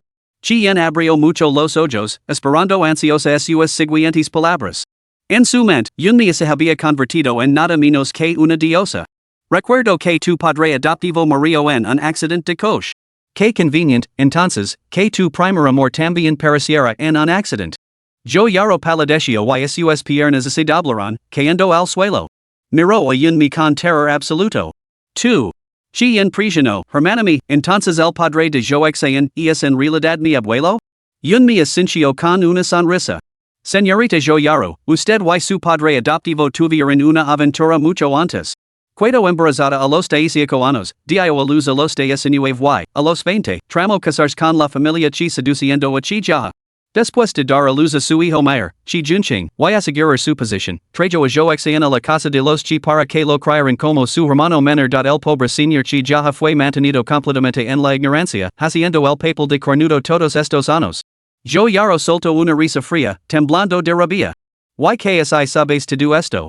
Esto es asunto de la familia chi, no es asunto tuyo. ¿Tienes alguna prueba de lo que dices? ¿De verdad crees que tus palabras pueden crear una brecha entre nosotros? Déjame decir algo, aunque hubiera puesto los cuernos a chi jaha, ¿qué más da? Él no lo sabe. No sabe nada. Aunque si lo contaras, ¿por qué iba a creerte? Yunmi es río entre dientes. Si así lo contáramos nosotros, quizá no nos creería. Pero si lo contaras tú, seguro que te creería. Chien sostenía el teléfono, claramente sorprendida por la franca confesión de Joyaro.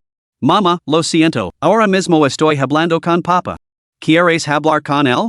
Pensativa, activo el altavoz. Las scenes de Joyaro palpitaban de furia mientras gritaba, tú. Chien.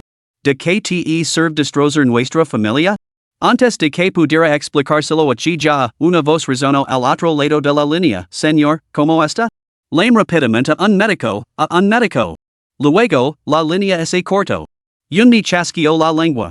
Aunque se dismay de rabia, mis 5 millones siguen teniendo que pagarse. El rostro de Joyaro se sumió en la desesperación y su cuerpo se enfrió como el hielo. Chi jaha lo sabía. Lo sabía. Ahora no estaba en el país, pero en cuanto regresara, su primera prioridad sería ajustar cuentas con ella. Yunmi arqueó una ceja. Señora Joyaro, ¿DC continuar? Sé muchos más secretos sobre usted. Lo advertí que no provocara a Chien, pero se negó a escuchar mi consejo. Joyaro adoptó una actitud despreocupada. A estas alturas, el miedo era inútil. Miró a Yunmi con frialdad. Realmente no temes mi venganza. Yunmi se rió entre dientes. ¿De qué serviría el miedo? Cuando hiciste esas cosas, ¿alguna vez pensaste en cómo podría vengarse chi jaha? No soy partidaria de las luchas internas. En lugar de destrozarme a mí misma, prefiero causar dolor a los demás. Como ahora. Este dolor estaba resultando bastante espléndido. Capítulo 28, completamente absurdo. Joyaro es escabulo, aterrorizada de que Yunmi pudiera revelar más secretos suyos. Chien, sin embargo, miró a Yunmi con adoración. Hermana, si nunca te vas a casar, ¿por qué no te estableces conmigo? Creo que me he enamorado de ti. Yunmi apartó su rostro con evidente disgusto. Frotándose la barbilla, decidió volver a desplumar a Chien una vez más. Secretario Lin, tengo otro secreto. Secretario Lin. ¿No podrías contarlo todo de una vez? Yunmi, si lo revelara todo de una vez, ¿cómo ganaría dinero? Secretario Lin, adelante. Yunmi, el padre biológico de Joaxian es el padre adoptivo de Joyaro. El secretario Lin es quedó completamente atenido. ¿De dónde habías sacado Yunmi semejante bomba? Yunmi hizo una pausa y luego envió otro mensaje, hoy una oferta 2 por 1. Chi junching tampoco es hijo de chi jaha. Puede comprobarlo. El secretario Lin se quedó boquiabierto y no pudo evitar soltar un taco. Su voz resonó de forma discordante en la silenciosa sala de conferencias. Chi Yensuan le lanzó una mirada fría y el secretario Lin lo entregó apresuradamente su teléfono. Señor Chi, por favor, eche un vistazo. Chi Yensuan fijó su mirada justo cuando Yunmi enviaba 2 palabras, transfer el dinero. ¿Y a qué estás? Pregunté a Lanjiang cuando cuesta reservar a ese joven de rostro fresco de la cabina 100 de la pista de baile durante un año. El secretario Lin se quedó paralizado al instante, mudo de miedo. ¿Cuándo demonios había decidido enviar el mensaje esa pequeña? Justo ahora. El secretario Lin tragó saliva con sumo cuidado. Chi Yensuan soltó una risa fría y devolvió el teléfono. La sala de reuniones se quedó aún más silenciosa, nadie se atrevía a hablar. El secretario Lin, completamente destacado, preguntó a Señor Chi, ¿cómo debo responder a la señorita Yunmi? Chi Yenken, responda como considera oportuno. Al poco tiempo, Yunmi recibió la confirmación de que los fondos habían sido transferidos. Se ajuntaba un mensaje del secretario Lin, la señorita Lanjiang mencionó que 2 millones de yuans aseguran los derechos exclusivos de la joven estrella en degree 100 durante un año. Si DC continuar, simplemente transfiera los fondos. Yun ni arqueo una ceja. No era una cantidad exorbitant, así que transfirió 2 millones a la cuenta de Lanjiang, asegurándose así el número 100 durante un año. Chien observó su rápida maniobra y tuvo que admitir que Yun ni era un personaje formidable. Se atrevió a hacer esa pregunta delante del propio Chien. Hermana la próxima vez que veas a la terraza de Bale, llévame contigo, ¿quieres? Yun ni resoplo. Ya veremos. Esa noche, Shi Jaha transfirió el dinero a Yunmi. Anadio que se encargaría de que alguien firmara un contrato con ella, exigiendo confidencialidad absoluta. Yunmi se quedó sin palabras. Todo el campus ya estaba alborotado con la noticia, ¿cómo iba a mantenerla en secreto?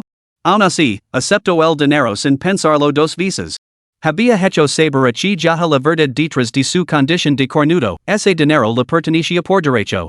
Sin embargo, al día siguiente recibirlo, la aventura de Zhou Yaro se convirtió en tendencia. El escándalo fue tan explosivo que nadie se atrevió a nombrar abiertamente a la familia Chi. Todas las referencias se mantuvieron en veladas insinuations. Aún así, todo el mundo adivinó la verdad. Sin embargo, el tema de actualidad desapareció casi tan rápido como había aparecido, barrido sin dejar rastro, claramente tras haber despertado la ira de alguien. Mientras el escándalo se gestaba en internet, la familia Chi se enfrentaba en la habitación del hospital del patriarca. Ante el anciano, Shi Yinsuan declaró fríamente, propongo que el tío Chi dimita en desgracia. Shi Jaha rogio furioso, soy el hijo mayor de la familia Chi. ¿Por qué debería dejar la empresa? Chi Yinkan miró al secretario Lin, quien rápidamente sacó una carpeta y se la entregó al patriarca. Estos son los estados financieros de varias empresas gestionadas por el tío mayor. Shi Yinkan levantó una ceja. ¿Debo pedir al secretario Lin que detal cada céntimo de los fondos que mi tío malversó? El patriarca montó en cólera, arrebató la carpeta y se la lanzó a Chi Jaha. Su borde afilado le cortó la frente, arrancando un gran trozo de piel y haciendo que le brotara sangre. Mira el desastre que has montado. Como hijo mayor, el patriarca había depositado naturalmente grandes esperanzas en Chi Jaha. Para su decepción, Chi Jaha había mostrado una aptitud mediocre desde la infancia, sin mostrar ningún talento especial para los negocios. El segundo hijo, Shi Jiayuan, carecía de ambición y se contentaba con cuidar flores y plantas mientras llevaba una vida tranquila como profesor universitario. El tercer hijo era un peor, un playboy empedernido que solo sabía comer, beber y divertirse. Se había resignado a esta situación, sin imaginar que el tercer hijo, el menos fiable, sería el padre de un nieto del que podría sentirse orgulloso, Shi Yinsuan. El hecho de haber encontrado a su sucesor no significaba que hubiera abandonado la esperanza en sus otros hijos. En particular, en el hijo mayor, al que en su día había valorado mucho y suya tensa relación con Chi Yinsuan llevaba años en ebullición. Si Felicia, sin nadie que frenara a Chi Yinsuan, quien sabía lo que podría hacerle a la familia del Remo mayor. Ahora, ese tanto de Chi Jaha se había ido y le había brindado una oportunidad perfecta. Ignorando la herida en la frente, Chi Jaha se arrodilló inmediatamente. Padre, sé que me equivoco. Pero no es tu culpa mía. Él ni tendió una trampa. Quería destruirme. Cuando se dio cuenta de ello y intentó zafarse, ya era demasiado tarde. Sin malversar esos fondos, ¿cómo podría salvarse? ¿Cómo podría volver a China para ocuparse de los asuntos de Zhou Yaro? La mirada penetrante del anciano se fijó instantáneamente en Chi Yenkai, llena de profunda incertidumbre. Chi Yenchuan siempre había sido obediente ante él, pero en los negocios, sus métodos eran despiadados. El anciano realmente no quería admitirlo, pero este nieto le resultaba desconcertante, una fuente de profunda preocupación. Los ojos de Chi Yenchuan se oscurecieron con angustia. Tío, siempre he creído que no te he mostrado más que respeto. Realmente no puedo entender por qué piensas eso de si yo fuera el responsable del escándalo de malversación. ¿Cómo explicas entonces estos temas tan comentados en internet? Chi Jaha exclamó, ¿qué temas tan comentados? El secretario Lin dio un paso al frente. Hoy se han comentado 3 temas relacionados con las array Zhou Yaro sobre la familia Chi. El señor Chi ya ha iniciado su eliminación.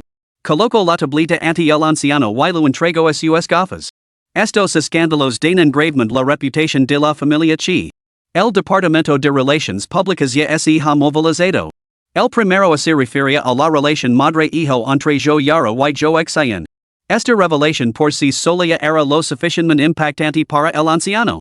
Si lo hubiera sabido antes, Zhou Xian había estado viviendo en la casa de los Chi todo este tiempo como su hermano menor. El segundo tema de actualidad se refiere al padre biológico de Joe Xian. El anciano patriarca se agarró el corazón, que le dolía como una puñalada. El padre biológico de Joe Xian era el primer amor de Joe Yaro. Este tema de actualidad le siguió inmediatamente una tercera revelación impactante, la relación ilícita de Joe Yaro con su padre adoptivo. Absurdo. Completamente absurdo. Rugió el anciano. Joe Yaro se arrodilló inmediatamente. Padre, este tema de actualidad no es cierto. Joe Xian es mi hermano menor, ¿cómo podría ser mi hijo? Esto debe ser una trampa deliberada de Chi Yinsuan. Ya nos tienen el punto de mira antes incluso de que usted haya sufrido ningún daño. Si realmente le pasa algo, ¿quedará algún lugar para nosotros en la familia Chi? Por muy furioso que estuviera Chi Jaha, sabía que debía permanecer unido a Joe Yaro. Padre, esto es claramente un complot deliberado para incriminar en nuestra rama principal. No debe caer en la trampa. Capítulo 29, El rescate fracasa. La expresión del ancianos ensombrició en más mientras se agarraba con fuerza el pecho. Creía que estos acontecimientos habían ocurrido. Pero afirmar que Chi Yenche no había tenido nada que ver con ellos. Se negaba a creerlo. Después de permanecer inactivo todos estos años, probablemente había estado esperando este día. Fijo en Chi Yensuan una mirada fría y penetrante. Dime, muchacho. ¿Ordenaste que se filtrara esto? Los escándalos familiares nunca deben ser públicos. Por muy vergonzosos que sean, no deben publicarse en internet para que otros se burlen de ellos. Como miembros de la familia Chi, deben permanecer unidos frente a los extraños. No deben volverse contra sus propios familiares. Chi Yenken le devolvió la mirada con fría indiferencia y respondió con tono mesurado, ¿cómo puede el abuelo pensar algo así? El anciano tosió dos veces y palideció. Yo te creí, Yenken. Sin embargo, no consigo comprender. Chi Yenken no respondió. En ese momento, la puerta de la sala se abrió y entró una anciana vivas con el pelo plateado. Antes de que Joe Yaro pudiera gritar, la anciana la agarró del pelo y le propinó varias bofetadas en la cara. Desgraciada sin corazón. Nunca debí haber acogido, ingrata, bestia. Acostarud con tu padre adoptivo y tener un hijo bastardo suyo. ¿Por qué no te moriste con ese viejo animal? El secretario Lin fingió intervenir, pero en realidad se puso del lado de la anciana, sujetando a Joe Yaro para que soportara varios golpes más hasta que su cara quedó hinchada. Solo cuando la policía pareció suficiente, apartó a la anciana. Por favor, calmes. Joe Xian ya ha sido detenido por la policía por agresión intencionada. Están reuniendo pruebas y, con los múltiples cargos que se lo impiden, se enfrenta a un mínimo de 10 años. Todos recibirán su merecido. El secretario Lin no pudo evitar maldecir interiormente las acciones de Joe Yaro, calificándolas de bestiales. Traicionar a la madre adoptiva que la quería, tener un hijo con su padre adoptivo. ¿Qué otra cosa podía ser sino bestial? Al enterarse de la difícil situación de Joe Xian, Joe Yaro estalló. ¿Qué ha dicho? Chilo. El secretario Lin sonrió levemente y repitió sus palabras anteriores. Por los delitos cometidos por Joe Xian, señora Joe Yaro, usted es cómplice por encubrirlo. La policía solicitará su testimonio para descubrir la verdad. Joe Yaro se derrumbó al instante y se abalanzó sobre la secretaria Lin para atacarla, pero Chi Jaha la detuvo. Chi Jaha se mantuvo relativamente tranquilo, él entendía mejor que nadie lo que el viejo maestro valoraba más. En ese momento, no había sufrido una derrota total. Yenchuan, aunque fuera cierto, no deberías haberlo difundido. ¿Quién sabe cómo se está burlando ahora el mundo exterior de nuestra familia Chi? ¿Es este el resultado que decibas? Exigió, con voz grave. El secretario Lin sonrió levemente. Señor, está siendo injusto con nuestro presidente Chi. ¿Tiene idea de cuánto costó eliminar ese tema de tendencia? Chi Jaha ese burlo. Esta filtración proviene de Yunmi. ¿Quién no sabe que es su amante? Me pregunto cómo se enteró de estos detalles, probablemente por su propia boca. Secretario Lin. No exactamente. ¿Y la boca de Chi Yenchuan? Si Yunmi pudiera sacar esos chismes, admitiría su derrota. Mientras ambas partes discutían, nadie se dio cuenta de que el anciano estaba cada vez más pálido. Finalmente, agarrándose el pecho, se desplomó de la cama. Solo entonces todos reaccionaron y llamaron rápidamente al médico. En el momento en que el anciano fue trasladado a urgencias, Chi Jaha y Joe Yaro fueron rápidamente detenidos por los agentes de policía que esperaban entre bastidores. A Chi Jaha se le hincharon las venas. Chi yenkan. Lobo intrigante. Esto fue premeditado. Que te pudras en el infierno. El karma te encontrará. Chi yenkan ese burlo. Sin perder la compostura. Probablemente nunca serás testigo de mi castigo, corrito tío. Pero el tuyo, ya ha legado. Chi ya aprieto los dientes con tanta fuerza que casi escupió una bocanada de sangre. Solo entonces vio la verdadera naturaleza de Chi Yinsuan. Era un lobo que había permanecido latan todos estos años, esperando solo este día para acabar con todos ellos. Que despiadado. Después de que Chi ya y yo yaro se marcaran, la segunda rama de la familia vino a echar un vistazo. Como segundo hijo, Chi Jayuan había sido ignorado durante mucho tiempo por el patriarca debido a su falta de ambición, lo que había provocado una relación tensa entre padre y hijo. Vivía en otro lugar con su esposa y hija, y rara vez regresaba a la casa ancestral, ni siquiera durante el año nuevo. ¿Cómo está tu abuelo? El secretario Lin respondió, segundo maestro, el patriarca permanece en cuidados intensivos. Chi Jayuan asincio. Entonces me retirar primero. Notifican directamente el resultado. Después de dar unos pasos, se volvió. Todavía tengo el 5% de las acciones de Shurha. Si alguna vez las necesitas, solo tienes que pedirlas. Chi Yinsuan asincio levemente. Gracias, segundo tío. Chi Jayuan hizo un gesto con la mano para despedirlo. Pese de cenar alguna vez. Tus padres no son de fiar. En mi casa no nos importa tener un par de palilos más. Su figura es el hijo poco a poco, dejando solo el secretario Lin y Chi Yinsuan. El aire se volvió quieto. Chi Yinsuan cerró los ojos y frunció el seno. Solo al oír la noticia de que la reanimación había fracasado, su seno se relajó. Con una expresión de fría indiferencia, Chi Yinsuan se levantó y entró para ver al anciano por última vez. La mano del anciano temblaba mientras lucaba por levantarla, y luego la dejó caer. Sabía que sus fuerzas se habían agotado. Persistir en verlo por última vez era por el bien de Chi Jaha. Chuan. Chi Yenche se acercó a su lado, con tono distante. Si tienes algo más que decir, abuelo, habla ahora. Tu tío mayor. Resoplo, levantando los parpados una vez más, con las comisuras tenidas de carmesí. Quédate tranquilo, yo me encargo de los asuntos relacionados con tu tío mayor y su esposa. La policía los ha lavado. Confío en que investigarán a fondo. Pasarán el resto de sus días encerrados. Los arreglos necesarios para que los cuiden bien. Las pupilas del anciano se dilataron y apretó con fuerza la colcha. Gritó con todas sus fuerzas, te has vuelto loco. Chien Chuan se rió entre dientes. Además de malversación, Chi ya se enfrenta a otro cargo. ¿Quieres adivinar cuál es? Las fuerzas del anciano se agotaron en ese instante. Su mirada se volvió turbia mientras fijaba la vista en el techo. En ese momento, su mente estaba completamente clara. Siempre lo has recordado. La fría mirada de Chien Chuan lo recorrió. ¿Recordar qué? A tu abuela, Yufan. Ts que, te atreves a mencionar su nombre.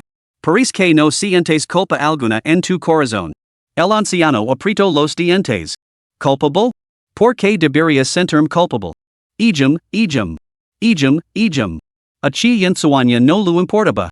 Lo que buscaba era venganza para estas personas, no remordimiento.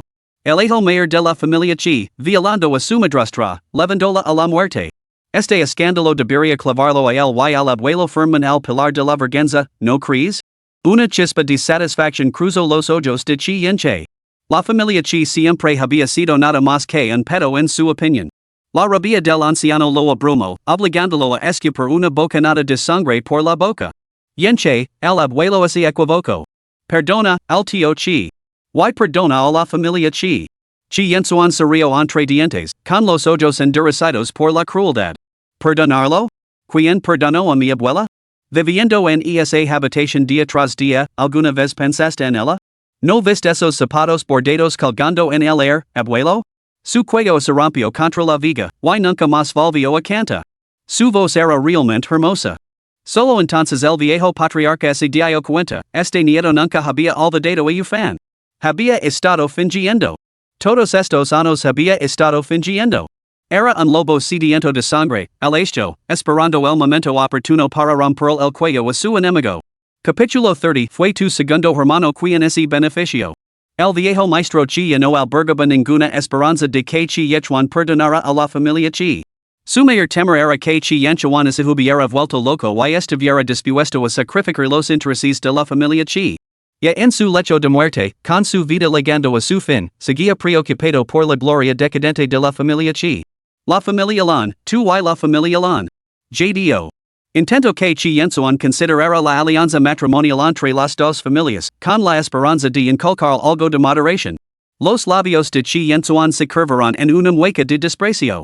Abuelo, no sabes que Lan Jian es mi media hermana, compartimos la misma madre pero tenemos padres diferentes. ¿Cómo podrían los hermanos contraer tal unión?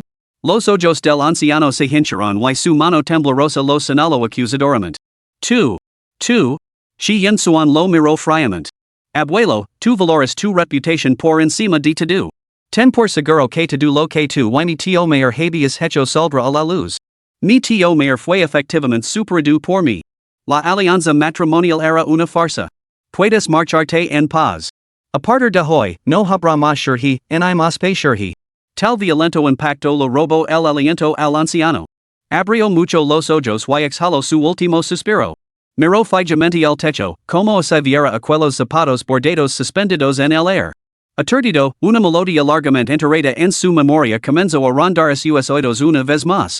Así que, todas las flores vibrantes quedan relegadas, amoros derruidos y poses rotos.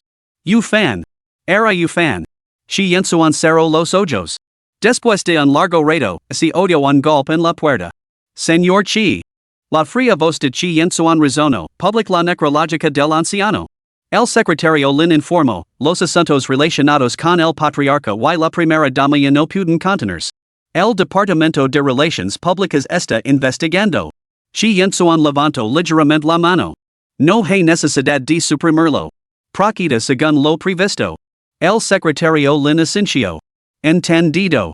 Con el fallecimiento del patriarca Chi Yensuan ascendió formalmente al poder, convirtiéndose en el jefe más joven de la familia Chi en su historia. En medio de los escándalos que envolvían a la familia Chi, gestionó el funeral del patriarca con estoica compostura. Los ritos se llevaron a cabo con moderación, en lugar de con grandilocuencia. A continuación, desestimó las voces discrepantes para cambiar el nombre de la empresa de Shurha a Xingchuan y reveló con sinceridad los delitos cometidos por el difunto patriarca y Chi Jaha. Se descubrió que Chi Jaha, además de los delitos financieros, había cometido otro delito grave. La víctima no era otra que su madrastra, la propia abuela materna de Chi Yensuan. El anciano Chi había decidido hacer la vista gorda, ocultando el asunto para preservar la llamada reputación de la familia y proteger a su hijo mayor. Incapaz de soportar la humiliación, Ufan se quitó la vida con una cuerda de seda blanca.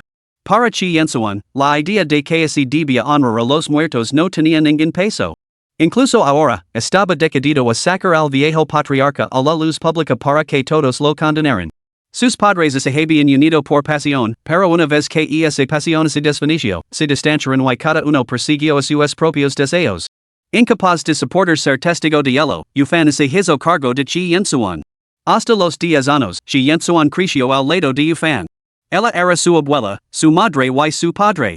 Y al final, veo con sus propios ojos como la abuela de la que dependía para todo colgaba de la viga, con el cuello roto por la soga. Tras la muerte de Ufan, el viejo maestro Chi se distanció inicialmente de su nieto, que conoce la verdad. Sin embargo, sus tres hijos resultaron ser completamente inútiles, siendo el nieto mayor, Chi Junqing, particularmente incompetente. Cuando Chi Yensuan demostró sus habilidades y talentos, la opinión del viejo maestro Chi cambió. Levo al niño a vivir con él y lo instruyó personalmente. Lo que el anciano no sabía era que Chi Yensuan no tenía ningún deseo de aprender de él poseía sus propias convicciones y voluntad. Sin embargo, un rasgo que había heredado en toda su medida era la crueldad. Después de una década de mantener un perfil bajo, Chi Yensuan tomó el control, expuso los crímenes y vengó a su abuela. El anuncio de la cuenta de la empresa, ahora rebautizada como Xingchuan Group, se disparó inmediatamente de lo más alto de los temas de actualidad. Esta revelación trascendental permaneció en la lista de tendencias durante 3 días completos, sin que su intensidad disminuyera. Mientras el mercado de valores fluctuaba violentamente, Chi Yensuan no mostró ninguna preocupación por el posible impacto en la empresa. Era como si estuviera llevando a toda la familia Chi a una montaña rusa, experimentando el juego más emocionante y estimulante. Sin que lo supera, aparicio en internet una fotografía de chi yencan montando a caballo. El hombre vestía un traje de monta de color marrón oscuro, con sus largas y musculosas piernas enfundadas en tela y las botas firmemente plantadas en los estribos. Bastaba con echar un vistazo a su atractivo perfil para que sus admiradores se pusieran en éxtasis. Sorprendentemente, el precio de las acciones de Shengchuan no solo se mantuvo estable, sino que subió. El perfil de Chi Yencan atrajo a innumerables admiradores en internet, y los fans inundaron las redes sociales con gritos de pobrecito. Al mismo tiempo, Junmi se convirtió en tendencia. Recuerden que esta mujer se había acostado con Chi Yencan. Que envidia. No es de extrañar que Junmi hubiera admitido descaradamente que era la amante de Chi Yencan. Ah. Un hombre así. Acostarse con él una vez es una victoria. Junmi salió perdiendo? Un poco. Su nariz es tan recta. Dicen que los hombres con narices rectas son. J.E. Junmi echo un vistazo a estos comentarios tan fuera de lugar en internet y decidió ignorarlos. Cayanquan es guapo, pero ella también es bastante esplendida, ¿no? Este busto, esta cintura, la perfección absoluta. Junmi se colocó las manos en las caderas frente al espejo. Este rostro pequeño? Absolutamente impecable desde todos los ángulos. La expresión de Chien era indescriptible. Hermana, ¿qué estás haciendo? Junmi resopló. ¿No has visto los comentarios en internet? Todos dicen que yo soy la afortunada, que acostarse conmigo es en realidad una ganancia para tu segundo hermano. Chien. ¿Qué hay que comparar? Junmi se burló. Esto tiene que ver con mi dignidad. Si se cierra una puerta, se abre otra. Eres tan tonto como él.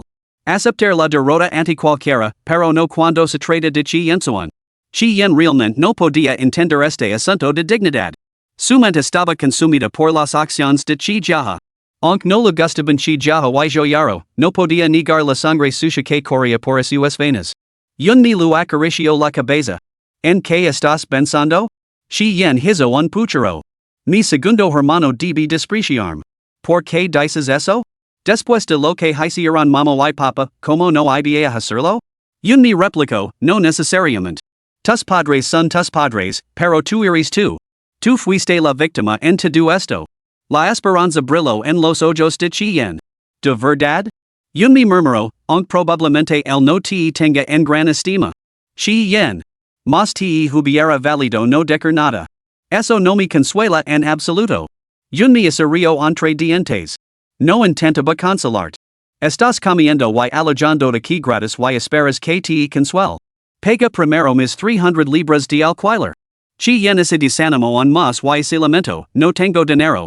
Con el escándalo de Chi Jaha convirtiéndolo en un paria público, la familia Chi había cambiado su nombre a Shengchuan, y allí no había lugar para ella. De repente, a Junmi se le ocurrió una forma brillante de compensar el alquiler, publica un comentario en mi sección de comentarios. Un comentario equivalía a un yuan. ¿Qué debo decir? Solo escribe, Chi Yensuan conquistando a Junmi es una ganga increíble. Chi Yen. ¿De dónde demonios ha salido esta inexplicable vena competitiva? Hermana, ¿no puedes simplemente dejarlo pasar? Junmi lu lanzó una mirada fulminante. ¿Acaso cogiste un teclado durante tu primer ritual de cumpleaños? Eres tan turca. Si no lo publicas, entrega el alquiler. Capítulo 31, Te do por sobrevivir. Chi Yen se quedó sin palabras. No tuvo más remedio que copiar y pegar las palabras de Junmi, publicándolas innumerables veces. Pronto, las respuestas comenzaron a llegar. La es esta la cuenta alternativa de Junmi? A mí me lo parece, una mujer que lucra con unas y dientes por su orgullo. Los teléfonos son tan inteligentes hoy en día que hasta los cerdos pueden escribir. Chi Yen le mostró los comentarios. ¿Ves? La gente sabe que tú has publicado eso. Ninguna persona en su sano juicio pensaría lo contrario. Junmi abrió mucho los ojos. Repite eso. Chi Yen se caló inmediatamente y volvió a copiar y pegar en la sección de comentarios. Poco después, sonó el tambor. Junmi, debe de ser la comida para lavar. Ve a recogerla. Chi Yen puso mala cara y se levantó para abrir la puerta. Al abrirla, balbució, segundo hermano, ¿qué te trae por aquí? El secretario Lin sonrió. El señor Chi ha venido a verte. ¿Podemos pasar para hablar? Chi Yen miró a Junmi y respondió con sinceridad, no estoy muy segura. Puede que no seas bienvenidos. Secretario Lin. Esta Nina es brutalmente sincera. Yunmi replico irritada, por que me mirisimi? Tu pagas los 3,000 yuans de alquiler, así que trae aquí encuentras. Shi yen murmuró, no he terminado de publicar mis comentarios. La mención de los comentarios que se suponía que debía publicar hizo que Yunmi sintiera de repente una punzada de inquietud. Entonces, el secretario Lin preguntó con una sonrisa, ¿qué comentarios? Shi yen lo entregó obedientemente su teléfono. Solo este. Mi pareció tan antinatural, te do por sobrevivir. Yunmi. Uf. El secretario Lin casi se atraganta con su bebida. Esa furas vina competitiva, típica de Yunmi. No solo lo miró él mismo, sino que también se lo mostró a Chi Yensuan. Una chispa de diversión cruzó los ojos de Chi Yensuan, era lo único que la había alegrado en los últimos días. He ganado mi dinero. Chi Yen chasqueó la lengua dos veces. ¿Estás enamorada, verdad? La sala de estar de Yunmi no era grande, y tampoco el sofá que había comprado. Se apropió de un puff, se sentó con las piernas cruzadas en pijama y se sumergió en un juego de combinar tres. Chien, por su parte, se sentó lastimosamente en un taburete bajo, separado por la mesa de centro de Chi Yensuan y el secretario Lin, que estaban frente a ella. Chi Yensuan estaba sentado muy cerca de Yunmi desde su ruptura, era la primera vez que podía sentarse tan cerca de ella con calma, estudiando libremente sus rasgos. La oportunidad era demasiado única y ni siquiera podía ocultar la codicia en sus ojos. No había sido necesario que asistiera personalmente al asunto de hoy. El secretario Lin podría haberse encargado de ello. Pero la implacable presión de los últimos acontecimientos lo había dejado al borde de la explosión, y sus pensamientos sobre ella lo estaban llevando casi a la locura. El secretario Lin sacó el contrato preparado y lo colocó sobre la mesa de café. Shengchuan es propietario de una empresa de joyería a medida, hecho jewelry. El señor Chi ha decidido regalar la empresa personalmente. Será gestionada por profesionales, lo que encaja perfectamente con su experiencia. Chi Yen sintió como si un pedazo de cielo hubiera caído del cielo y aterrizado directamente sobre su cabeza. ¿Regalado a mí? Yunmi finalmente apartó la mirada de su teléfono y echó un vistazo al contrato que había sobre la mesa. Querida. ¿A qué esperas? Formuló. El secretario Lin asintió con una sonrisa. Además, el patriarca designó a 4 nietos para que heredaran el 5% de las acciones de Shengchuan cada uno. Tu parte, junto con algunas acciones y dinero en efectivo, está incluida aquí. El 5% de las acciones significaba que Chien podría no hacer nada durante el resto de su vida y seguir disfrutando de una riqueza y un lujo ilimitados. Yunmi suspiró lentamente. La palabra envidia se había vuelto cansina de pronunciar. El secretario Lin lu lanzó una mirada. Quizás deberías controlarte un poco. Shi yen hizo un puchero. Segundo hermano, ¿de verdad vas a darme las acciones? Después de lo que hizo padre. El secretario Lin sonrió. Lo que hizo el anciano no tiene nada que ver contigo. No tienes por qué dar vueltas. A partir de ahora, concentrate en tus estudios. Tienes toda la vida por delante. Shi yen rompió a llorar y se arrojó a los brazos de Yunmi. Hermana mi, tenías razón. Mi segundo hermano es realmente un buen hombre. El rostro de Yunmi se ensombreció al instante y la apartó de un empujón. ¿Cuándo he dicho yo que tu segundo hermano fuera un buen hombre? Nunca. No te inventes cosas. Chi en celoso, es que estaba tan feliz. Me arrepiento de haber publicado todos esos comentarios antes. Ahora creo que tú eres la que ha salido ganando. Yunmi soltó una risa fría. Pues vitya. Chi yen se retractó inmediatamente, hoy él es mejor que tú, pero a partir de ahora, tú serás mejor que él todos los días. Demasiado tarde. Recoge tus cosas y vitya. Chi yen puso mala cara. No seas así. Te invitará un festín, ahora tengo dinero. Solo entonces Yunmi la perdonó a regañadientes y centró su atención en Chi Yensuan. Asuntos enjado. ¿On no te vas? Aquí no sirvo comidas. El secretario Lin se apresuró a explicar, el señor Chi no veía a la señorita Chi Yen desde hace mucho tiempo y quería invitarla a cenar. Yunmi les hizo un gesto con la mano para que se marcaran. Entonces, marqueas. No os cuides aquí estorbando. En ese momento, legó su comida para lavar. Se levantó para ir a recogerla. Al volver, abrió la caja. Chi Yen kai frunció el seno. ¿Esto es todo lo que vas a comer? ¿Qué tiene de malo? Mi hermana pequeña también como esto y se ha convertido en una chica guapísima. Chi Yen. Por favor, nada de ataques personals. Chienchuan suavizo el tono, te lavara a comer algo como debido. Chien protesto, segundo hermano, no ibas a lavarme tú? El secretario Lin no se atrevió a recordar que ella era solo un capricho de última hora. Sin embargo, le lanzó una mirada significativa a Chien, si consigues que me venga contigo, tu segundo hermano podría tratar on mejor. Chien finalmente entró en razón, agarró la mano de mi y dijo, hermanami, vamos juntas.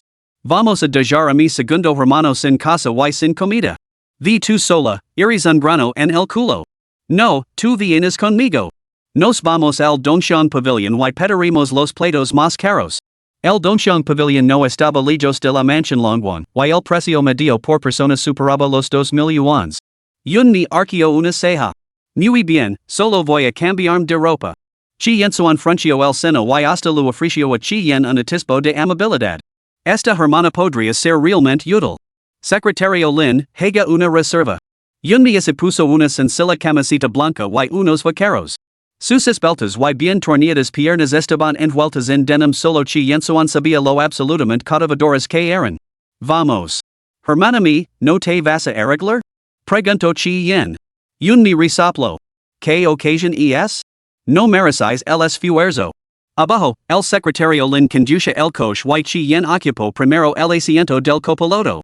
Por primera vez, le lanzó a Chien una mirada de agradecimiento. Inesperadamente, al momento siguiente, me comentó, tu segundo hermano te acaba de dar tanto. ¿No deberías aprovechar esta oportunidad para cultivar tu relación con él? ¿No tienes sentido común? Chien se quedó momentáneamente estupefacto por las palabras de mi, que le parecieron totalmente razonables. Rápidamente se trasladó del asiento del copiloto al trasero. Menos mal que la hermana me lo ha recordado. Me aprovechó la oportunidad para ocupar el asiento del copiloto y se abrochó el cinturón de seguridad con la conciencia tranquila. Secretario Lin. Su mirada de admiración había sido prematura. Chien sonrió al ver el perfil de Chien suan. Segundo hermano. Chien suan respondió con paciencia mesurada. Era totalmente desconcertante como un segundo hijo tan dulce había podido nacer de personas como Chi Jaha y Joyaru. Capítulo 32, ¿Qué dice Cueto sin topper? El grupo de cuatro llegó al Dongxiang Pavilion. El gerente los acompañó arriba a una sala privada, donde el ambiente era más tranquilo y cómodo.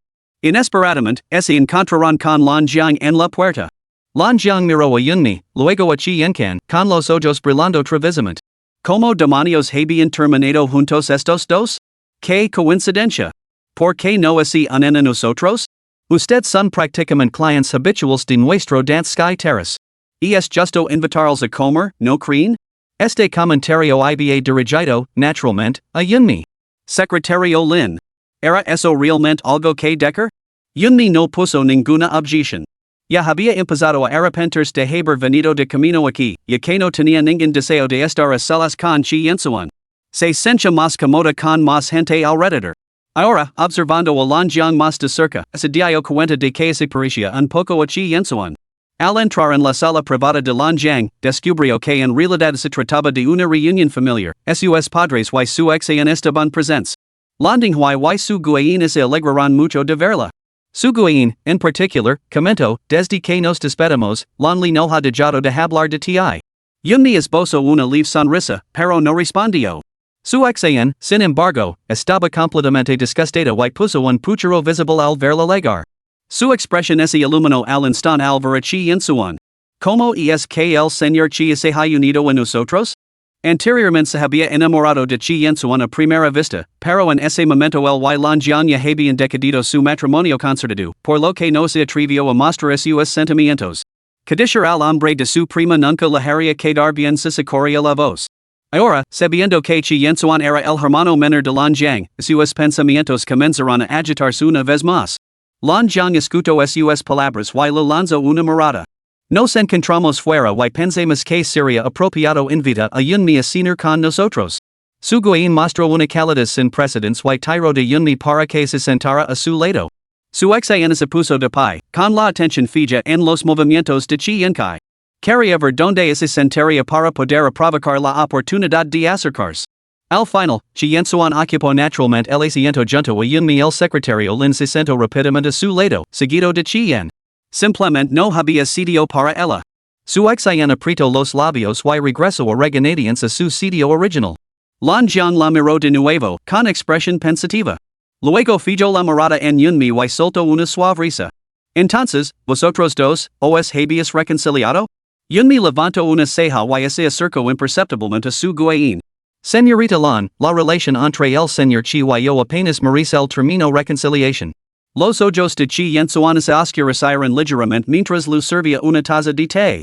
No se atrevía a sobrepasarse, incluso al servir el té lo hacía con evidente cautela. Lan Jiang no pudo evitar suspirar para sus adentros. Este chico estaba realmente enamorado. Su exayan sonrió, totalmente de acuerdo con las palabras de Yunmi. Yunmi tiene toda la razón. No es una situación propia de una novia, ¿por qué habría de aplicarse el término reconciliation? Yunmi pareció darse cuenta de su presencia solo entonces, y sus ojos se arrugaron con diversión al mirarla. Via, que dice no se has salido bien para que hayas podido salir otra vez? Su exayan frunció el seno con exasperación. Incapaz de ganar a Yunmi verbalmente, se volvió hacia su guayin en busca de apoyo. Tía, mirala. Su guayin suspiró impotente. Tú eres la que ha estado ofendiendo a la gente. Mejor calate ahora. Las acciones de Chi en Chuan eran tan evidentes. Si ella no fuera su novia, ¿sería él tan atento? Yunmi preguntó con una sonrisa, tía Su, ¿por qué no ha venido Lanli? Últimamente no se encuentra muy bien, así que no la he dejado salir. Quizás después de cenar podrías venir con nosotros a verla? Lu encantaría. Su exayan resopló indignada, Yunmi debe de estar muy ocupada. No tendrá tiempo. Yunmi se rió. ¿Quién dice que estoy ocupada? Muy bien, después de cenar mi pasar por la residencia Lan para hacer compañía a Lanli estará encantada. Aparte su exayan, a Yunmi lo cae bastante bien el resto de la familia Lan. Especialmente después de que lo regalaran una casa. Visitar a Lanli era lo mínimo que podía hacer. Una vez que llegaron los platos, Yunmi se quedó en silencio, concentrándose en su festín y ignorando al hombre que tenía a su lado. Su exayan hizo repetidos y tímidos intentos por entablar conversación con Chi Yensuan, imposibles de pasar por alto. Finalmente, reunió el valor para hablar, Señor Chi, el pichón blasido con cristal de Dongxiang está realmente exquisito. Probelo. Esta vez, incluso su guayin la miró con asombro. Quizás, al haber pasado por alto a su exayan, como tía suya, solo hoy se había dado cuenta de los sentimientos de su sobrina. Un hombre como Chi Yenkan estaba muy por encima de su alcance. Sin embargo, para su sorpresa, Chi Yensuan cogió los palillos comunes y seleccionó un trozo de pichón. Su exayan estaba encantada, realmente se lo había comido. Entonces, al verlo transferir el pichón al cuenco de Yunmi, la sonrisa de su exayan se congeló. Tenía las palmas de las manos casi en carne viva de tanto excavar nerviosamente. Comentó con amargura, el señor Chi es muy considerado, ¿verdad? Yunmi resopló y pasó el pichón al cuenco de la secretaria Lin con una sonrisa que no ligaba a sus ojos. Me temo que no soy digna de la consideración del señor Chi. Dejé que la secretaria Lin asuma la responsabilidad. El secretario Lin, que de repente se convirtió en el centro de detención, se sintió como si estuviera sentado sobre alfileres. Ser empleado es siempre el papel más difícil. Su exayan se mordió el labio y miró a Chi Yensuan con una mirada de puro resentimiento. Yunmi se rió entre dientes. Su exayan, ¿llevas demasiado tiempo soltera? ¿Te presento a un novio? Me he dado cuenta de que llevas bastante tiempo fallando en los hombres que me rodean. Su guayin intervino con una sonrisa, su exayan acaba de empezar su carrera y aún no está preparada para el amor. ¿Verdad, su exayan? Su exayan solo pudo asentir con rigidez y luego volvió a centrar la conversación en sí misma. Sí, recientemente me he apuntado a un reality show en el que famosos suedan de niños. Participo como una persona normal, haciendo de madre en prácticas. Es mi primer programa de variedades, así que no sé cómo iré pero me encantan los niños, así que no debería ser un problema. ¿Te gustan los niños, Yunmi? Yunmi la miró. No. ¿En serios? ¡Qué pena! Su exayan sonrió. Yunmi respondió, no es una pena. Hay muchas cosas que no me gustan.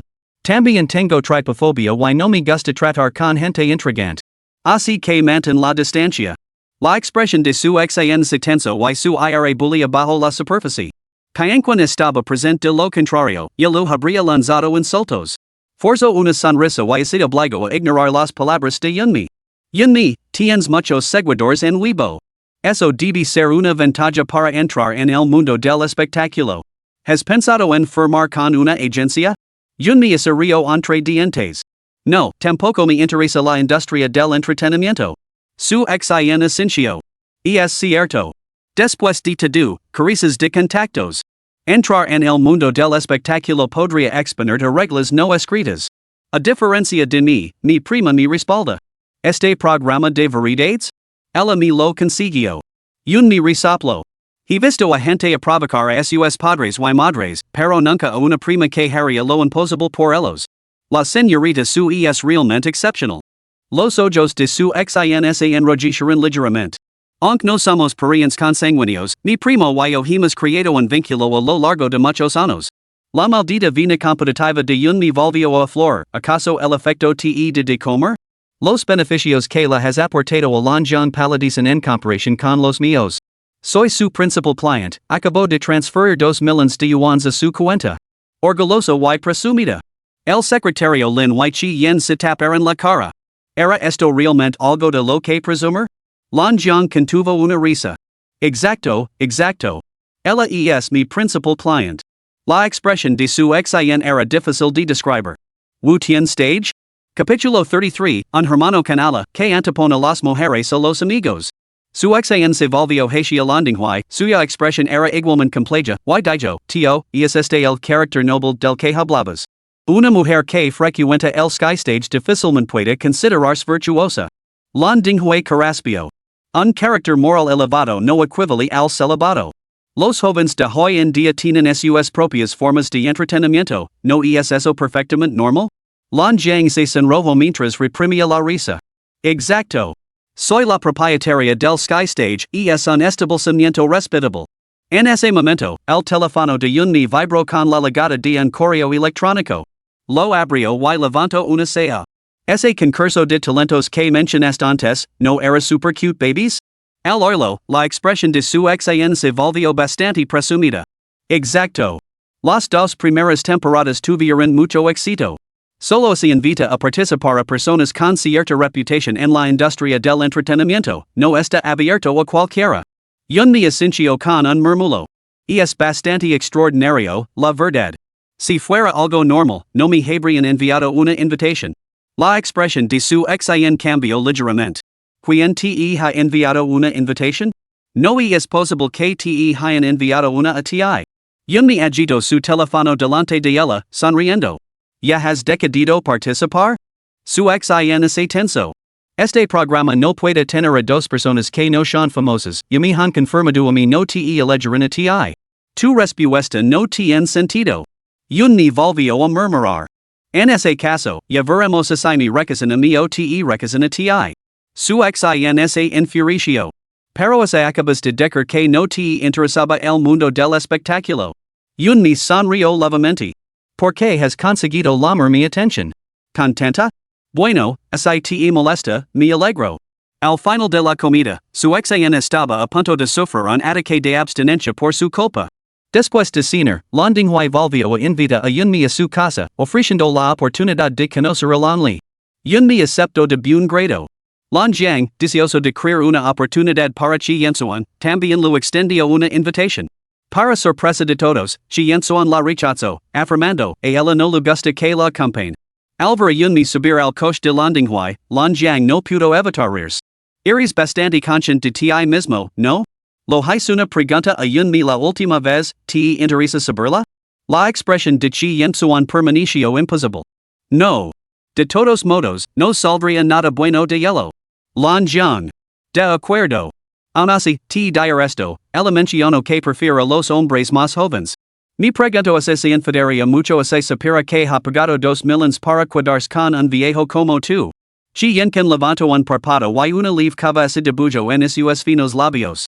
Si no hubiera aceptado ese trabajo del número 100, la plataforma de baile podría no haber sobrevivido. Longjong lo miró fijamente, con una sonrisa que no ligaba a sus ojos. Que maldito traitor, anteponiendo el romance a la amistad. De camino a la residencia Lon, un me estaba mirando distraidamente su teléfono cuando vio un sobre rojo de Little 8.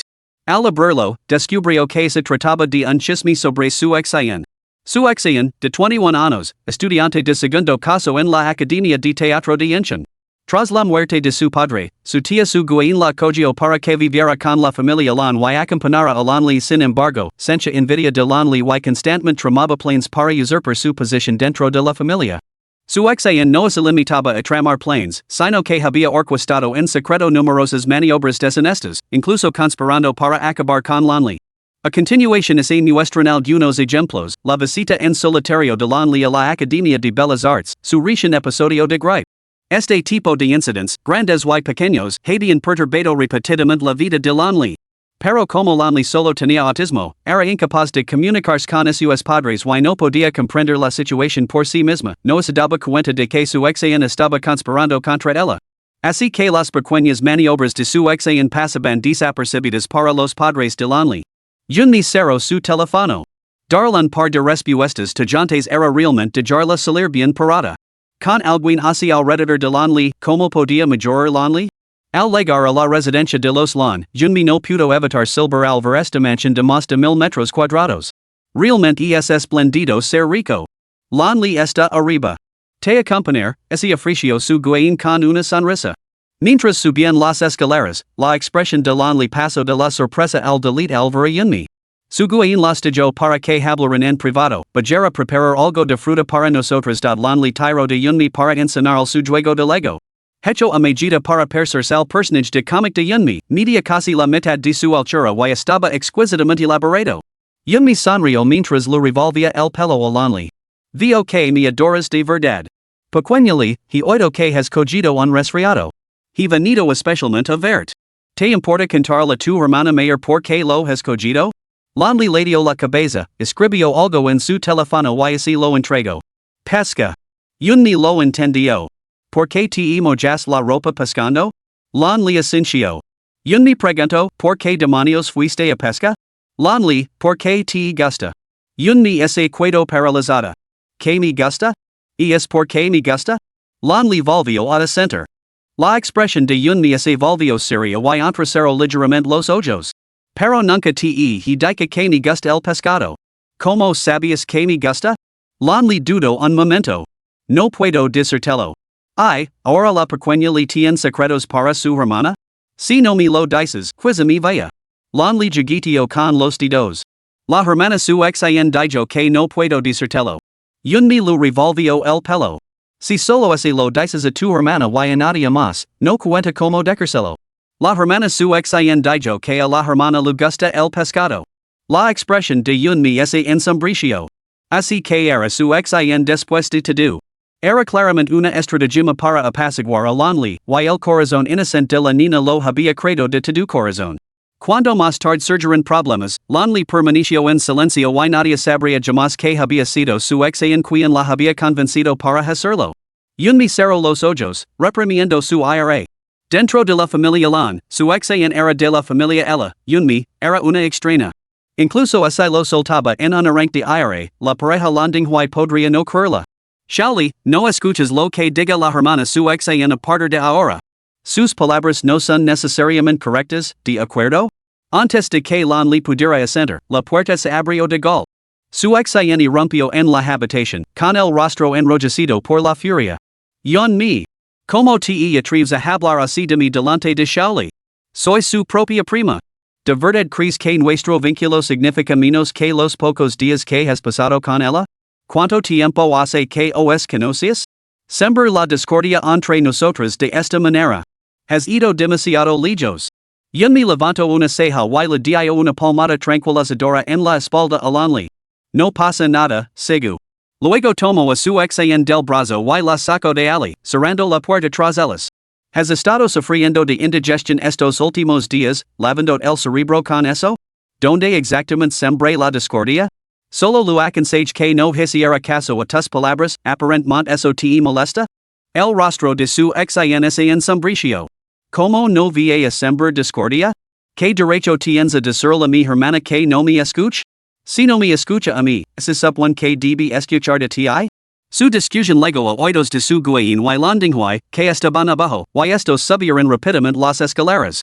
Su guain habló con suavidad, Xiao exayan, Yunmi, ¿qué pasa? A su exionese leneron los ojos de lágrimas y se adelanto a ellos. Tia, no es que mi fault hospitalidad. Yun mi ha ido demasiado lejos. Ha hablado mal de mi delante de Shaoli, tratando de crear discordia entre nosotros. Capítulo 34, Sembrando la discordia. Su guayin y landing y palidecer invisiblemente. Ellos apreciaban a lon li por encima de todo. Una vez, una niñera había pronunciado un par de comentarios descuidados delante de lon li y su guayin la despidió inmediatamente. Sin embargo, Jun mi y lon li eran muy cercanas su guayin se negaba a pensar mal de ella. Su exayan, seguro que hay algún malentendido. Yun mi no es ese tipo de persona. Landing y asincio con la cabeza, confiando en el carácter de Yun mi. Sin embargo, su exayan insisto entre lágrimas, lo oí con mis propios oídos. ¿Qué malentendido podría haber? Su guayin insisto patientemente, ¿qué dijo exactamente Yun mi?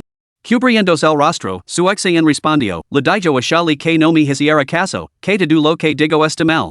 ¿Qué otra cosa es eso sino sembrar discordia? Su guayin dudo y se volvió hacia Yun mi. Yun mi, de just eso? Yun mi sonrió.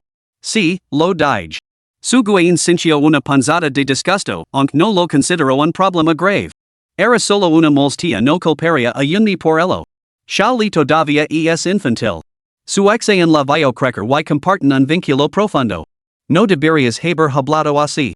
Y si Shaoli ese lo tomara a pecho. Eso haría daño a su exayan. El tono de su guayin seguía siendo tan amable como siempre, como el de una anciana reprendiendo a su propia hija, lo que desorientó momentáneamente a Yun mi. Esperaba que su guayin se enfadara, al fin y al cabo, su exayan era su propia sobrina.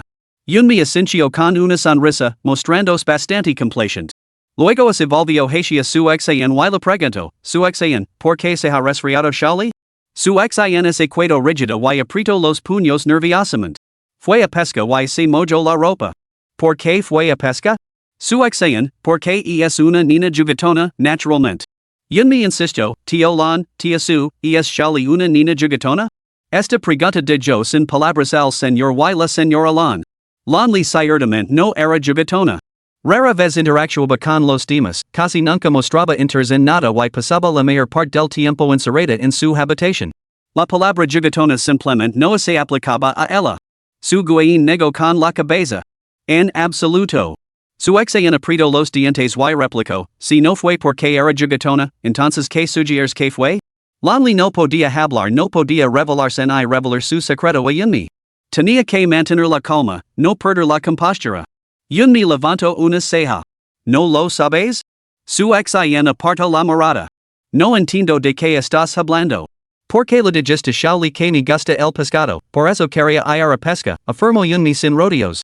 Las expresiones de landing y su guayin se ensombrecieron simultáneamente, y sus miradas penetrantes se fijaron en su exayan. Ignorando la mirada asesina de su exayan, Yun mi continuó, pero su exayan, solo nos conocemos desde hace unos días. ¿Cómo sabías que me gusta el pescado? No recuerdo haberlo mencionado nunca. Su guayin preguntó bruscamente, su exayan, ¿es cierto lo que dice Yun mi? Su exayan intentó inventarse otra mentira, pero en ese momento, sus excusas se desmoronaron. El pánico se apoderó de ella y, ante la imponente presencia de landing y, finalmente decidió confesar. Shaoli quería hacerle un regalo. Ella vio por casualidad un pez en un libro y yo lo mencioné sin pensar. Nunca imaginé que Shaoli lo recordaría. No me di cuenta hasta más tarde, por eso la dejé ir a pesca el pez. Esta explicación era mitad verdad, mitad mentira, una admisión de culpa, pero solo Yun mi sabía que estaba echando la culpa a otra persona. La expresión de su guayin se ensombreció. Su exayan, ¿no sabías cuál era el estado de Shaoli? Lo que hiciste estuvo mal. Especialmente después de que enfermara, no solo ocultaste la verdad, sino que deliberadamente nos mantuviste en la ignorancia. Su exayan volvió a romper a llorar, esta vez con sollozos genuinos. No fue mi intención. Solo temía que el tío y la tía me culparan. Sé que me equivoco y le pedido perdón a Shaoli. Juro que a partir de ahora la cuidaré bien. Landing y mantuvo el rostro sombrío y serios, sin ofrecer palabras de consuelo. Su guayin suspiró. No importa. Ve a tu habitación y comete. Ten más cuidado la próxima vez. Al fin y al cabo, era su propia sobrina y, habiendo salvado una vez al only, no podía simplemente dejarla.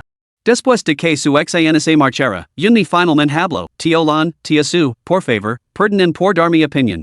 No creo que su ex sea la persona adecuada para cuidar de Shali tiene que centrarse en sus estudios y su carrera no puede dedicarse por completo a acompañar a Shali y esta vez, Shali solo es mojo la ropa, pero y si se hubiera quedado al estanque? Al igual que cuando se perdió en la Academia de Arte la última vez, y si se hubiera encontrado con delincuentes en lugar de con unas pocas chicas rebeldes.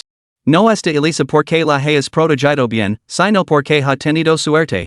Las palabras de Yunmi sacudiron a Landinghui y su esposa, que entraron en un estado de alarma tardía.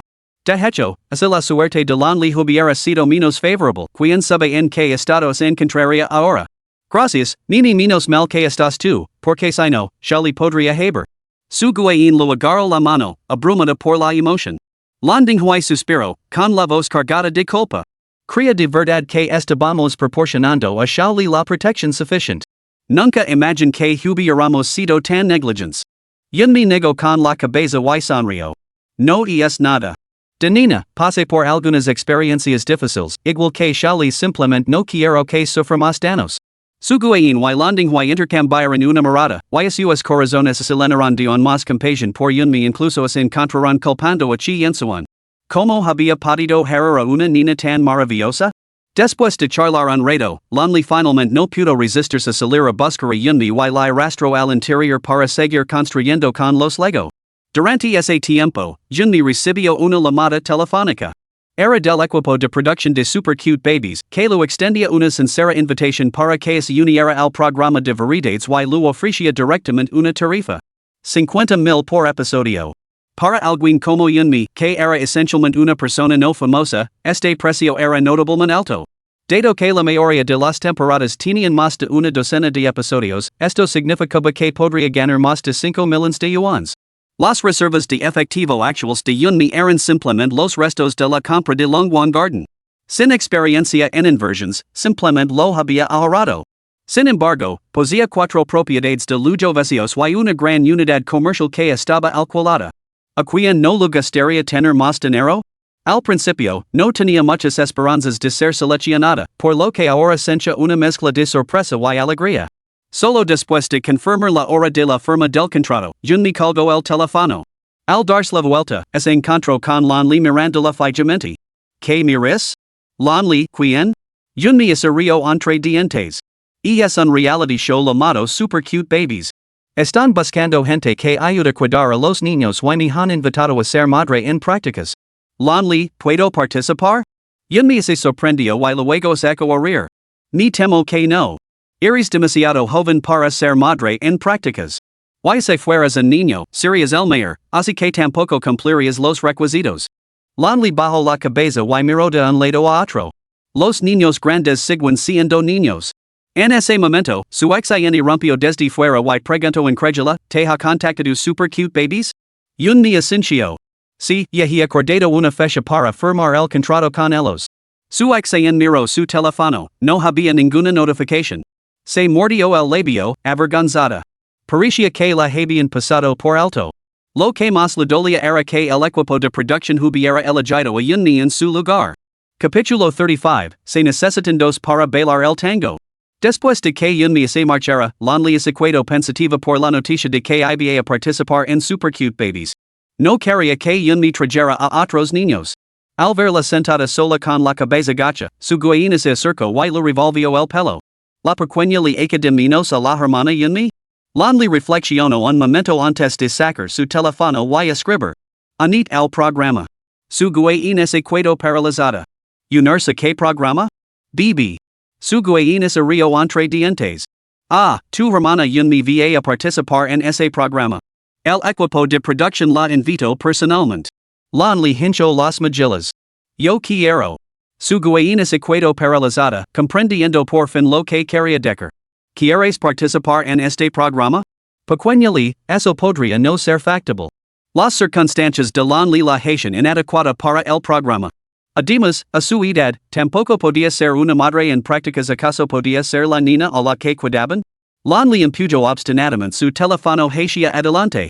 Iba a participar. A su guayin lo empezó a doler la cabeza. Lanli siempre era especialmente terca con ciertas cosas. Como ahora, una vez que declaro que es iba a punter, su guain no tuvo más remedio que aceptar. Esa noche, lonely empiezo a protestar negando su comer. ¿Qué diablos vamos a hacer? Si lamento su guain con impotencia. La expresión de la Manhwa es ensombricio. Esto es pura obstinación. No podemos consentir todos sus caprichos. Si se niega a comer, que pase hambre. Su guain es equado en silencio.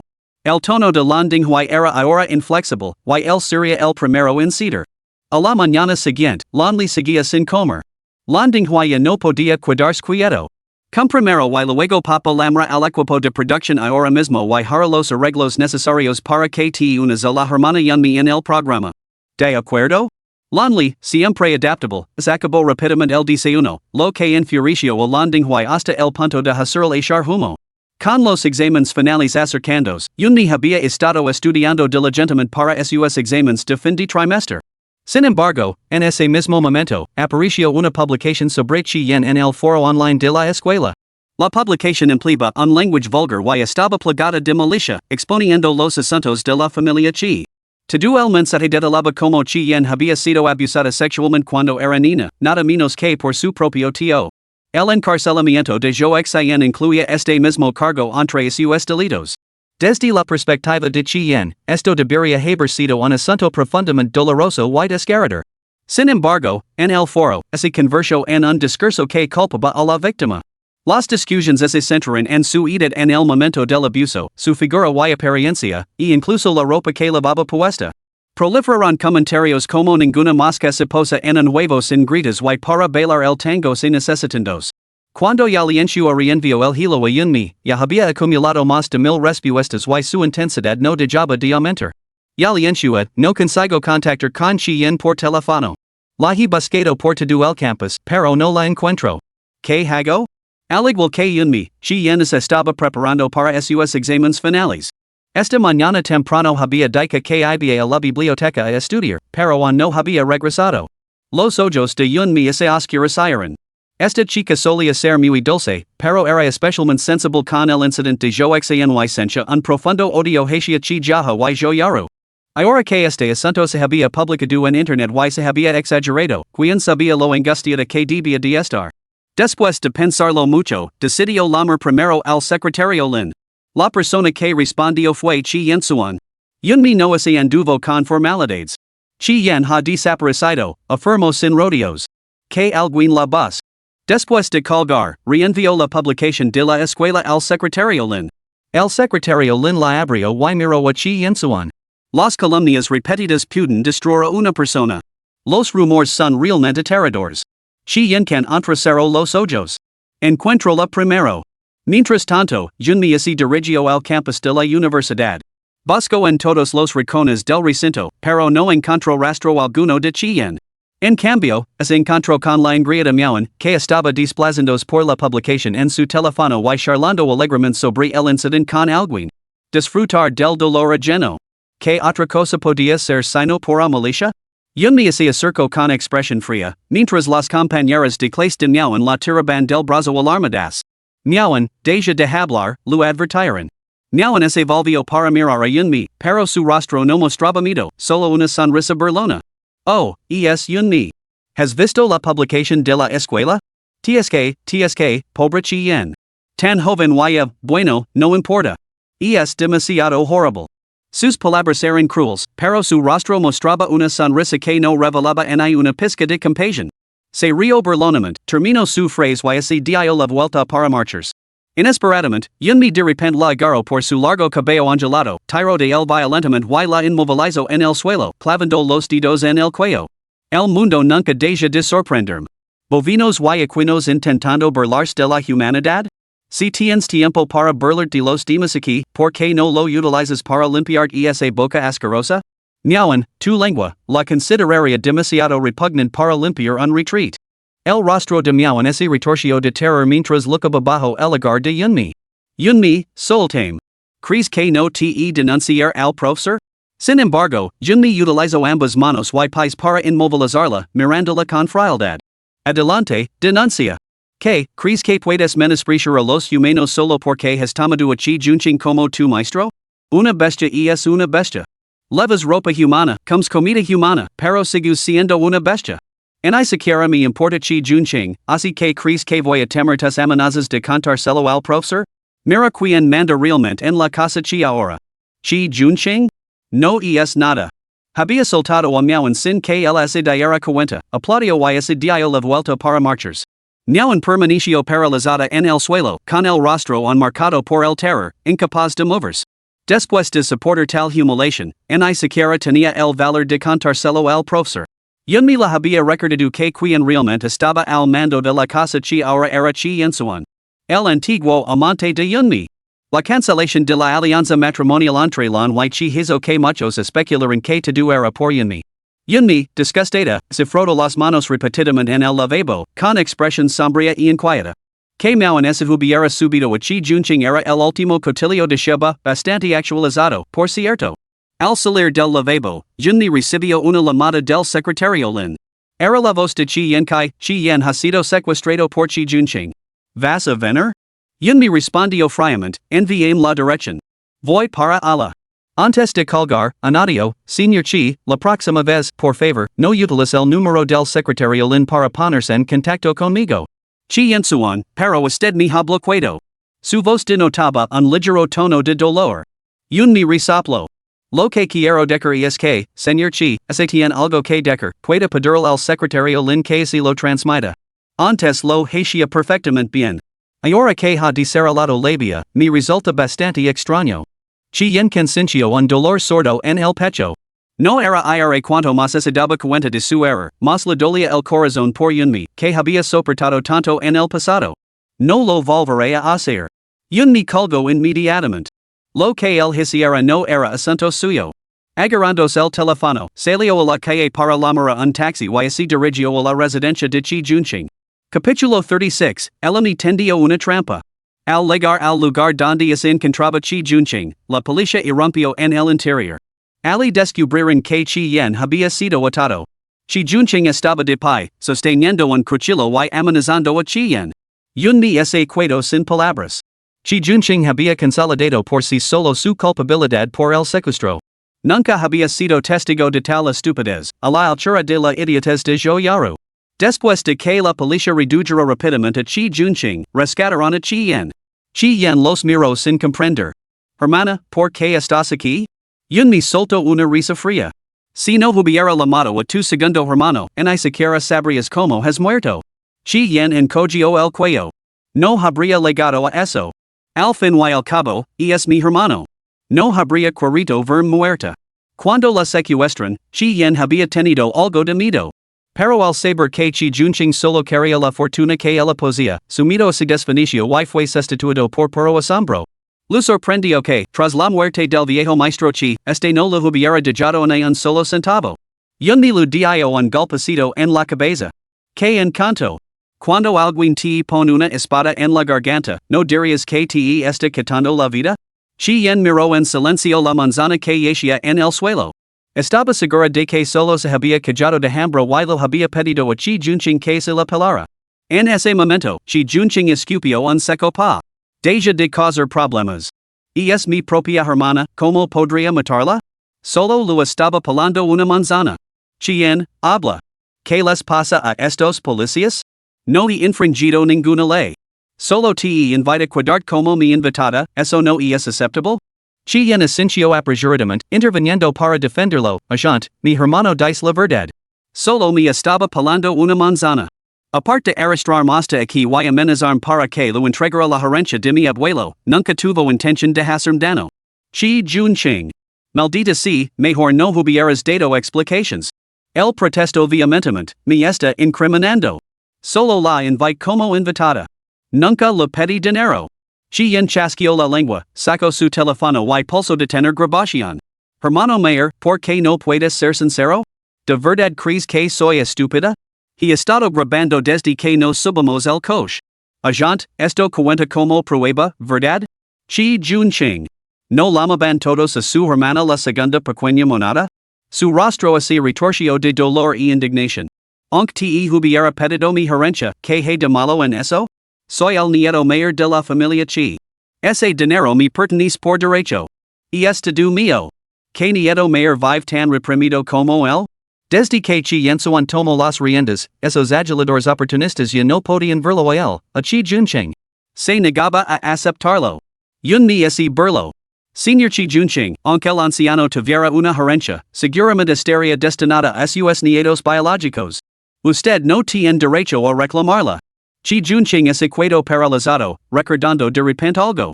Sus ojos se volvieron carmesí, en ellos se entremezclaban el odio y la incredulidad. ¿Qué ha dicho? ¿Qué tonterías está diciendo? Si no era miembro de la familia Chi, ¿quién era entonces? Yo me vio que el secretario Lin se acercaba con una silla, la cogió sin dudarlo, se sentó y pronunció sus siguientes palabras con un movimiento fluido. Secretario Lin. ¿Quién es mi jefe? Ya que lo preguntas con tanta insistencia, te lo explicaré amablemente. Tú, Chi Junching, no eres de la estirpe Chi. En cuanto a quién es tu padre, tendrás que preguntárselo a tu madre, aunque ella era bastante promiscua antes de casarse con tu padre, así que es posible que ni siquiera lo sepa. Pero fuera quien fuera, desde luego no era Chi ya. ¿Entendido? Chi Junching estalló de furia y se debatió violentamente contra el hogar de los agentes de policía. Su rostro se sonrojó y las venas se le hincharon de forma prominente. Imposible. Una palabra más de esta tontería y te matar. Yo me echo la silencia atrás con una patada, alejando varios metros para mantener la distancia con Chi Junching. Chasqueó la lengua con total disgusto. ¿Tan alterado? ¿Qué palabras te han herido? Demelo y te las repetir. Chi Junching casi escupió sangre de pura furia. Si hubiera sabido este desenlace, habría aceptado su destino desde el principio. Al ver como la policía se levaba a Chi Junching, Chien parecía algo abatida. Pensaba que era mi verdadero hermano mayor, pero resulta que tampoco lo es. Así que, en realidad, Chi ya solo la tenía a ella como hija biológica. Yun mi lo acarició la cabeza con tenura. Aunque no compartes el mismo padre, vuestras mentes son muy parecidas. Chi yen. Maldita sea. La verdad es que me sentía bastante deprimida por ese mensaje que circulaba después de salir de la escuela. Acababa de salir de la biblioteca cuando me trajeron aquí. Yun me la observo. No estás herida, ¿verdad? Chi yen negó con la cabeza. Chi Junching solo quería dinero. No me haría daño. Su vínculo fraternal no era especialmente estrecho, pero Chi Junching no la había tratado mal mientras crecían. No era el tipo de persona capaz de cometer un acto tan atroz. Al pensa en el aviso de la escuela, Chi yen suspiró suavemente. Es solo que, es vergonzoso. Yun me apretó los labios y su mirada se volvió fría. Tú eres la víctima. Si el otro no se siente avergonzado, ¿por qué deberías sentir tú? Debemos luchar contra este tipo de cosas, no permitir que nos calumnien. Chi yen, no has hecho nada malo. El secretario Lin se ajustó las gafas. La señorita Yun me tiene toda la razón. El señor Chi ha dispuesto que se recopilen pruebas. Emprenderemos acciones legales tanto contra el autor original del mensaje como contra quienes hicieron comentarios insultantes y incendiarios en el hilo. Chi yen bajó la cabeza abatida. Entendía los principios, pero ponerlos en práctica resultaba difícil. Yunmi no esperaba que se recuperara de inmediato. La llevara a casa para que descanse, afirmó. No miró a Chi yen suan ni una sola vez durante toda la conversación. Mostró más calidez hacia el secretario Lin que hacia Chi yen suan. El secretario Lin observó el perfil frío y sombrío de Chi yen y sintió una punzada de lastima. Él lo había advertido que esto sucedería. Seguramente ella lo lamentaría. Yun me acompañó a Chi yen a casa. No piensas en nada. Solo duerme. Chi yen asintió obedientemente. Yun me, sin embargo, sacó su tablita y dibujó un bocito. Una chica inocente lloraba, ensangrentada, mientras una sombra, un agresor varias veces más grande que ella, la envolvía por completo. Detrás de ella se encontraban aquellos que habían condenado a la víctima con sus palabras. Fueron todas las palabras de estas personas las que realmente la mataron. Un caballero no se queda debajo de un muro que se derrumba. ¿Cómo no había protegers? Las moscas no se posan en huevos sin gritas. Ella tampoco era precisamente inocente. ¿Por qué solo te atacaron a ti? ¿Por qué vestías de forma demasiado provocativa? Cada palabra era como una daga que se clavaba en el corazón de la víctima. Yunmi no respondió en el foro, sino que publicó directamente en Weibo. Yunmi vi, me niego a unirme a la celebración de los perpetradores. Rechazo culpar a la víctima, Imagen. Mientras el hilo de Baidu tieba se calentaba cada vez más, pocos en Weibo eran conscientes de la conmoción. La imagen provocó una gran confusión. ¿Qué está pasando? ¿Estoy en 2G? ¿Me he perdido algún escándalo importante? Vengo de la Academia de Bellas Artes tieba. Yunmi debe estar defendiendo a su hermana menor. Capítulo 37, Chantage Moral. Antes de que los internautas pudieran reflexionar mucho, Shengchuan Group volvió a publicar el Weibo de Yunmi. La popularidad de la publicación se disparó, impulsándola a los temas de tendencia. Cuando alguien compartió el hilo de tieba, salió a la luz toda la historia. Una chica que había sido agredida sexualmente, una víctima por definición, fue objeto de una avalancha de insultos en el foro de su universidad. Esa violencia verbal puso al descubierto el lado más feo de la naturaleza humana. Los internautas atraídos desde Weibo inundaron el hilo. Para bailar el tango se necesitan dos. Asoma la cabeza y encenar se hace ruido. ¿Las moscas no se posan en los huevos perfectos? ¿Dónde no se posan las moscas? Si una mosca se posa en ti, eso te convierte en mierda? ¿Iba vestida de forma provocativa? XSWL, una niña de 10 años intrigante seduciendo a un hombre adulto inocente de 20 tantos años? La narrativa de culpar a la víctima no es nueva. Cada vez que ocurren incidents similares, siempre hay alguien que critica los defectos de la víctima. El daño causado por el abuso verbal no es menor que el daño físico infligido por el agresor. El autor de la publicación finalmente se dio cuenta de que la situación se había agravado y intentó borrarla, pero para entonces ya se había convertido en una bola de nieve fuera de su control. La publicación no era algo que pudiera borrar a su antojo. Shi Yen se desplazó por los comentarios en línea. Debajo de los comentarios obscenos y maliciosos originales, ahora se extendía un mar de insultos, todos defendiéndola. Se sintió conmovida hasta las lágrimas, al experimentar por primera vez la protección de tanta gente. Hermana mi, gracias. Al final, fue Yunmi quien habló en su nombre, permitiendo que más gente viera su agravio. Yunmi sonrió. Solo deseo que puedas liberar de las cadenas que te atan. O tal vez, las cadenas que la sociedad impone a las mujeres. Mientras tanto, la universidad también se había puesto en contacto con Chien. Habían identificado al autor original de la publicación y rastreado las identidades de quienes habían dado altas calificaciones y elogios a los comentarios maliciosos. La mayoría eran estudiantes de la Academia de Bellas Artes, y unos pocos eran miembros del público en general. La postura de la universidad era que el incidente había causado importantes repercusiones y esperaba que Chien considerara un acuerdo privado. Chien miró a Yunmi en busca de orientación. Yunmi respondió, no hace falta que me preguntes. Haz lo que crees convenient.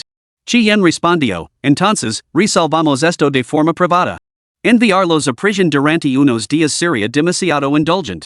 Yunmi acompañó a Chien a la universidad, donde Li Hua, decano de la Facultad de Arte y Diseño, se estaba ocupando del asunto. No los he convocado aquí sin consultarlo primero con usted. ¿Dice reunirse con ellos y recibir sus disculpas en persona? Chien negó con la cabeza. No deseo verlos. Li Hua asintió. Las decisiones disciplinarias de la escuela son las siguientes. Por favor, revísalas por si hay algo que añadir. Dado el gran impacto de la publicación y el grave daño a la reputación de la institución, la lista se había procesado rápidamente tras su publicación.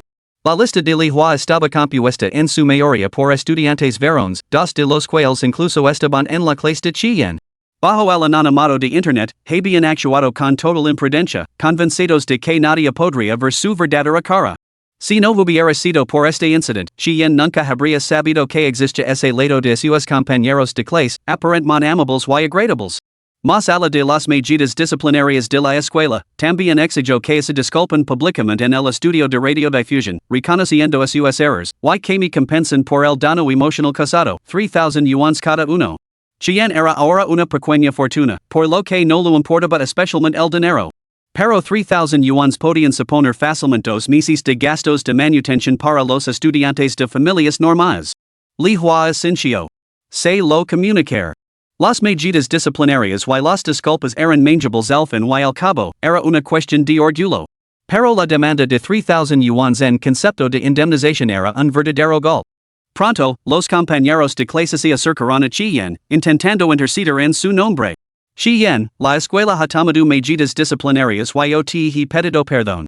Si hay algo más con lo que no esté satisfecho, por favor, dilo. El chico que hablo era Lu Kuan. A los ojos de Chien, era un estudiante típicamente diligente y ambicioso, centrado únicamente en sus estudios. El otro chico, Zhou Yuxing, provenía de una familia en la que ambos padres eran profesores, y su educación había sido bastante estricta. Exacto. Somos compañeros de clase, por el amor de Dios. ¿Y es esto realmente necesario? Tenemos muchos años por delante juntos. Si comamos las naves ahora, ¿cómo vamos a lavarnos bien más adelante? TSK. ¿Crees que puedes salirte con la tuya solo porque estás un poco loco? Solo tienes una cara y has perdido toda tu dignidad. Que te queda por destrozar, si no levaras piel humana, ¿serías siquiera digno de estar en la misma clase que Chien? Cuando te tratamos como a un humano, ¿podrías al menos fingirlo correctamente? Deja de ladrar como un perro todo el día.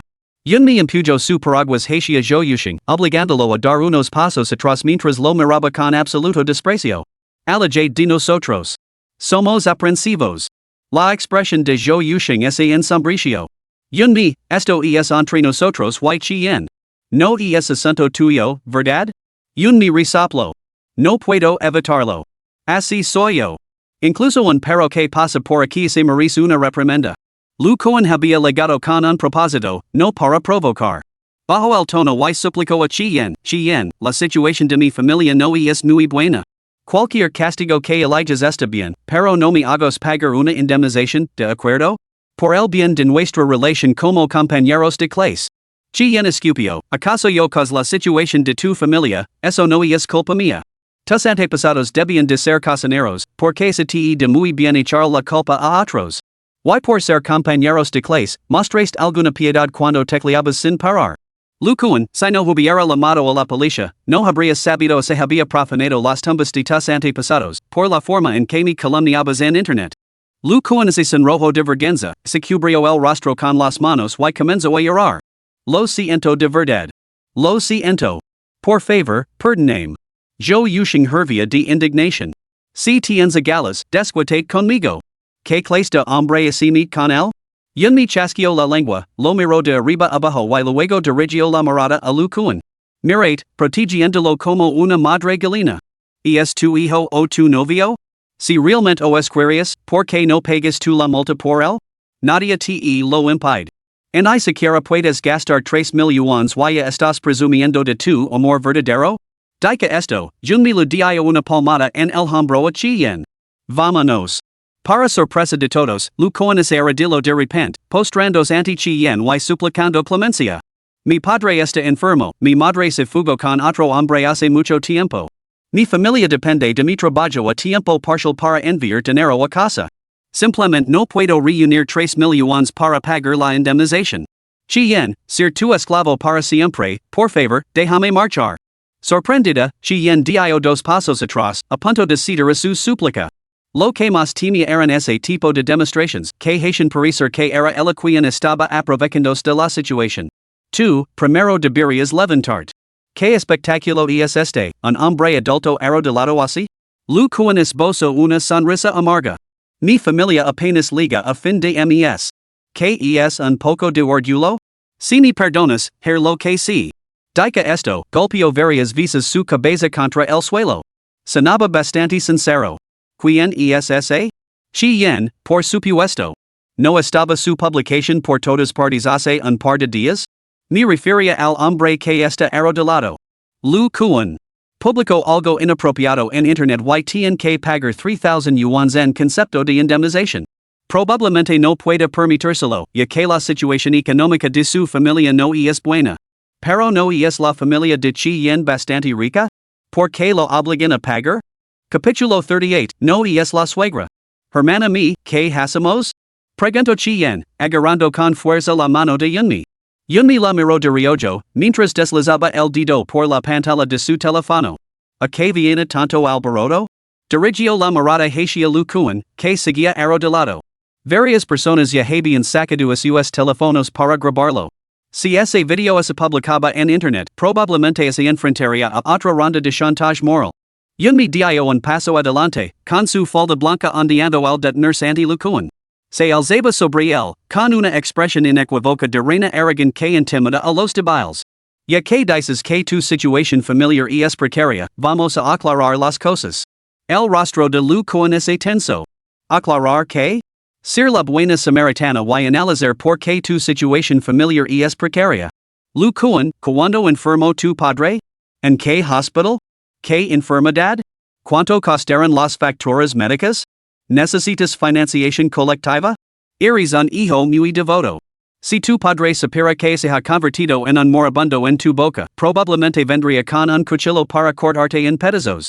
Las manos de Lu Kuan, apoyadas en el suelo, se cerrarán de repente en puños. Esto es asunto mío. No miento, mi padre está enfermo. Yun me asincio con la cabeza, con expresión imposible, y pregunto, ¿un resfriado? ¿O fiber? Ahora hablemos de tu madre. Cuando ella soportaba la violencia doméstica de tu padre 3 veces al día, ¿tú ya tenías edad suficiente para entenderlo, no? ¿Solo has dicho que lo viste con tus propios ojos? No se sabe con certeza ese escapo o se la enteraron, ¿verdad? Los estudiantes que los rodeaban se quedaron boquiabiertos, agarrando sus teléfonos con entusiasmo. Lu Kuan bajo la cabeza aterrorizado, lleno de remordimientos por haber venido aquí a enfrentarse Chien. No sé de qué estás hablando. Te pegar, te devolverá hasta el último centavo, aunque tenga que vender todo lo que tengo. ¿Te parece bien? Cuando intento levantarse, yun me lo presionó la muñeca. No hay prisa. No he terminado. Antes estabas muy hablador, segu. El rostro de Lu Kuan se contorsionó de dolor. Yo yushing empujo a yun me han ledo, con la furia desbordandos. Yun me, no tientes a la suerte. Yun me bajo la mirada hacia ellos, con una sonrisa burlona en los labios. Nuestra Academia de Arte tenía 2 gatos callejeros. Han desaparecido recientemente. Lu Kuan, ¿sabes dónde pueden estar? Chien abrió mucho los ojos. Hermana, te refieres a Shohei y Xiaobai?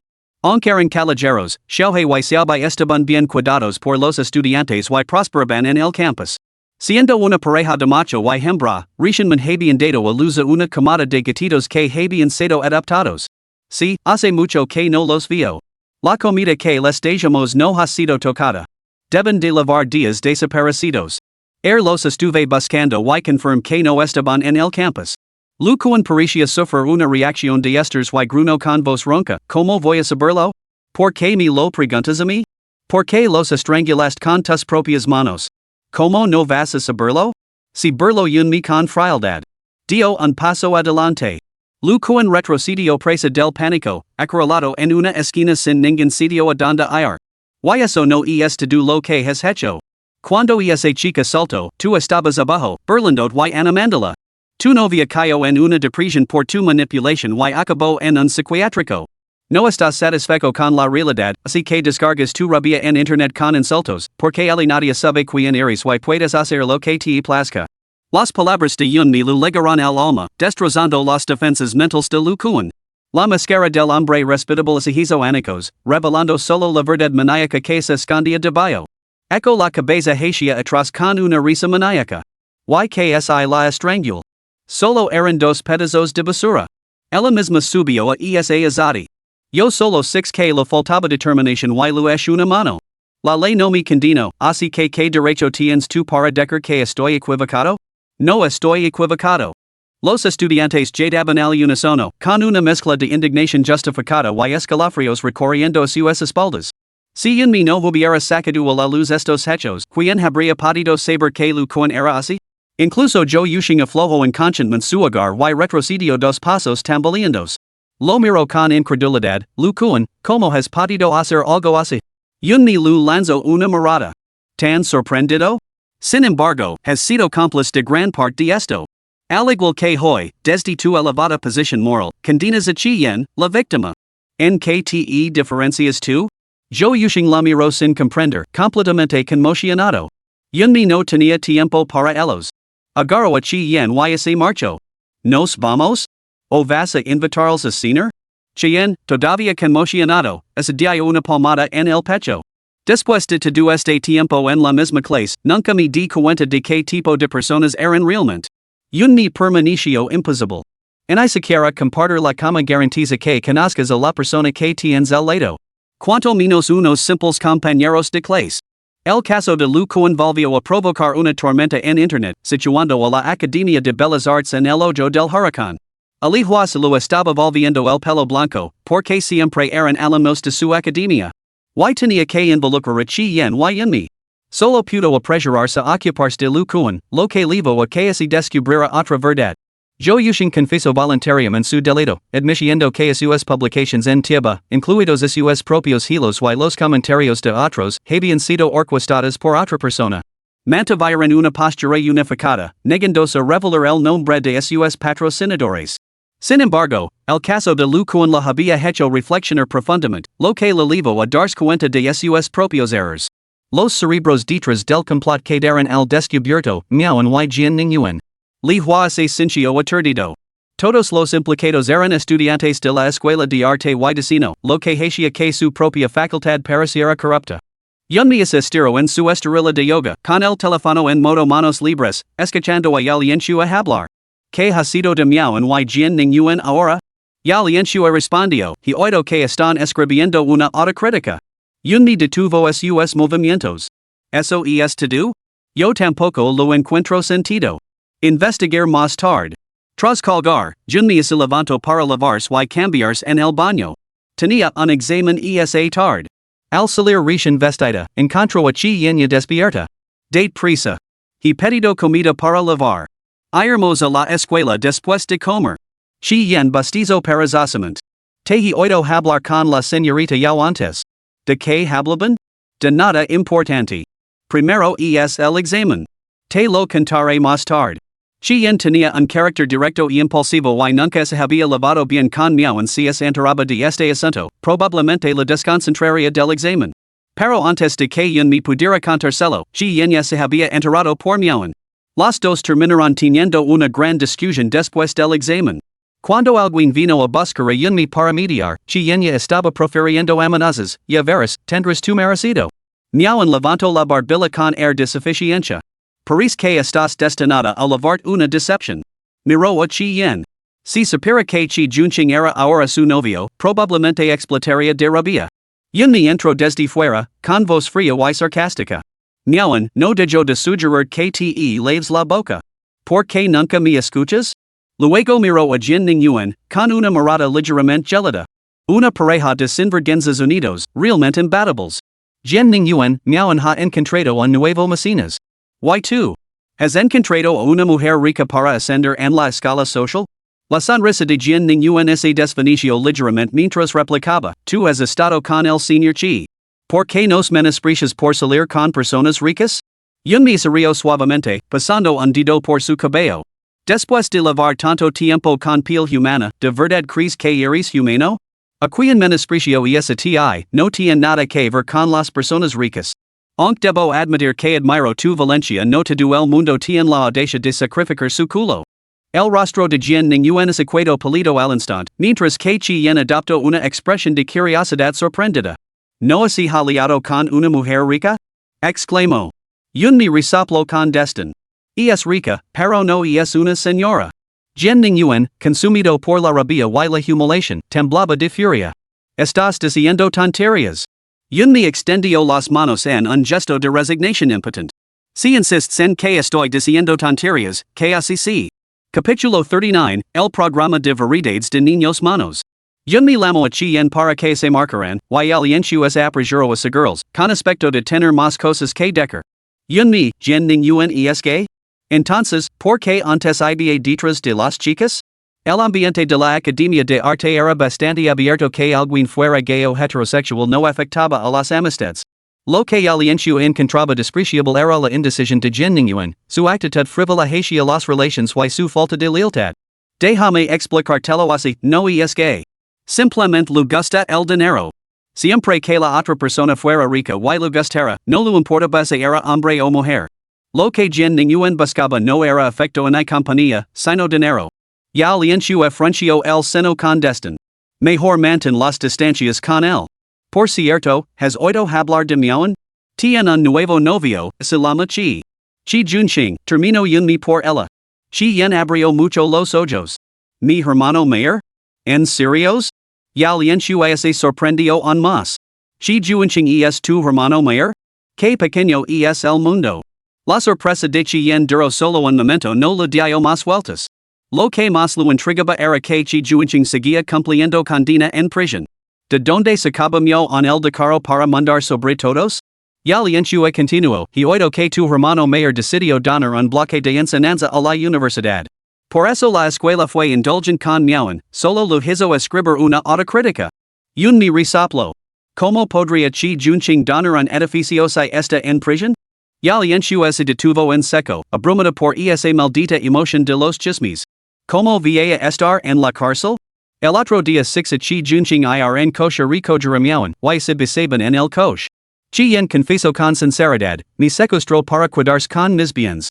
Sigo encerrado, ¿cómo vaya donar un edificio a la escuela? Li Hua, que pasaba por allí, escucho este comentario. Li Hua se detuvo bruscamente y agarró a Chien del brazo. Chien, ¿estás seguro de que chi juinching está en la cárcel? Absolutamente seguro. Es mi hermano mayor, conozco los detalles mejor que vosotros. Yun me levanto una ceja. Director, aunque chi juinching no estuviera en la cárcel, no tendría los fondos para donar un edificio a la escuela. Cream, esto es un callejón sin salida. Chi juinching no tenía ni un centavo. Pedir que donara un edificio era más irrealista que esperar que Chien lo hiciera. Li Hua sintió que la escuela había sido engañada. Si no fuera por este edificio, nunca habrían hecho la vista gorda ante las transgresiones de miauen. Entiendo. La escuela lo verificará. La idea de seguir en redondos le daba dolor de cabeza a Li Hua. Entonces buscó a miauen para preguntar sobre la donación del edificio. ¿Sabes dónde está ahora el señor chi juinching? Miauen respondió con impaciencia, directora, ¿no crees que vamos a incumplir nuestra palabra? Solo es un edificio, algo insignificante para él. Li Hua asintió.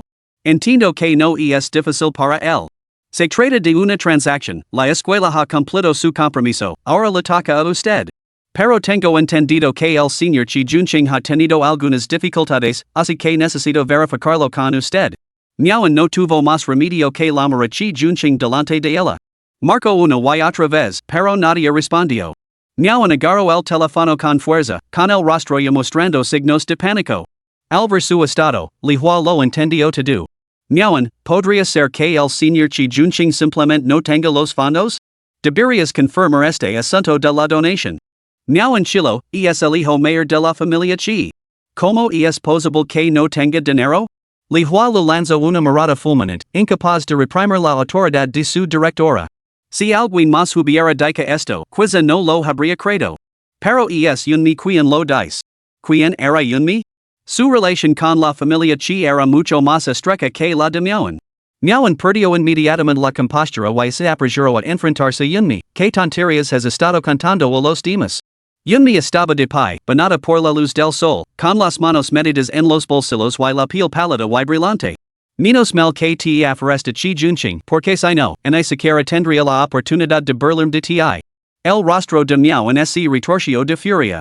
No eres más que un pedazo de basura desecado por Chi Yensuan. ¿Qué derecho tienes a burlar de mí? Yunmi esbozó una sonrisa fría. Al menos el hombre con el que me acosté era un miembro legítimo de la familia Chi. No te de curiosidad saber por qué no has podido contactar con Chi juinching estos últimos días? Probablemente ni siquiera sabes que está en la cárcel, ¿verdad? Miauen se sintió como si le hubiera quedado un rayo, con la cabeza zumbando. Se negaba a creerlo. El poderoso Mecenas al que se había esforzado tanto por acercarse, antes incluso de obtener ningún beneficio, había ido a la cárcel. ¿No crees que tener el respaldo de Chi Yensuan te de derecho a difundir rumores y causar problemas aquí? Chi juinching es mi novio. Yo sé mejor que tú donde está. Un mi resoplo. No eres más que palabrería. Aunque Chi juinching salga, no importará. Recuerda mis palabras, no tiene un centavo. No podría donar un edificio a la escuela. ¿Quieres saber por qué? Porque no es un verdadero heredero de Chi. Ni un solo centavo de la herencia del viejo maestro Chi ira a parar a sus manos. El árbol al que te subías se ha quedado antes de que llegaras a él. Miauen tenía una expresión aturdida, como si hubiera quedado del cielo a un abismo. Sacudió la cabeza, murmurando, sin querer creer las palabras de Yunmi. Yunmi no se molestó en discutir con ella y la observó con indiferencia. Un consejo, está bien tener la cabeza vacía, pero asegurate de que no se lindo agua. Tras los exámenes finales, comenzarán las vacaciones de verano. El inicio del verano marco el comienzo del rodaje de super cute babies. El programa combinaba retransmissions en directo con segmentos pregrabados. El destino de esta temporada era la aldea de Chirlidón, un asentamiento don centenario en la provincia de Guizhou. Los meses de julio y agosto trajeron un calor sofocante, lo que convirtió a Guizhou en el refugio perfecto para el verano. Yumi subió felizmente un vuelo con destino a la provincia. A su llegada al aeropuerto, el vehículo del equipo de producción la esperaba para llevarla a la aldea de Chirlidón. La transmisión en directo comenzó en el momento en que subió al vehículo. Una retransmisión tan cercana solo era soportable gracias a los rasgos impecables de Yunmi. Gritos de alegría. La cara de Yunmi es simplemente demasiado bonita. Impecable en 360 grados, incluso a esta distancia tan corta, no se ve ni una sola imperfección. ¿Por qué de repente siento envidia de Chi Yansuan? Mientras todos admiraban la belleza de Yunmi, el coche recorrió una corta distancia antes de que la retransmisión en directo se inundara de repente de trolls. ¿Paris tan delicada, seguro que no está hecha para cuidar niños? De repente siento pena por el pobre niño al que se supone que debe cuidar. Una mujer que ha ascendido gracias a un sugar daddy, sus valores son totalmente erróneos. Estos reality shows ya no tienen ningún criterio de en que cualquier tom, dick o Harry se invitado. Su naturaleza interesada corrompra al niño, no? Yunmi cerró el teléfono y descansó la vista sin decir una palabra. Cuanto más se adentraban, más imponentes se volvían las montañas. Yunmi eco una breve siesta y, al despeda, miró su teléfono y se dio cuenta de que Sheba había enviado un paquete rojo con chismes el chat grupal. Al abrirlo, vio que el mensaje se refería a una chica llamada Gaoshan. Yunmi frunció el seno no reconoce el nombre. Gaoshan, 18 años, hija del jefe de la aldea de Chirlidón. Perdió a su madre a una edad temprana, carácter resistente. Solo unas pocas frases sencillas, nada especialmente jugoso. Sin embargo, los puntos clave que seguían a continuación hicieron que Yunmi frunciera el seno involuntariamente. El padre de Gaoshan fallecerá de un ataque al corazón este año, el 17 de julio a las 5 de la tarde. Un escalofrío recorrió a Yunmi, que sintió un cosquilleo en el cuero cabelludo al mirar la hora. Eran precisamente las 3 de la tarde del día 17. La aldea de Chirlidón estaba a 45 minutos en coche. Así que el grupo de chismes ahora podía predecir acontecimientos? Capítulo 40, ascendiendo a la aldea de Don sin ayuda. Yunmi se sentía inquieta. Shaba había compartido esto con ella, no podía ser solo porque morir, tenía que haber una razón. Bajo la ventanilla. El viento cálido que lo acariciaba la cara lo despejó un poco la mente. ¿Podría ser que estuviera destinada a salvar a alguien? Esa hora, tal vez tuviera tiempo. Entonces, una voz entró en el coche con la brisa caliente. Gaoshan, ¿paramos en la ciudad para comer algo más tarde? Me parece bien. Yunmi levantó la vista. Las que hablaban eran dos chicas jóvenes que caminaban por el arcén, vestidas con trajes tradicionales étnicos. Para dijo de repente. El conductor se detuvo instintivamente y se volvió para preguntar, Señorita Yunmi, ¿qué pasa? Yunmi señaló a las dos chicas y dijo, dales un paseo. El conductor se subió las gafas por la nariz, con cierta impaciencia. Tenemos que llegar a tiempo. Llevarlas no es el problema, pero me temo que es el de nuestro camino y solo nos retirará. Es evidente que son de aquí, no hay necesidad de que nos entremetamos. Yunmi insistió, no llegaremos tarde si las levamos. Si se trataba de Gaoshan, dada la distancia, volver andando significaría llegar demasiado tarde para descubrir el estado de su padre. Para cuando llegara a casa, probablemente ya habría fallecido. Al verlo imposible, ella saludó con la mano de forma proactiva y sonrió.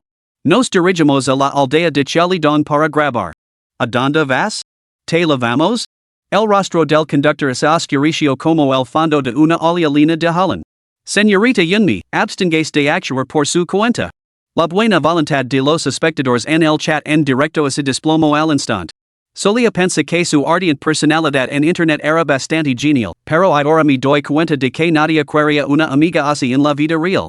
El conductor dijo claramente que no lo cuidaba de camino. ¿Por qué tiene que hacerse la bien jacara? Pierde simpatía, gasta el dinero de los demás, y es una hipócrita santarona. Yunmi no así en muto y sonrió mientras decía, me llamo Yunmi. ¿Cómo así llaman ustedes? Gaoshan, más atrevida, dio un paso adelante y vio a las personas y el equipo dentro del vehículo. Su padre había mencionado que un equipo de producción vendría pronto a grabar un programa. No solo promocionaría la aldea de Don, sino que también construirían carreteras y pagarían el alquiler del espacio. Aunque nunca los había conocido, Gaoshan sentía mucho cariño por el equipo de super cute babies. Especialmente porque Yunmi era tan encantadora. No podía ser una estafadora. Soy un aldino de la aldea de Chilidón. ¿Sería un inconvenient? Yunmi negó con la cabeza. Nosotros también vamos a la aldea de Chilidón. Sabed. El conductor se detuvo, sorprendido por la coincidencia. Como estaba de camino, no tenía motivos para negarse. Sabed.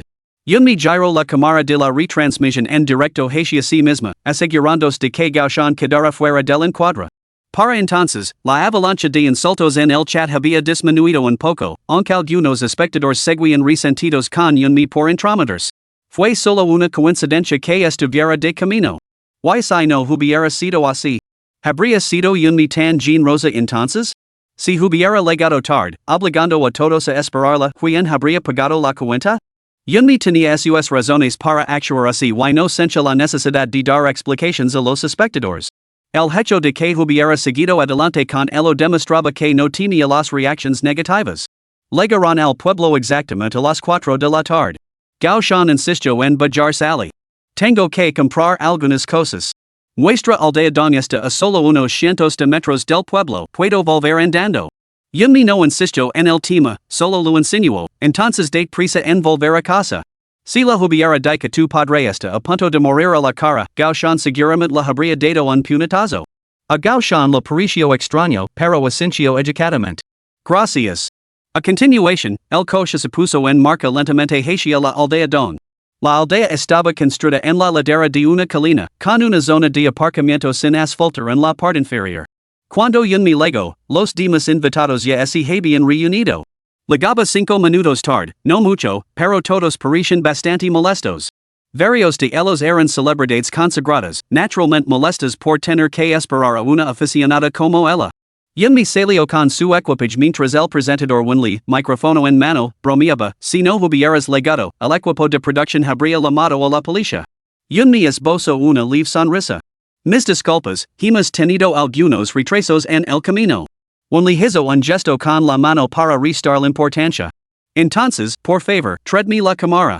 Empecemos el programa. Pronunció un monólogo inicial y pasó por una ronda de anuncios de los patrocinadores del programa antes de ponerse manos a la obra. Ahora, permitidme presentaros a los invitados de la cuarta temporada de Super Cute Babies. Yunmi echó un vistazo a la sala. Junto a Wenli había un hombre de rasgos llamativos y porterguido, el actor Pan Halin, 3 veces ganador del premio Golden Horse. Su imagen pública era siempre refinada y erudita, todo el mundo lo consideraba un tipo completamente decente. A su lado estaba el apuesto Gu Changshuan, un joven rompecorazones que se había casado pronto. Tenía el rostro hosco, claramente impatient por la espera. La mujer más cercana a Yunmi era Hu Qing, suya importancia en la industria cinematográfica rivalizaba con la de Pan Halin como aclamada actriz protagonista. En el apogeo de su carrera, había decidido casarse con una familia adinerada, aunque los rumores sugerían que su relación con su marido, un magnate, era tensa. Esta temporada de Super Cute Babies solo contaba con 3 familias famosas, las otras 3 eran padres en prácticas. Una era Yunmi, otra era su ex y la tercera era la leyenda del doblaje, cuyo nombre real era Zhang Xuxian. Parecía una persona tímida y con ansiedad social. Después de presentar a los invitados, Wenli repartió rápidamente la primera tarjeta de tareas. La tarjeta de tareas contenía una única instrucción: por favor, cojan su equipage y dirijanse al pueblo de Don. Yunmi levantó la vista y vio una interminable sucesión de escalones. La aldea de Chilidón estaba construida en la ladera de una montaña. Subir esos escalones con equipage seguramente destrozaría las piernas de cualquiera. No era de extrañar que los pequeños no estuvieran por allí. Viajar con niños sería aún más imposible. Pan Halin se volvió hacia Hu Qing, hermana Cheng, déjame lavar tu equipage. Habían trabajado juntos muchas veces antes y eran viejos conocidos. Hu Qing aceptó sin dudarlo, ya que realmente no podía con ello. Su ex se volvió entonces hacia he, joven maestro he, ¿le importaría lavar mi equipage? Yo no puedo con él. La naturaleza tímida de he lo impedía negarse, así que aceptó a regañadientes. Eso dejaba a Gu Changshuan y Yunmi. Los espectadores de la retransmisión en directo observaron cómo se desarrollaba el espectáculo, especulando sobre si Yunmi pediría ayuda a Gu Changshuan. Gu Changshuan, sin embargo, frunció el seno y subió su equipage por las escaleras sin siquiera mirar a Yunmi. Yunmi no dijo nada, solo levantó una ceja. Una vez que todos habían subido, se quedó sola en el amplio aparcamiento, con un aspecto bastante lamentable. Yunmi tocó su tarjeta de tareas. En ella se le ascender a la aldea de Don, pero en ningún sitio se especificaba que tuviera que subir escaleras. Se preguntó si habría otra forma de subir. Sentada sobre su maleta, esperó. Lo había investigado de antemano, la escalera tenía más de 1000 peldaños y se hacía más empinada a medida que se subía. No había forma de que pudiera subirla. Apuesto 50 peniques a que Yunmi no lo consiguiera. Sinceramente, ¿qué más hace aparte de retrasar a todo el mundo? Yunmi debería abandonar el programa. No soporto verla. Huching y su ex en lo han conseguido por sí mismos, pero ella ni siquiera lo intenta. No tiene ningún espíritu de resistencia. Capítulo 41, El teleférico. Después de esperar un rato, Yunmi finalmente vio la figura de Gao Shan. No había estado esperando a Gao Shan para que la ayudara a lavar su equipage, sino simplemente para ver si había unitado. En ese momento, Gao Shan también la vio. Yunmi, ¿por qué sigues aquí? Lo preguntó, acercándose por su propia cuenta. Yunmi miró la escalera aparentemente interminable y esbozó una sonrisa irónica. Te estaba esperando aquí. Quería preguntar si hay una ruta más fácil. Los internautas comprendieron de repente, y solo entonces entendieron la intención de Yunmi. ¿Qué clase de princesa mamada es esta? Seguro que no espera que Gao Shan le leve la maleta, ¿no? ¿Podrían moderar un poco su hostilidad hacia Yunmi? Solo está pidiendo indications. El problema es que puede que ni siquiera haya otra ruta y ella ha perdido mucho tiempo. Inmediatamente después, Gao Shan asintió y dijo, la hay. Esta es la entrada trasera de nuestra aldea don casi nadie la USA. Seguim, te llevará por otro camino. Caramba, Yunmi, qué suerte. Realmente hay otro camino. Yunmi maldijo en silencio al equipo del programa por ser unos sinvergüenzas y le preguntó a Gao Shan, ¿el otro camino, son escalones? No, lo verás cuando llegues allí. Es mucho más fácil que este lado. Una vez que llegaron al suelo, Yunmi sintió una tranquila emoción de satisfacción. No solo era más fácil, sino que no había que caminar nada. ¿Un teleférico? Tu pueblo don tiene un teleférico. Gao Shan sonrió y asintió. Uno de nuestros aldeanos don hizo fortuna en otro lugar y construyó este teleférico para nosotros, facilitando el ir y venir de todos. Y así, la escalera de 1000 peldaños se convirtió en la entrada trasera del pueblo. Los internautas no pudieron evitar maravillarse ante la extraordinaria suerte de Yunmi. Por haber ayudado a Gao Shan, recibió una recompensa inmediata. Al bajar del teleférico, la vista desde allí era muy superior a la que se veía desde abajo. Desde este punto elevado, se podían contemplar imponentes montañas envueltas en niebla, una vista de una belleza impresionante.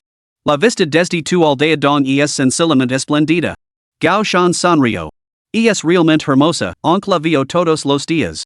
Para expresar su gratitud, Yunmi vació su maleta de aperitivos y así los ofreció a Gao Shan. Gao Shan, naturalmente, los rechazó. No hice nada especial. Aunque no te hubiera ayudado, otros lo habrían hecho. Yunmi reflexionó un momento antes de susurrar unas palabras al oído. Solo entonces Gao Shan aceptó los regalos. En la bifurcación del camino, Gao Shan le indicó la dirección correcta. Ali está el campamento base de tu equipo de programa. Sigu por este camino y lo verás. Yunmi lo sonrió en señal de agradecimiento. Entendido, gracias. Tú también deberías ir pronto a casa. Es muy tarde, tu padre debe de estar muy preocupado. Miró su reloj, eran exactamente las 4:30. Era casi la hora en que su padre había tenido el accidente. Gao Shan señaló las dos habitaciones de arriba. Aquí es donde vivo. Si necesitas algo, ven a buscarme. Al ver desaparecer la figura de Yunmi, finalmente se puso en camino hacia casa. Al llegar al campamento base, Yunmi se sorprendió al descubrir que era la primera en llegar.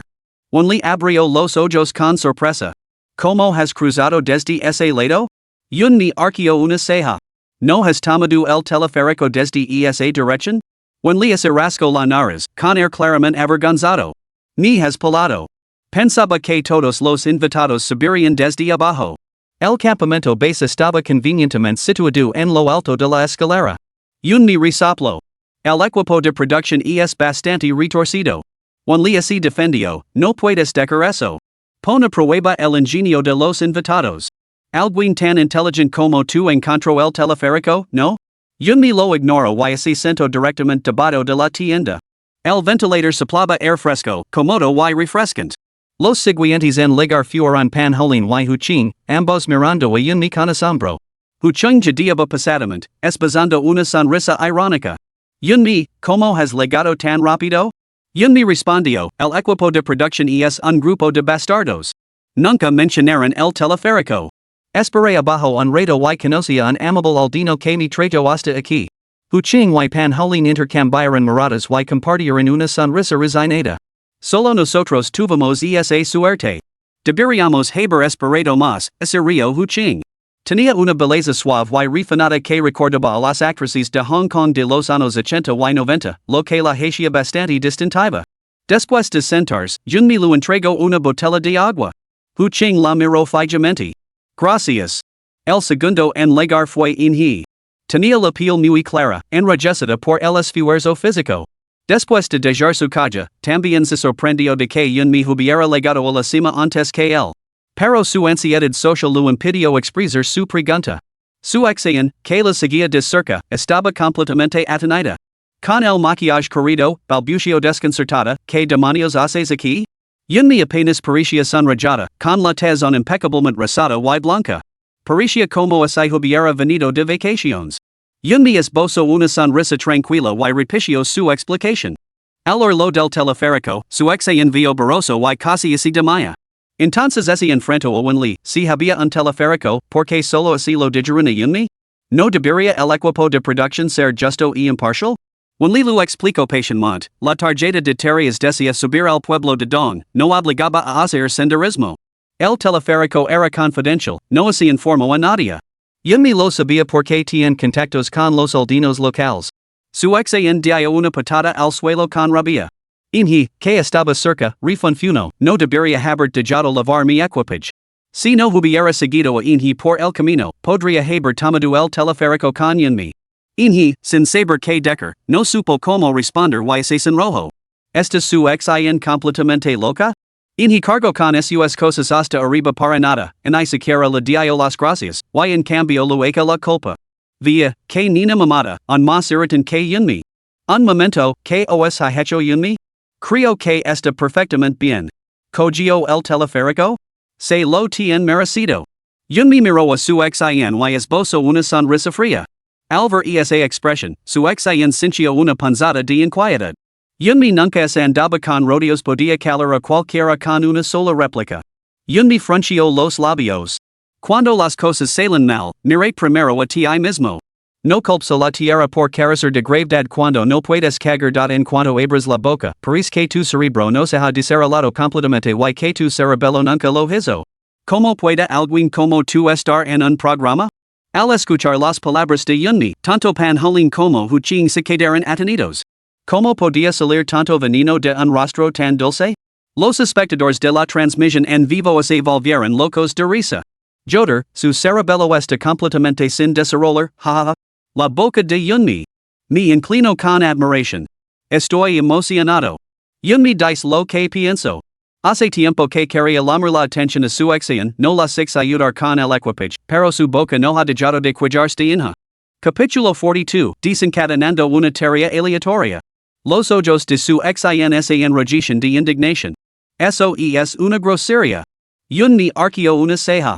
¿Es tu padre o tu antepasado? ¿Te ha lavado el equipage, lo has dado las gracias? Aprende a hablar correctamente o vida sentarte con los perros. Solo entonces su examen se dio cuenta de su arrabado anterior. No es que sintiera que hubiera hecho nada malo, pero sabía que estaban retransmitiendo en directo y que la gente seguramente encontraría algo que criticar. No era mi intención. Es solo que estaba muy cansada. Inha, lo siento. Te agradezco mucho que te hayas ofrecido a lavar mi equipage. Inha frunció los labios y negó con la cabeza. No pasa nada. No te culpo. Lo que le sorprendió aún más fue que un mi hubiera salido en su defensa. No puto evitar mirar a yunmi, ysus moradas ese cruzaran de repente. Esos ojos claros y poros parecen cautivar su alma. Demasiado hermosos. Aparto la mirada inmediatamente después de un solo vistazo. Al cabo de un momento, su exayan no pudo resistirse a quejarse de nuevo, ¿donde demonios está guchanchuan?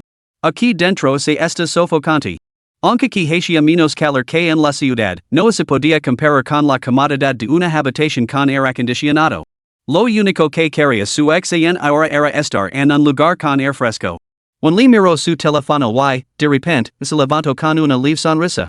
Al ver su expresión, Yunmi sospechó inmediatamente que el equipo de producción estaba preparando otro desafío. Poco después, when le anunció alegremente, se ha activado una tarea aleatoria. Para aceptarla, debes responder correctamente a la pregunta. Todos los invitados presentes, por favor, prepárense para pulsar el botón. Yunmi arqueó una ceja. ¿Una tarea? Entonces when le continuó, pregunta, ¿cuáles son las cuatro obras principales de la dinastía Yuan? Pulsen el botón ahora. El espíritu competitivo de su exin se incendió. Con Yunmi Ali, estaba decidida a eclipsarla. Levantó la mano casi al instante. Un le sonrió, su exin, por favor, respond. Son la injusticia hacha adoi, de guan hanching el romance de la Cámara Occidental, de Wang Shifu el pabellón de las peonías, de Tang Xianzu, y el Palacio de la Vida Eterna, de Hong Shang. Wen le aplaudió. Enhorabuena, su exin, es correcto. Su exin sonrió orgulloso y le lanzó una mirada desafiante a Yunmi aunque estaba claramente encantada, se limitó a esbozar una sonrisa forzada. Son conocimientos básicos, comunes para muchos. No hay nada de que presumir. Pero Yunmi, ¿no eres la mejor estudiante de la escuela? ¿No ganas becas año tras año? ¿Cómo es posible que no conozcas estos conocimientos clásicos tan fundamentals? Yunmi resopló y esbozó una sonrisa forzada mientras aplaudía. ¿Eres realmente brillante, verdad? Debe de ser por todo lo que has majorado. Su exin levantó la barbilla y resopló. Por supuesto. Hu Cheng no pudo evitar reírse.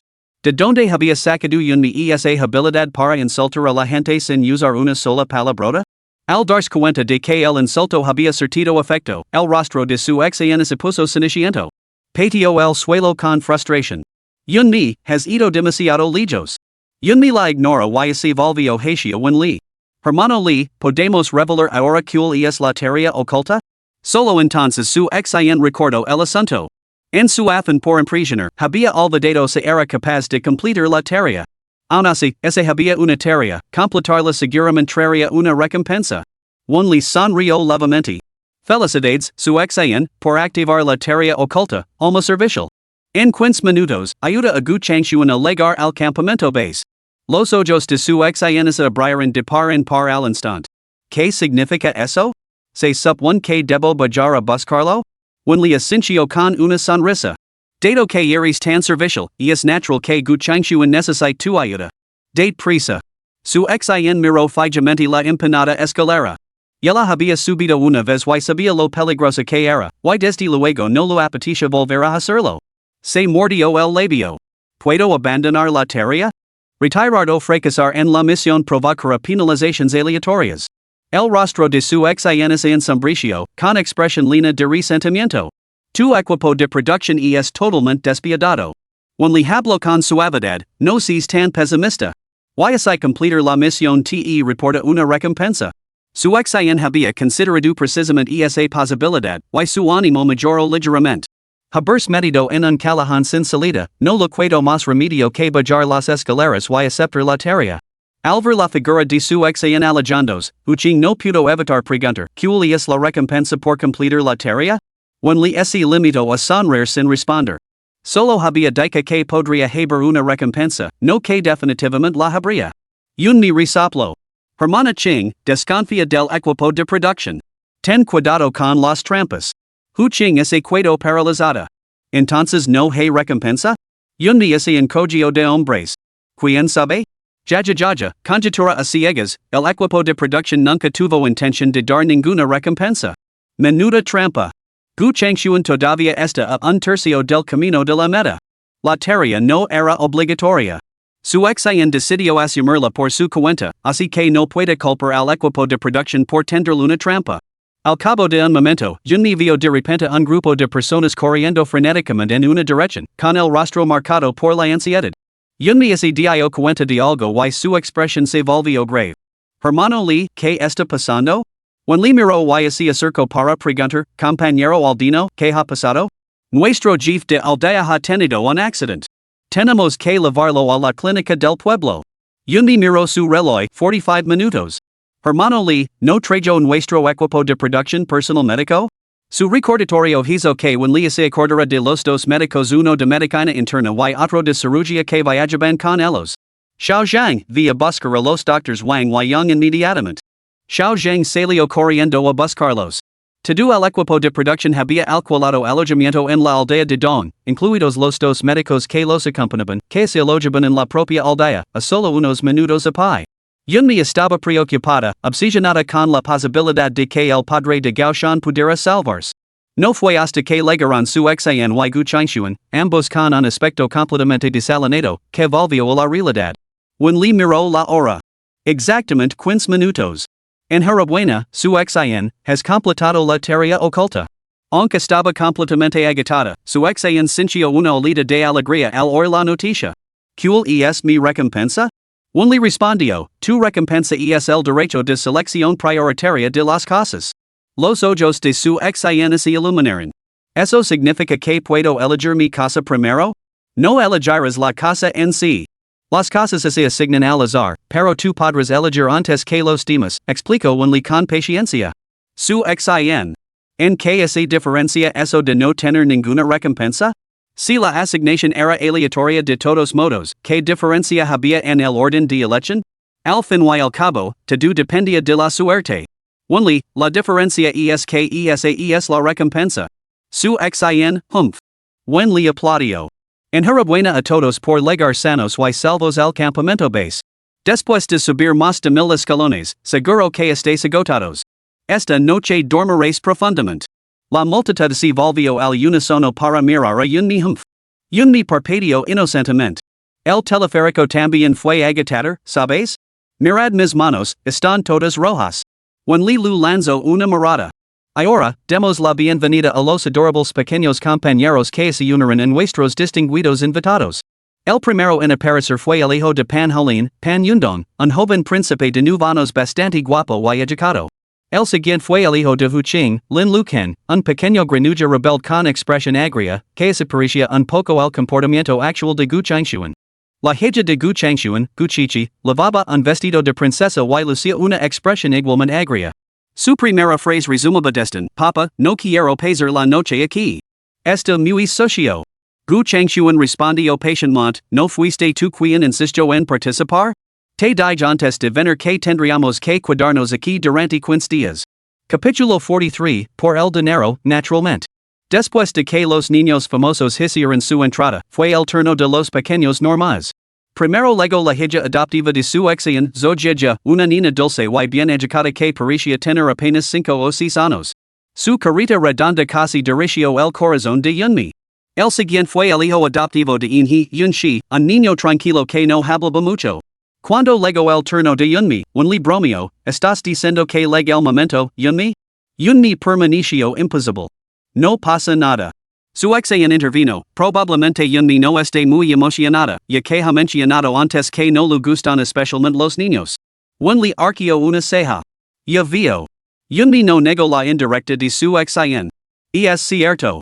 No me gustan especialmente los niños.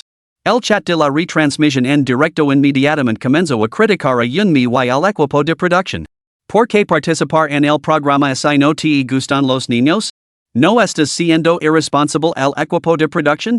Al menos deberían encontrar una madre en prácticas que sea responsable con los niños. Aunque no te gustan, no deberías decirlo ante las cámaras. Lee se mantuvo relativamente sereno y, sonriendo, preguntó, déjame hacer una pregunta que todos los espectadores están haciendo, Yunmi, si no te gustan los niños, ¿por qué te has apuntado al programa? Yunmi se recostó en su silla, cruzó sus piernas delgadas y blancas y inclinó ligeramente su delicada barbilla hacia arriba. Por el dinero, por supuesto. ¿O acaso no están todos aquí por el dinero? Lee. Sonaba tan perfectamente lógico que no dejaba lugar a réplica. Yunmi es volvió entonces hacia su ex-in. ¿Why tú? ¿No estás aquí por el dinero? ¿O has venido por sentimentalismo, para aparecer en el programa gratis? Su ex-in es en rojo. Dinero, dinero, dinero. Que vulgar. Yunmi es en cogio de hombres. Bueno, si tuviera que elegir entre ti y el dinero, ambas cosas vulgares, elegiría lo segundo. Porque tú no vales nada. Huchang miró a su ex-in con simpatia, notando la terquedad de la chica. Por muchas veces que Yunmi le llamó la atención, nunca aprendía la lección. Aunque me depena su ex-in, esto es absolutamente divertido. Ya. ¿Puedo tomar prestada la boca de Yunmi por un momento? Mi compañera de piso es demasiado molesta. Vamos, confundir la grosería con el ingenio. ¿No crees que Yunmi está exagerando un poco? Excesivo, pero brillantemente divertido. En ese momento, when le anunció el último niño adorable. Todos se quedaron mirando con sorpresa, era un adolescente de 16 o 17 años. Aunque tenía la cabeza gacha, simplemente no parecía un niño bonito. Este es el compañero de Yunmi para las próximas 2 semanas, Lonely. Tanto Yunmi como su ex-in palidecieron, completamente asombrados. When le río entre dientes, parece que los arreglos de nuestro equipo de producción se ajustan perfectamente a las preferencias de Yunmi como no te gustan los niños pequeños, te hemos asignado un niño grande. La expresión de Yunmi es ensombricio. Ella no debería estar aquí. Sugiero que se vaya. Mientras el chat en vivo estalaba con más insultos, when le sintió que le dolía la cabeza. Yunmi era realmente un imán para la controversia, una artista nata. Con ella a bordo, los índices de audiencia de esta temporada estaban garantizados. Se apresuró a aclarar, por favor, calmeos todos. Yunmi se refiere a que Lonely es diferente a los niños normales, tiene autismo. Pero para este programa, obtuvimos el consentimiento de sus padres antes de invitarla a participar. Los demás, ajenos a las circunstancias, intercambiaron miradas de simpatia. Así que era una niña autista. Huchang comentó, entonces de jad que participé plenamente. Con suerte, lo dejará un buen recuerdo. Un le sintió. Esa es precisamente la intención de nuestro equipo de producción. Además, Lonely proviene de una familia poderosa, por lo que el equipo de producción debe cuidarla bien. En ese momento, comenzarán a surgir objeciones en el chat en directo. ¿No es una niña autista inadecuada para un programa? Sospecho que sus padres solo la están explotando para obtener beneficios. ¿En qué se diferencia eso del vampirismo? ¿Quieres dejarle las teorías conspirativas? La pulsera bulgari que levelan le vale más de 100,000. ¿Una familia así realmente necesita que su hija gane dinero? Antes de que Yunmi pudiera responder, su ex-in se apresuró a acercarse y tomó a Lonely del brazo. Dijo con impotencia, sé que no quieres dejarme, prima, pero este realmente no es un lugar para ti. Volveré pronto después de la grabación. Huchang miró con curiosidad a su ex-in. ¿De verdad es tu prima? Su ex-in asintió. Mi prima y yo crecimos juntas. Mis padres fallecieron cuando yo era muy pequeña. Mi tía se compadeció de mí y me acogió. Lonely es prácticamente una niña a la que se crecer. Los internautas inundaron los comentarios con expresiones de simpatia, elogiando la amabilidad de su ex-in.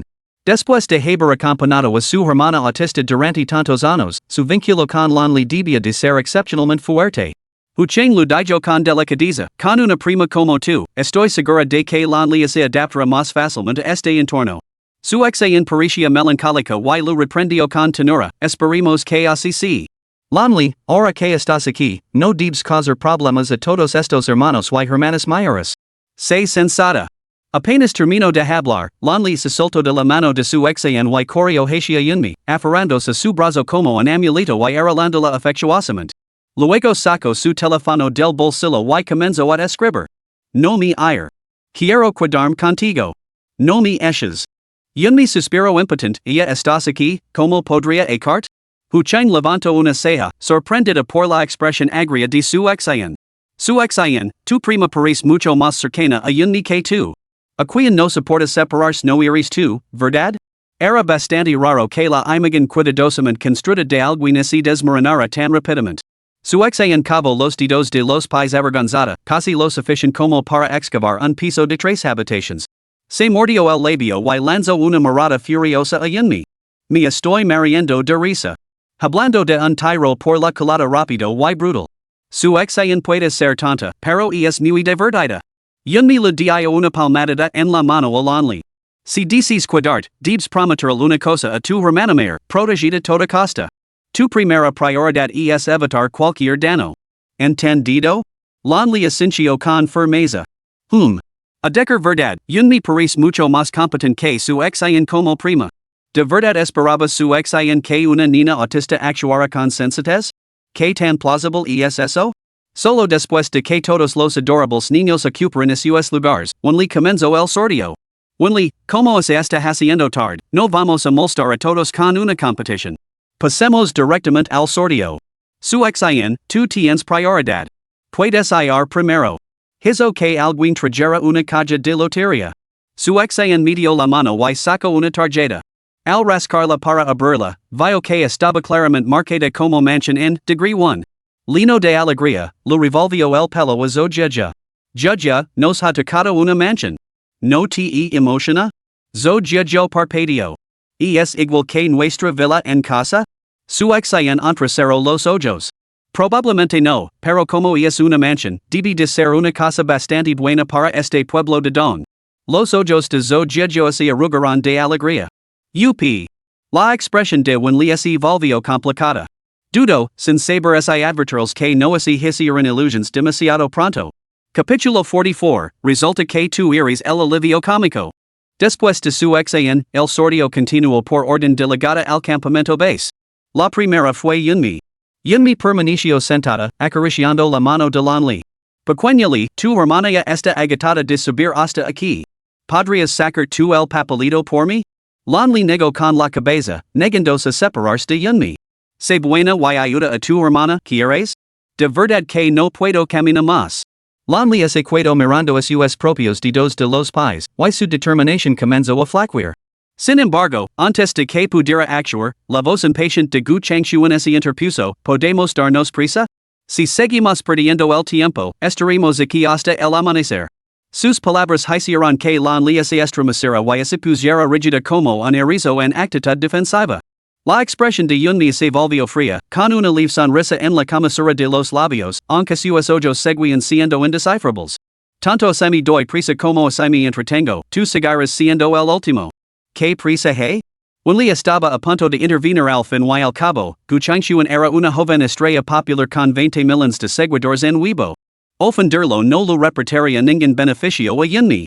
Pero la lengua de Yunmi fue demasiado rápida, señor Gu Changxuan, puede que sus extremidades estén poco desarrolladas, y su cerebro también parece bastante atrofiado. ¿Es esto lo que se entiende por discapacitado en el cuerpo pero fuerte en el espíritu? ¿Es eso a lo que se refieren cuando describen su buen aspecto? El rostro de Gu Changxuan se ensombrició, su frustración era palpable, como si se hubiera tragado una mosca. Mientras tanto, el chat de la retransmisión en directo se inundó de mensajes de los fans de Gu Changxuan. La avalancha de comentarios era tan densa que era casi imposible distinguir lo que decían. Pero no hacía falta leerlos para saber que sin duda eran viles. Por muy feraces que fueran los insultos en el chat, eso no disuadió a Yunmi de responder. El señor Gu Changxuan parece bastante enfadado. Pues bien, la próxima vez, hablen menos. Mis modales dependen totalmente de mi estado de ánimo, y tu cara nunca me ha puesto de buen humor. Su exayan no pudo soportar verlo y dio un paso adelante para intervenir. Pero Yunmi lu lanzó una mirada fulminante, silenciándola al instante. No había viajado hasta allí solo para que la reprendieran a ella también. Yunmi resopló con desdén, pero su silencio no perdonó a su exayan. ¿Intentas defenderlo? Su exayan, ustedes dos hacen muy buena pareja. Deberían clasificarlos en el mismo contenedor durante el reciclaje. Su exayan se sonrojó. No he dicho ni una palabra. Lo siento, estoy de mal humor. Hasta los perros que pasan por aquí merecen una reprimenda.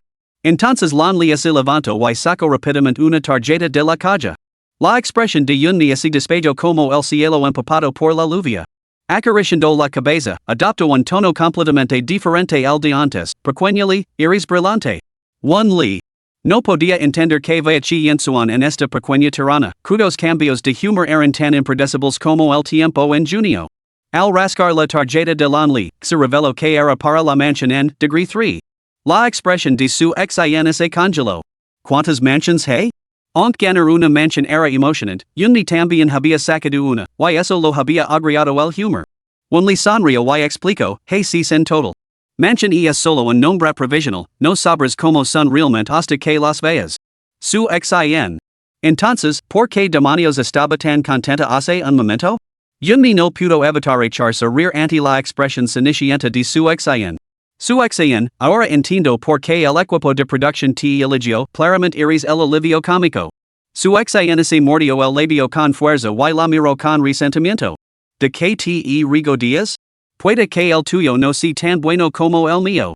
Yunmi ese encogio de hombres. Si no lo es, que así sí. Solo nos quedaremos 2 semanas como máximo antes de regresar. Los resultados finales del sorteo, panhalin cuedo en el número 5, huching en el 6, inhi en el 2 y guchanshuan en el 4. Una vez concluido el sorteo, un le ordino a todos que abrieran sus maletas y entregaran todos los juguetes y aperitivos. A excepción de Guchichi, la hija de Guchangshuan, que montó una rabieta, los demás niños obedecieron sin protestar. Incluso Lan le entregó obedientemente su juego de Lego. Una vez que todo fue entregado, la expresión de Guchangshuan se había oscurecido considerablemente. Incluso frente a su hija, que parecía una princesa, simplemente no podía obligarse a quererla. Incluso con gafas de color rosa, no puedo obligarme a querer a Gucci. Ante Pasha +1. ¿Cómo demonios la cría su madre? XSWL, ¿no son los hijos una responsabilidad conjunta? ¿Mencionar la crianza significa que el padre está muerto? Nuestro son GES el sustento de la familia. On más gracioso. ¿Podrían los fans de Cerebrados buscar quién es la esposa de Guchangshuan? Ella también destaca en su campo, Vale? Muy bien, todos, por favor, busquen ahora sus propias casas de lujo. Yunmi ayudo a Lanli a ponerse de pie y la ayudo a lavar el equipage. La guío para que encontrara un lugar por sí misma, siguiéndola de cerca. Donde quiera que quieras ir, Shaoli, yo te seguir. Lanli sintió como si una pesada carga se hubiera pasado sobre sus hombres. Sus mejillas se enrollaron mientras miraba a Yunmi. Se quedó clavada en el sitio, sumida en sus pensamientos, mientras Yunmi esperaba pacientemente a su lado. Finalmente, Lanli señaló casualmente un camino estrecho. Yunmi no tenía una idea de dónde conducía, así que dejó que ella eligiera y la siguió lentamente. Finalmente, cuando el reloj marcó las 6, encontraron la mansión número 3. Yunmi se detuvo abruptamente, con el rostro helado. ¿Esta choza destartalada estaba destinada a ser una vivienda? Una puerta rota no ofrecía ningún refugio contra el viento. El patio exterior, antes cubierto de maleza, había sido claramente limpiado recientemente. El interior era aún más miserable, no había nada más que una cama. Tumbado en la cama, se podía contemplar directamente el cielo, y ni siquiera había techo. Si lo veía, probablemente acabarían como ratas ahogadas. Sin embargo, Lanli parecía encantada, rebosante de satisfacción por haber encontrado la mansión en degree 3. Al verla asentar y balancerse, Yunmi se contagió de su alegría. Pensándolo bien, no estaba tan mal dispuesto todo. Afuera era un desastre, pero al menos la cama estaba limpia y tenía un mosquitero. Yunmi encontró un lado positivo, no está mal. Nos ha tocado una habitación para observar las estrellas. Esta noche podremos contemplar innumerables estrellas y, por la mañana, ni siquiera tendremos que levantarnos para ver el amanecer. ¿Qué te parece? La posición elevada y sin obstáculos delante significaba que las ventanas estaban realmente despejadas, se podía ver el amanecer desde la cama. Lanli asintió enfaticamente, claramente encantada. Pero se frotó el estómago, mirando a Yunmi con expectación, sintiéndose bastante hambrienta. Yunmi asintió y preguntó al personal, ¿cómo podemos conseguir la cena? Solo entonces el personal explicó, después de encontrar su habitación, dirigencia al campamento principal para recoger la cena de esta noche. Se serve por orden delegada. Yunmi. ¿Por qué no lo has mencionado antes? No había pensado en la cena, se había olvidado de preguntar, por lo que había estado paseando tranquilamente con Lanli mientras buscaban alojamiento. Si hubiera sabido que la cena era por orden delegada, nunca habría estado tan relajada. Miembro del personal, bueno, no lo has preguntado. Haha, esto me hace mucha gracia. Yunmi debe de estar diciendo a punular a este miembro del personal. Por fin 6 a Yunmi perder los estribos, que espectáculo. Primera sangre. Doble asesinato. Yunmi tiró apresuradamente de Lanli hacia adelante. Shaoli, vamos a por la cena de esta noche primero. También preguntaría al equipo de producción por el estado del padre de Gao Shan. Capítulo 45, tu fieldad no tiene nada que ver con tu gordura. Siguiendo las instrucciones del personal, yo me levo a recoger la cena. Pero cuando llegaron, solo quedaban dos bolos al vapor fríos. Yo no era de las que rehuían las dificultades, pero, acostumbrada al lujo, le costaba adaptarse a la austeridad. Por eso, al ver esos dos bolos fríos, perdió la compostura. Yun me miró a Lanli. ¿Puedes comer esto? Lanli asintió con la cabeza, agarró medio balo, se sentó al borde de la carretera y empezó a mordisquearlo. La escena era indudablemente lamentable. Yun me rascó la nariz y lu abrió una botella de agua mineral. Bebí un poco de agua con eso. No te atragantes. Al mirar el balo al vapor, blanco y puro, de repente perdió el apetito. Ah, este momento pide un acompañamiento de aero. Efectivamente, la retransmisión en directo comenzó a reproducir luna sobre dos manantiales, con un efecto de mendigo andrajoso y mugriento. Ali Esteban Yunmi y Lanli, mordisqueando bolos al vapor al borde de la carretera. El equipo de producción realmente sabe cómo divertirse en ese ambiente. Han aparecido las hermanas más tristes de la historia de super cute babies. Yunmi todavía no se ha dado cuenta de la broma del equipo de producción. Cuando ella y Lanli compartieron esa sonrisa cómplice, parecían las adorables pequeñas de el lado. Hizo una captura de pantalla. En ese momento, Gu Changshuan y Gu Chichi aparecieron de la nada, levando dos cubos de fideos instantáneos. Se sentaron cerca y comenzaron a comer. El aroma llegó hasta Yunmi y las risas se desvanecieron de sus rostros. Lanli hizo un puchero y se frotó el vientre pleno. Que hambre. Este balo al vapor sin nada no tenía ningún sabor, incluso los fideos instantáneos sabían mejor que eso. Gu Changshuan sonría con descaro, sorbiendo deliberadamente sus fideos en voz alta.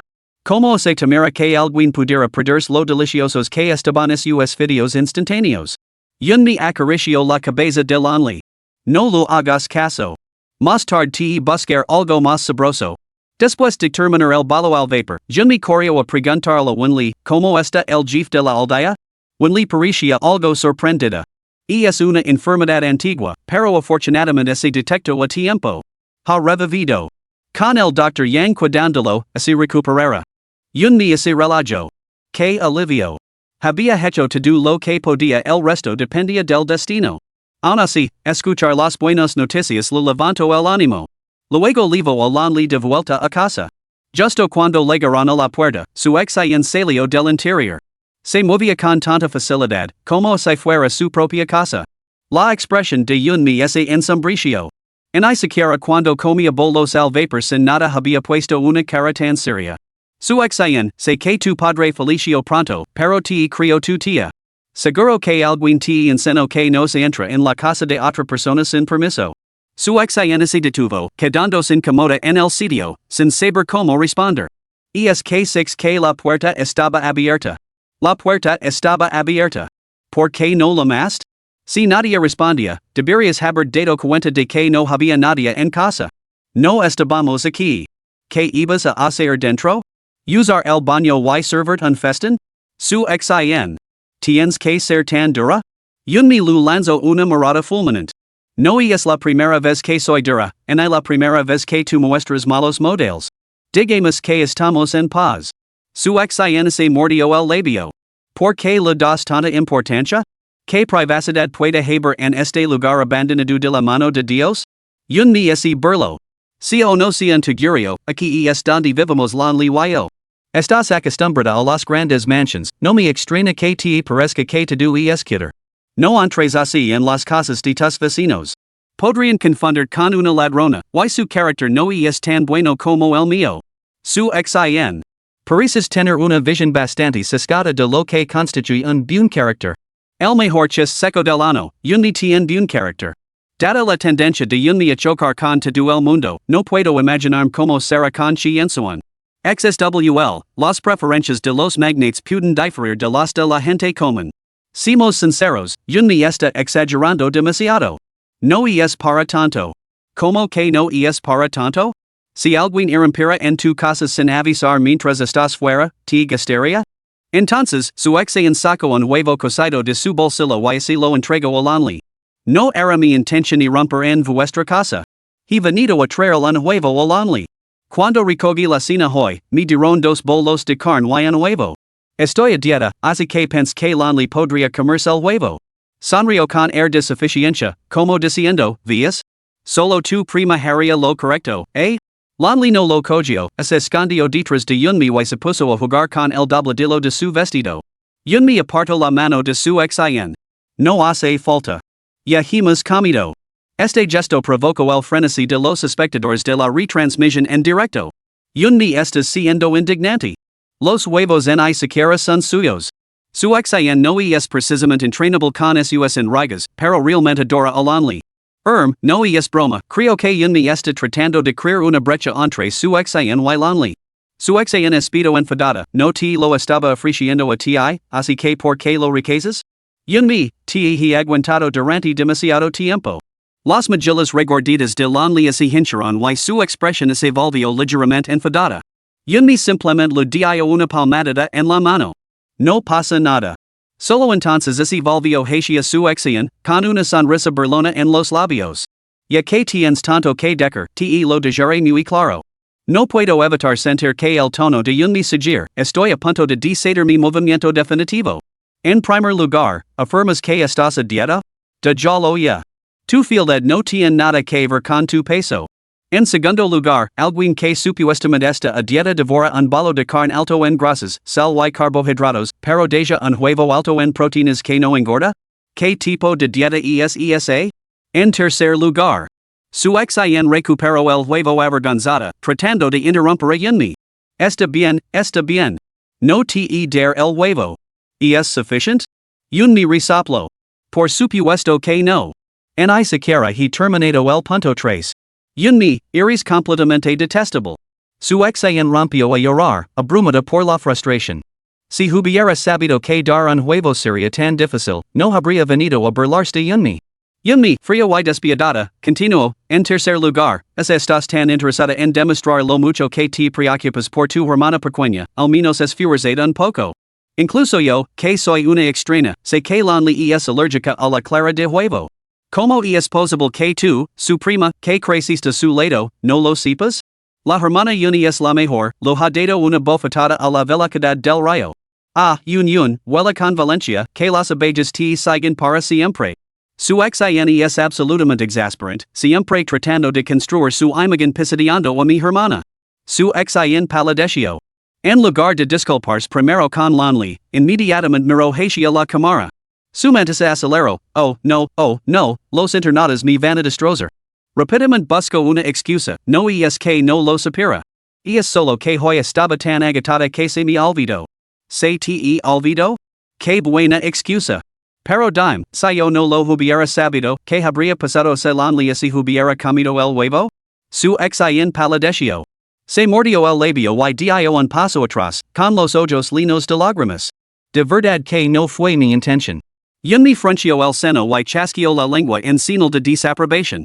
No he dicho que lo hicieras a propósito. Solo te recuerdo que tengas cuidado. Mantener toda esta imagen pública es complicado.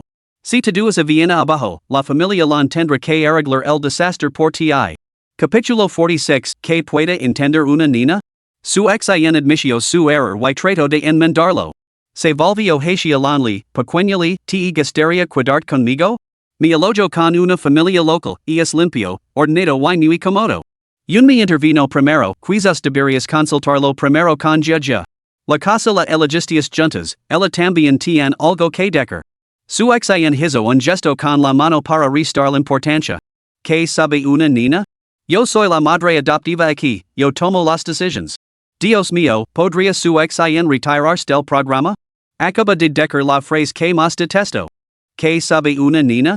¿Acaso los niños no son humanos? ¿No tienen derecho a negarse? Es totalmente desagradable. Esa frase me ha dolido de verdad durante más de una década.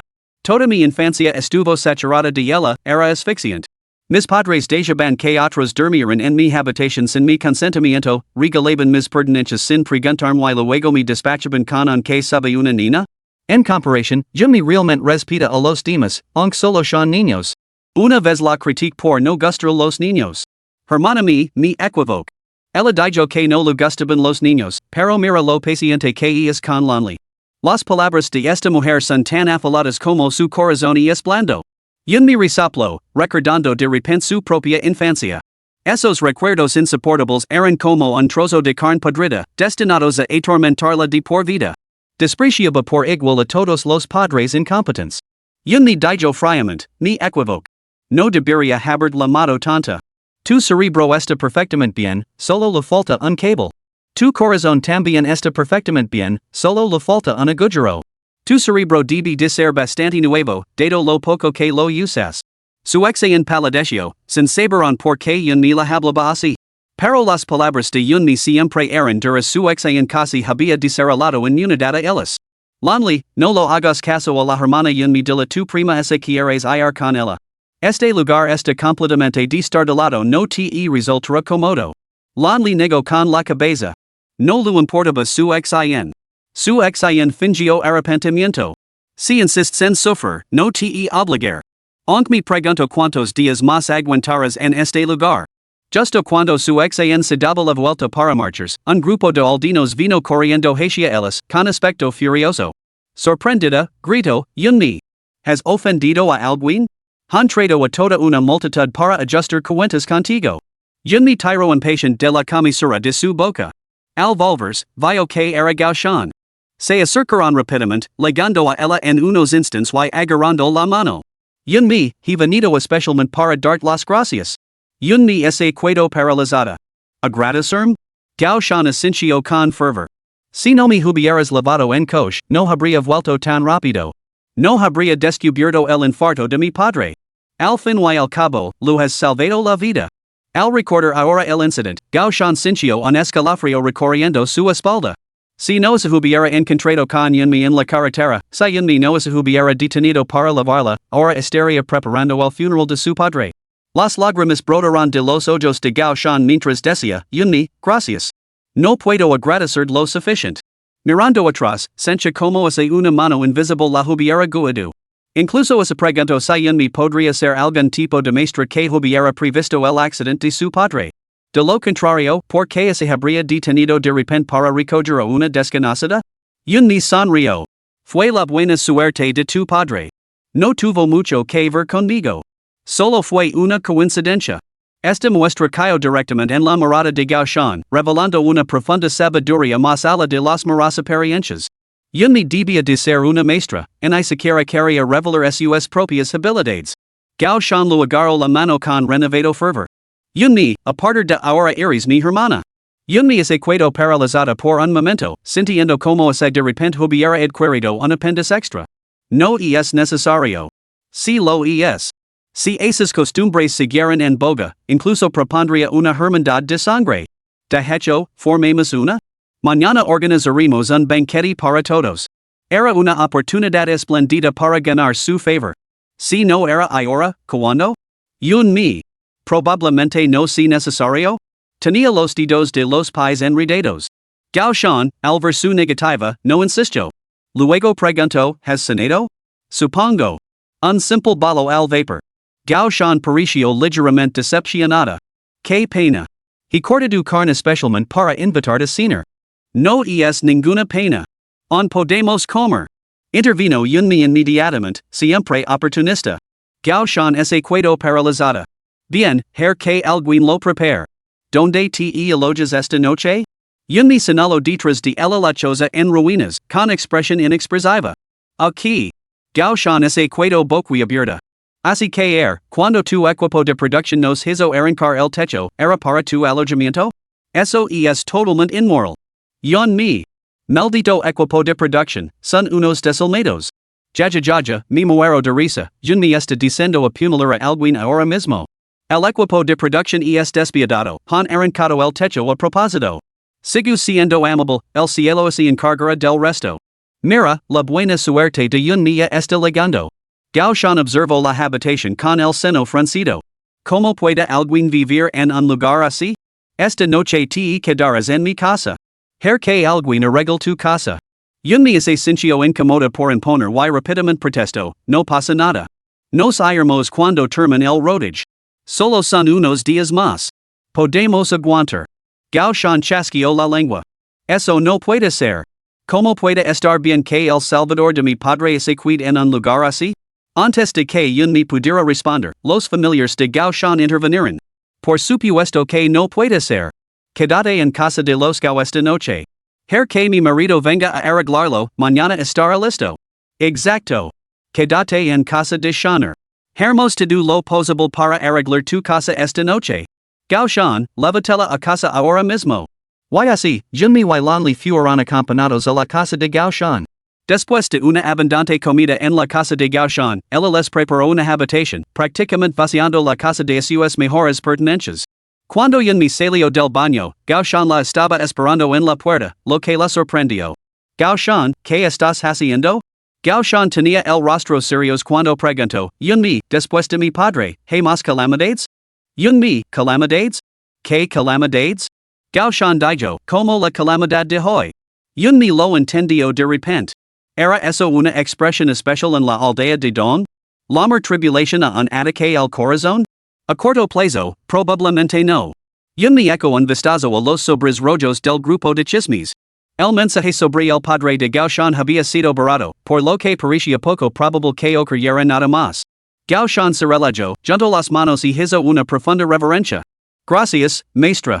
Yunmi, inexplicablemente apodada maestra? ¿He entendido mal algo? Gao Shan se rió misteriosamente, lo entiendo. Lo entiendo. No revelar su identidad, quid tranquila. Yunmi, que loca. Capítulo 47, no era mi intención. Gao Shan era un poco despistada, pero su casa era bastante acogedora. Después de dormir profundamente hasta el amanecer, Yunmi se despertó temprano.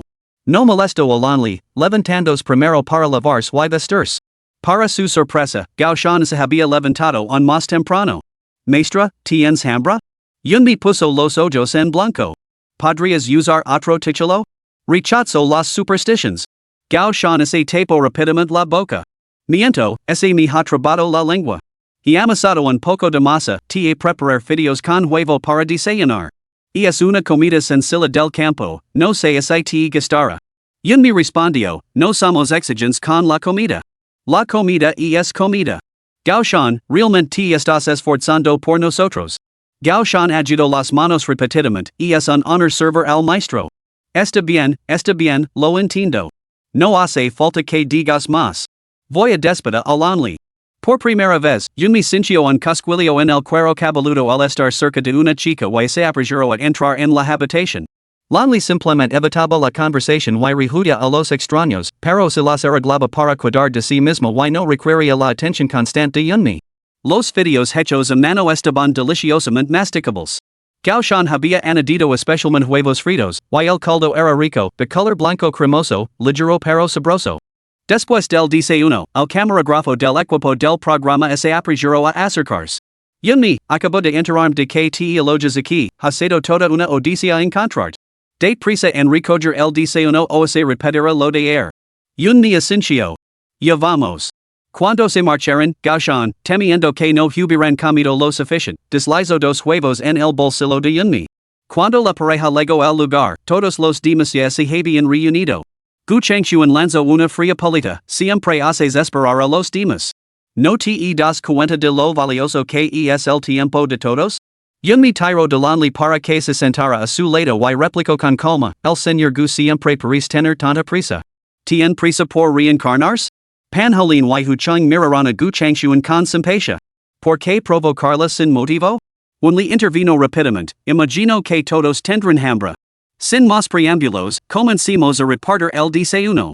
Justo cuando Yunmi estaba a punto de preguntar cómo se repartiría, su ex-ayan declaró de repente, tengo la intención de denunciar a Yunmi y Lanli al equipo de producción. No dormirán en las habitaciones que les tocarán ir, sino que se quedarán en la casa de un aldino. Había estado esperando ver a Yunmi y Lanli humiliados, pero esos aldinos habían intervenido, frustrando sus esperanzas.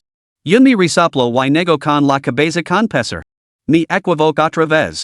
Realmente no tienes cerebro. Pensaba que eras completamente inútil, pero resulta que has alcanzado nuevas cotas en cuanto a ser una molestia. Estabas interpretando el papel de hermana devota y ahora nos delatas. ¿No es contradictorio? Su ex-in es realmente bastante torpe. Usar tu propia arma en tu contra, eso es exactamente lo que está haciendo, ¿no? Realmente pensaba que ella y Lonely eran íntimas, pero ahora parece que solo es eso, no puede soportar ver que Lonely le veía bien. When le explico con una sonrisa, que Yunmi asequid con los aldeanos locales y es una suerte para ella.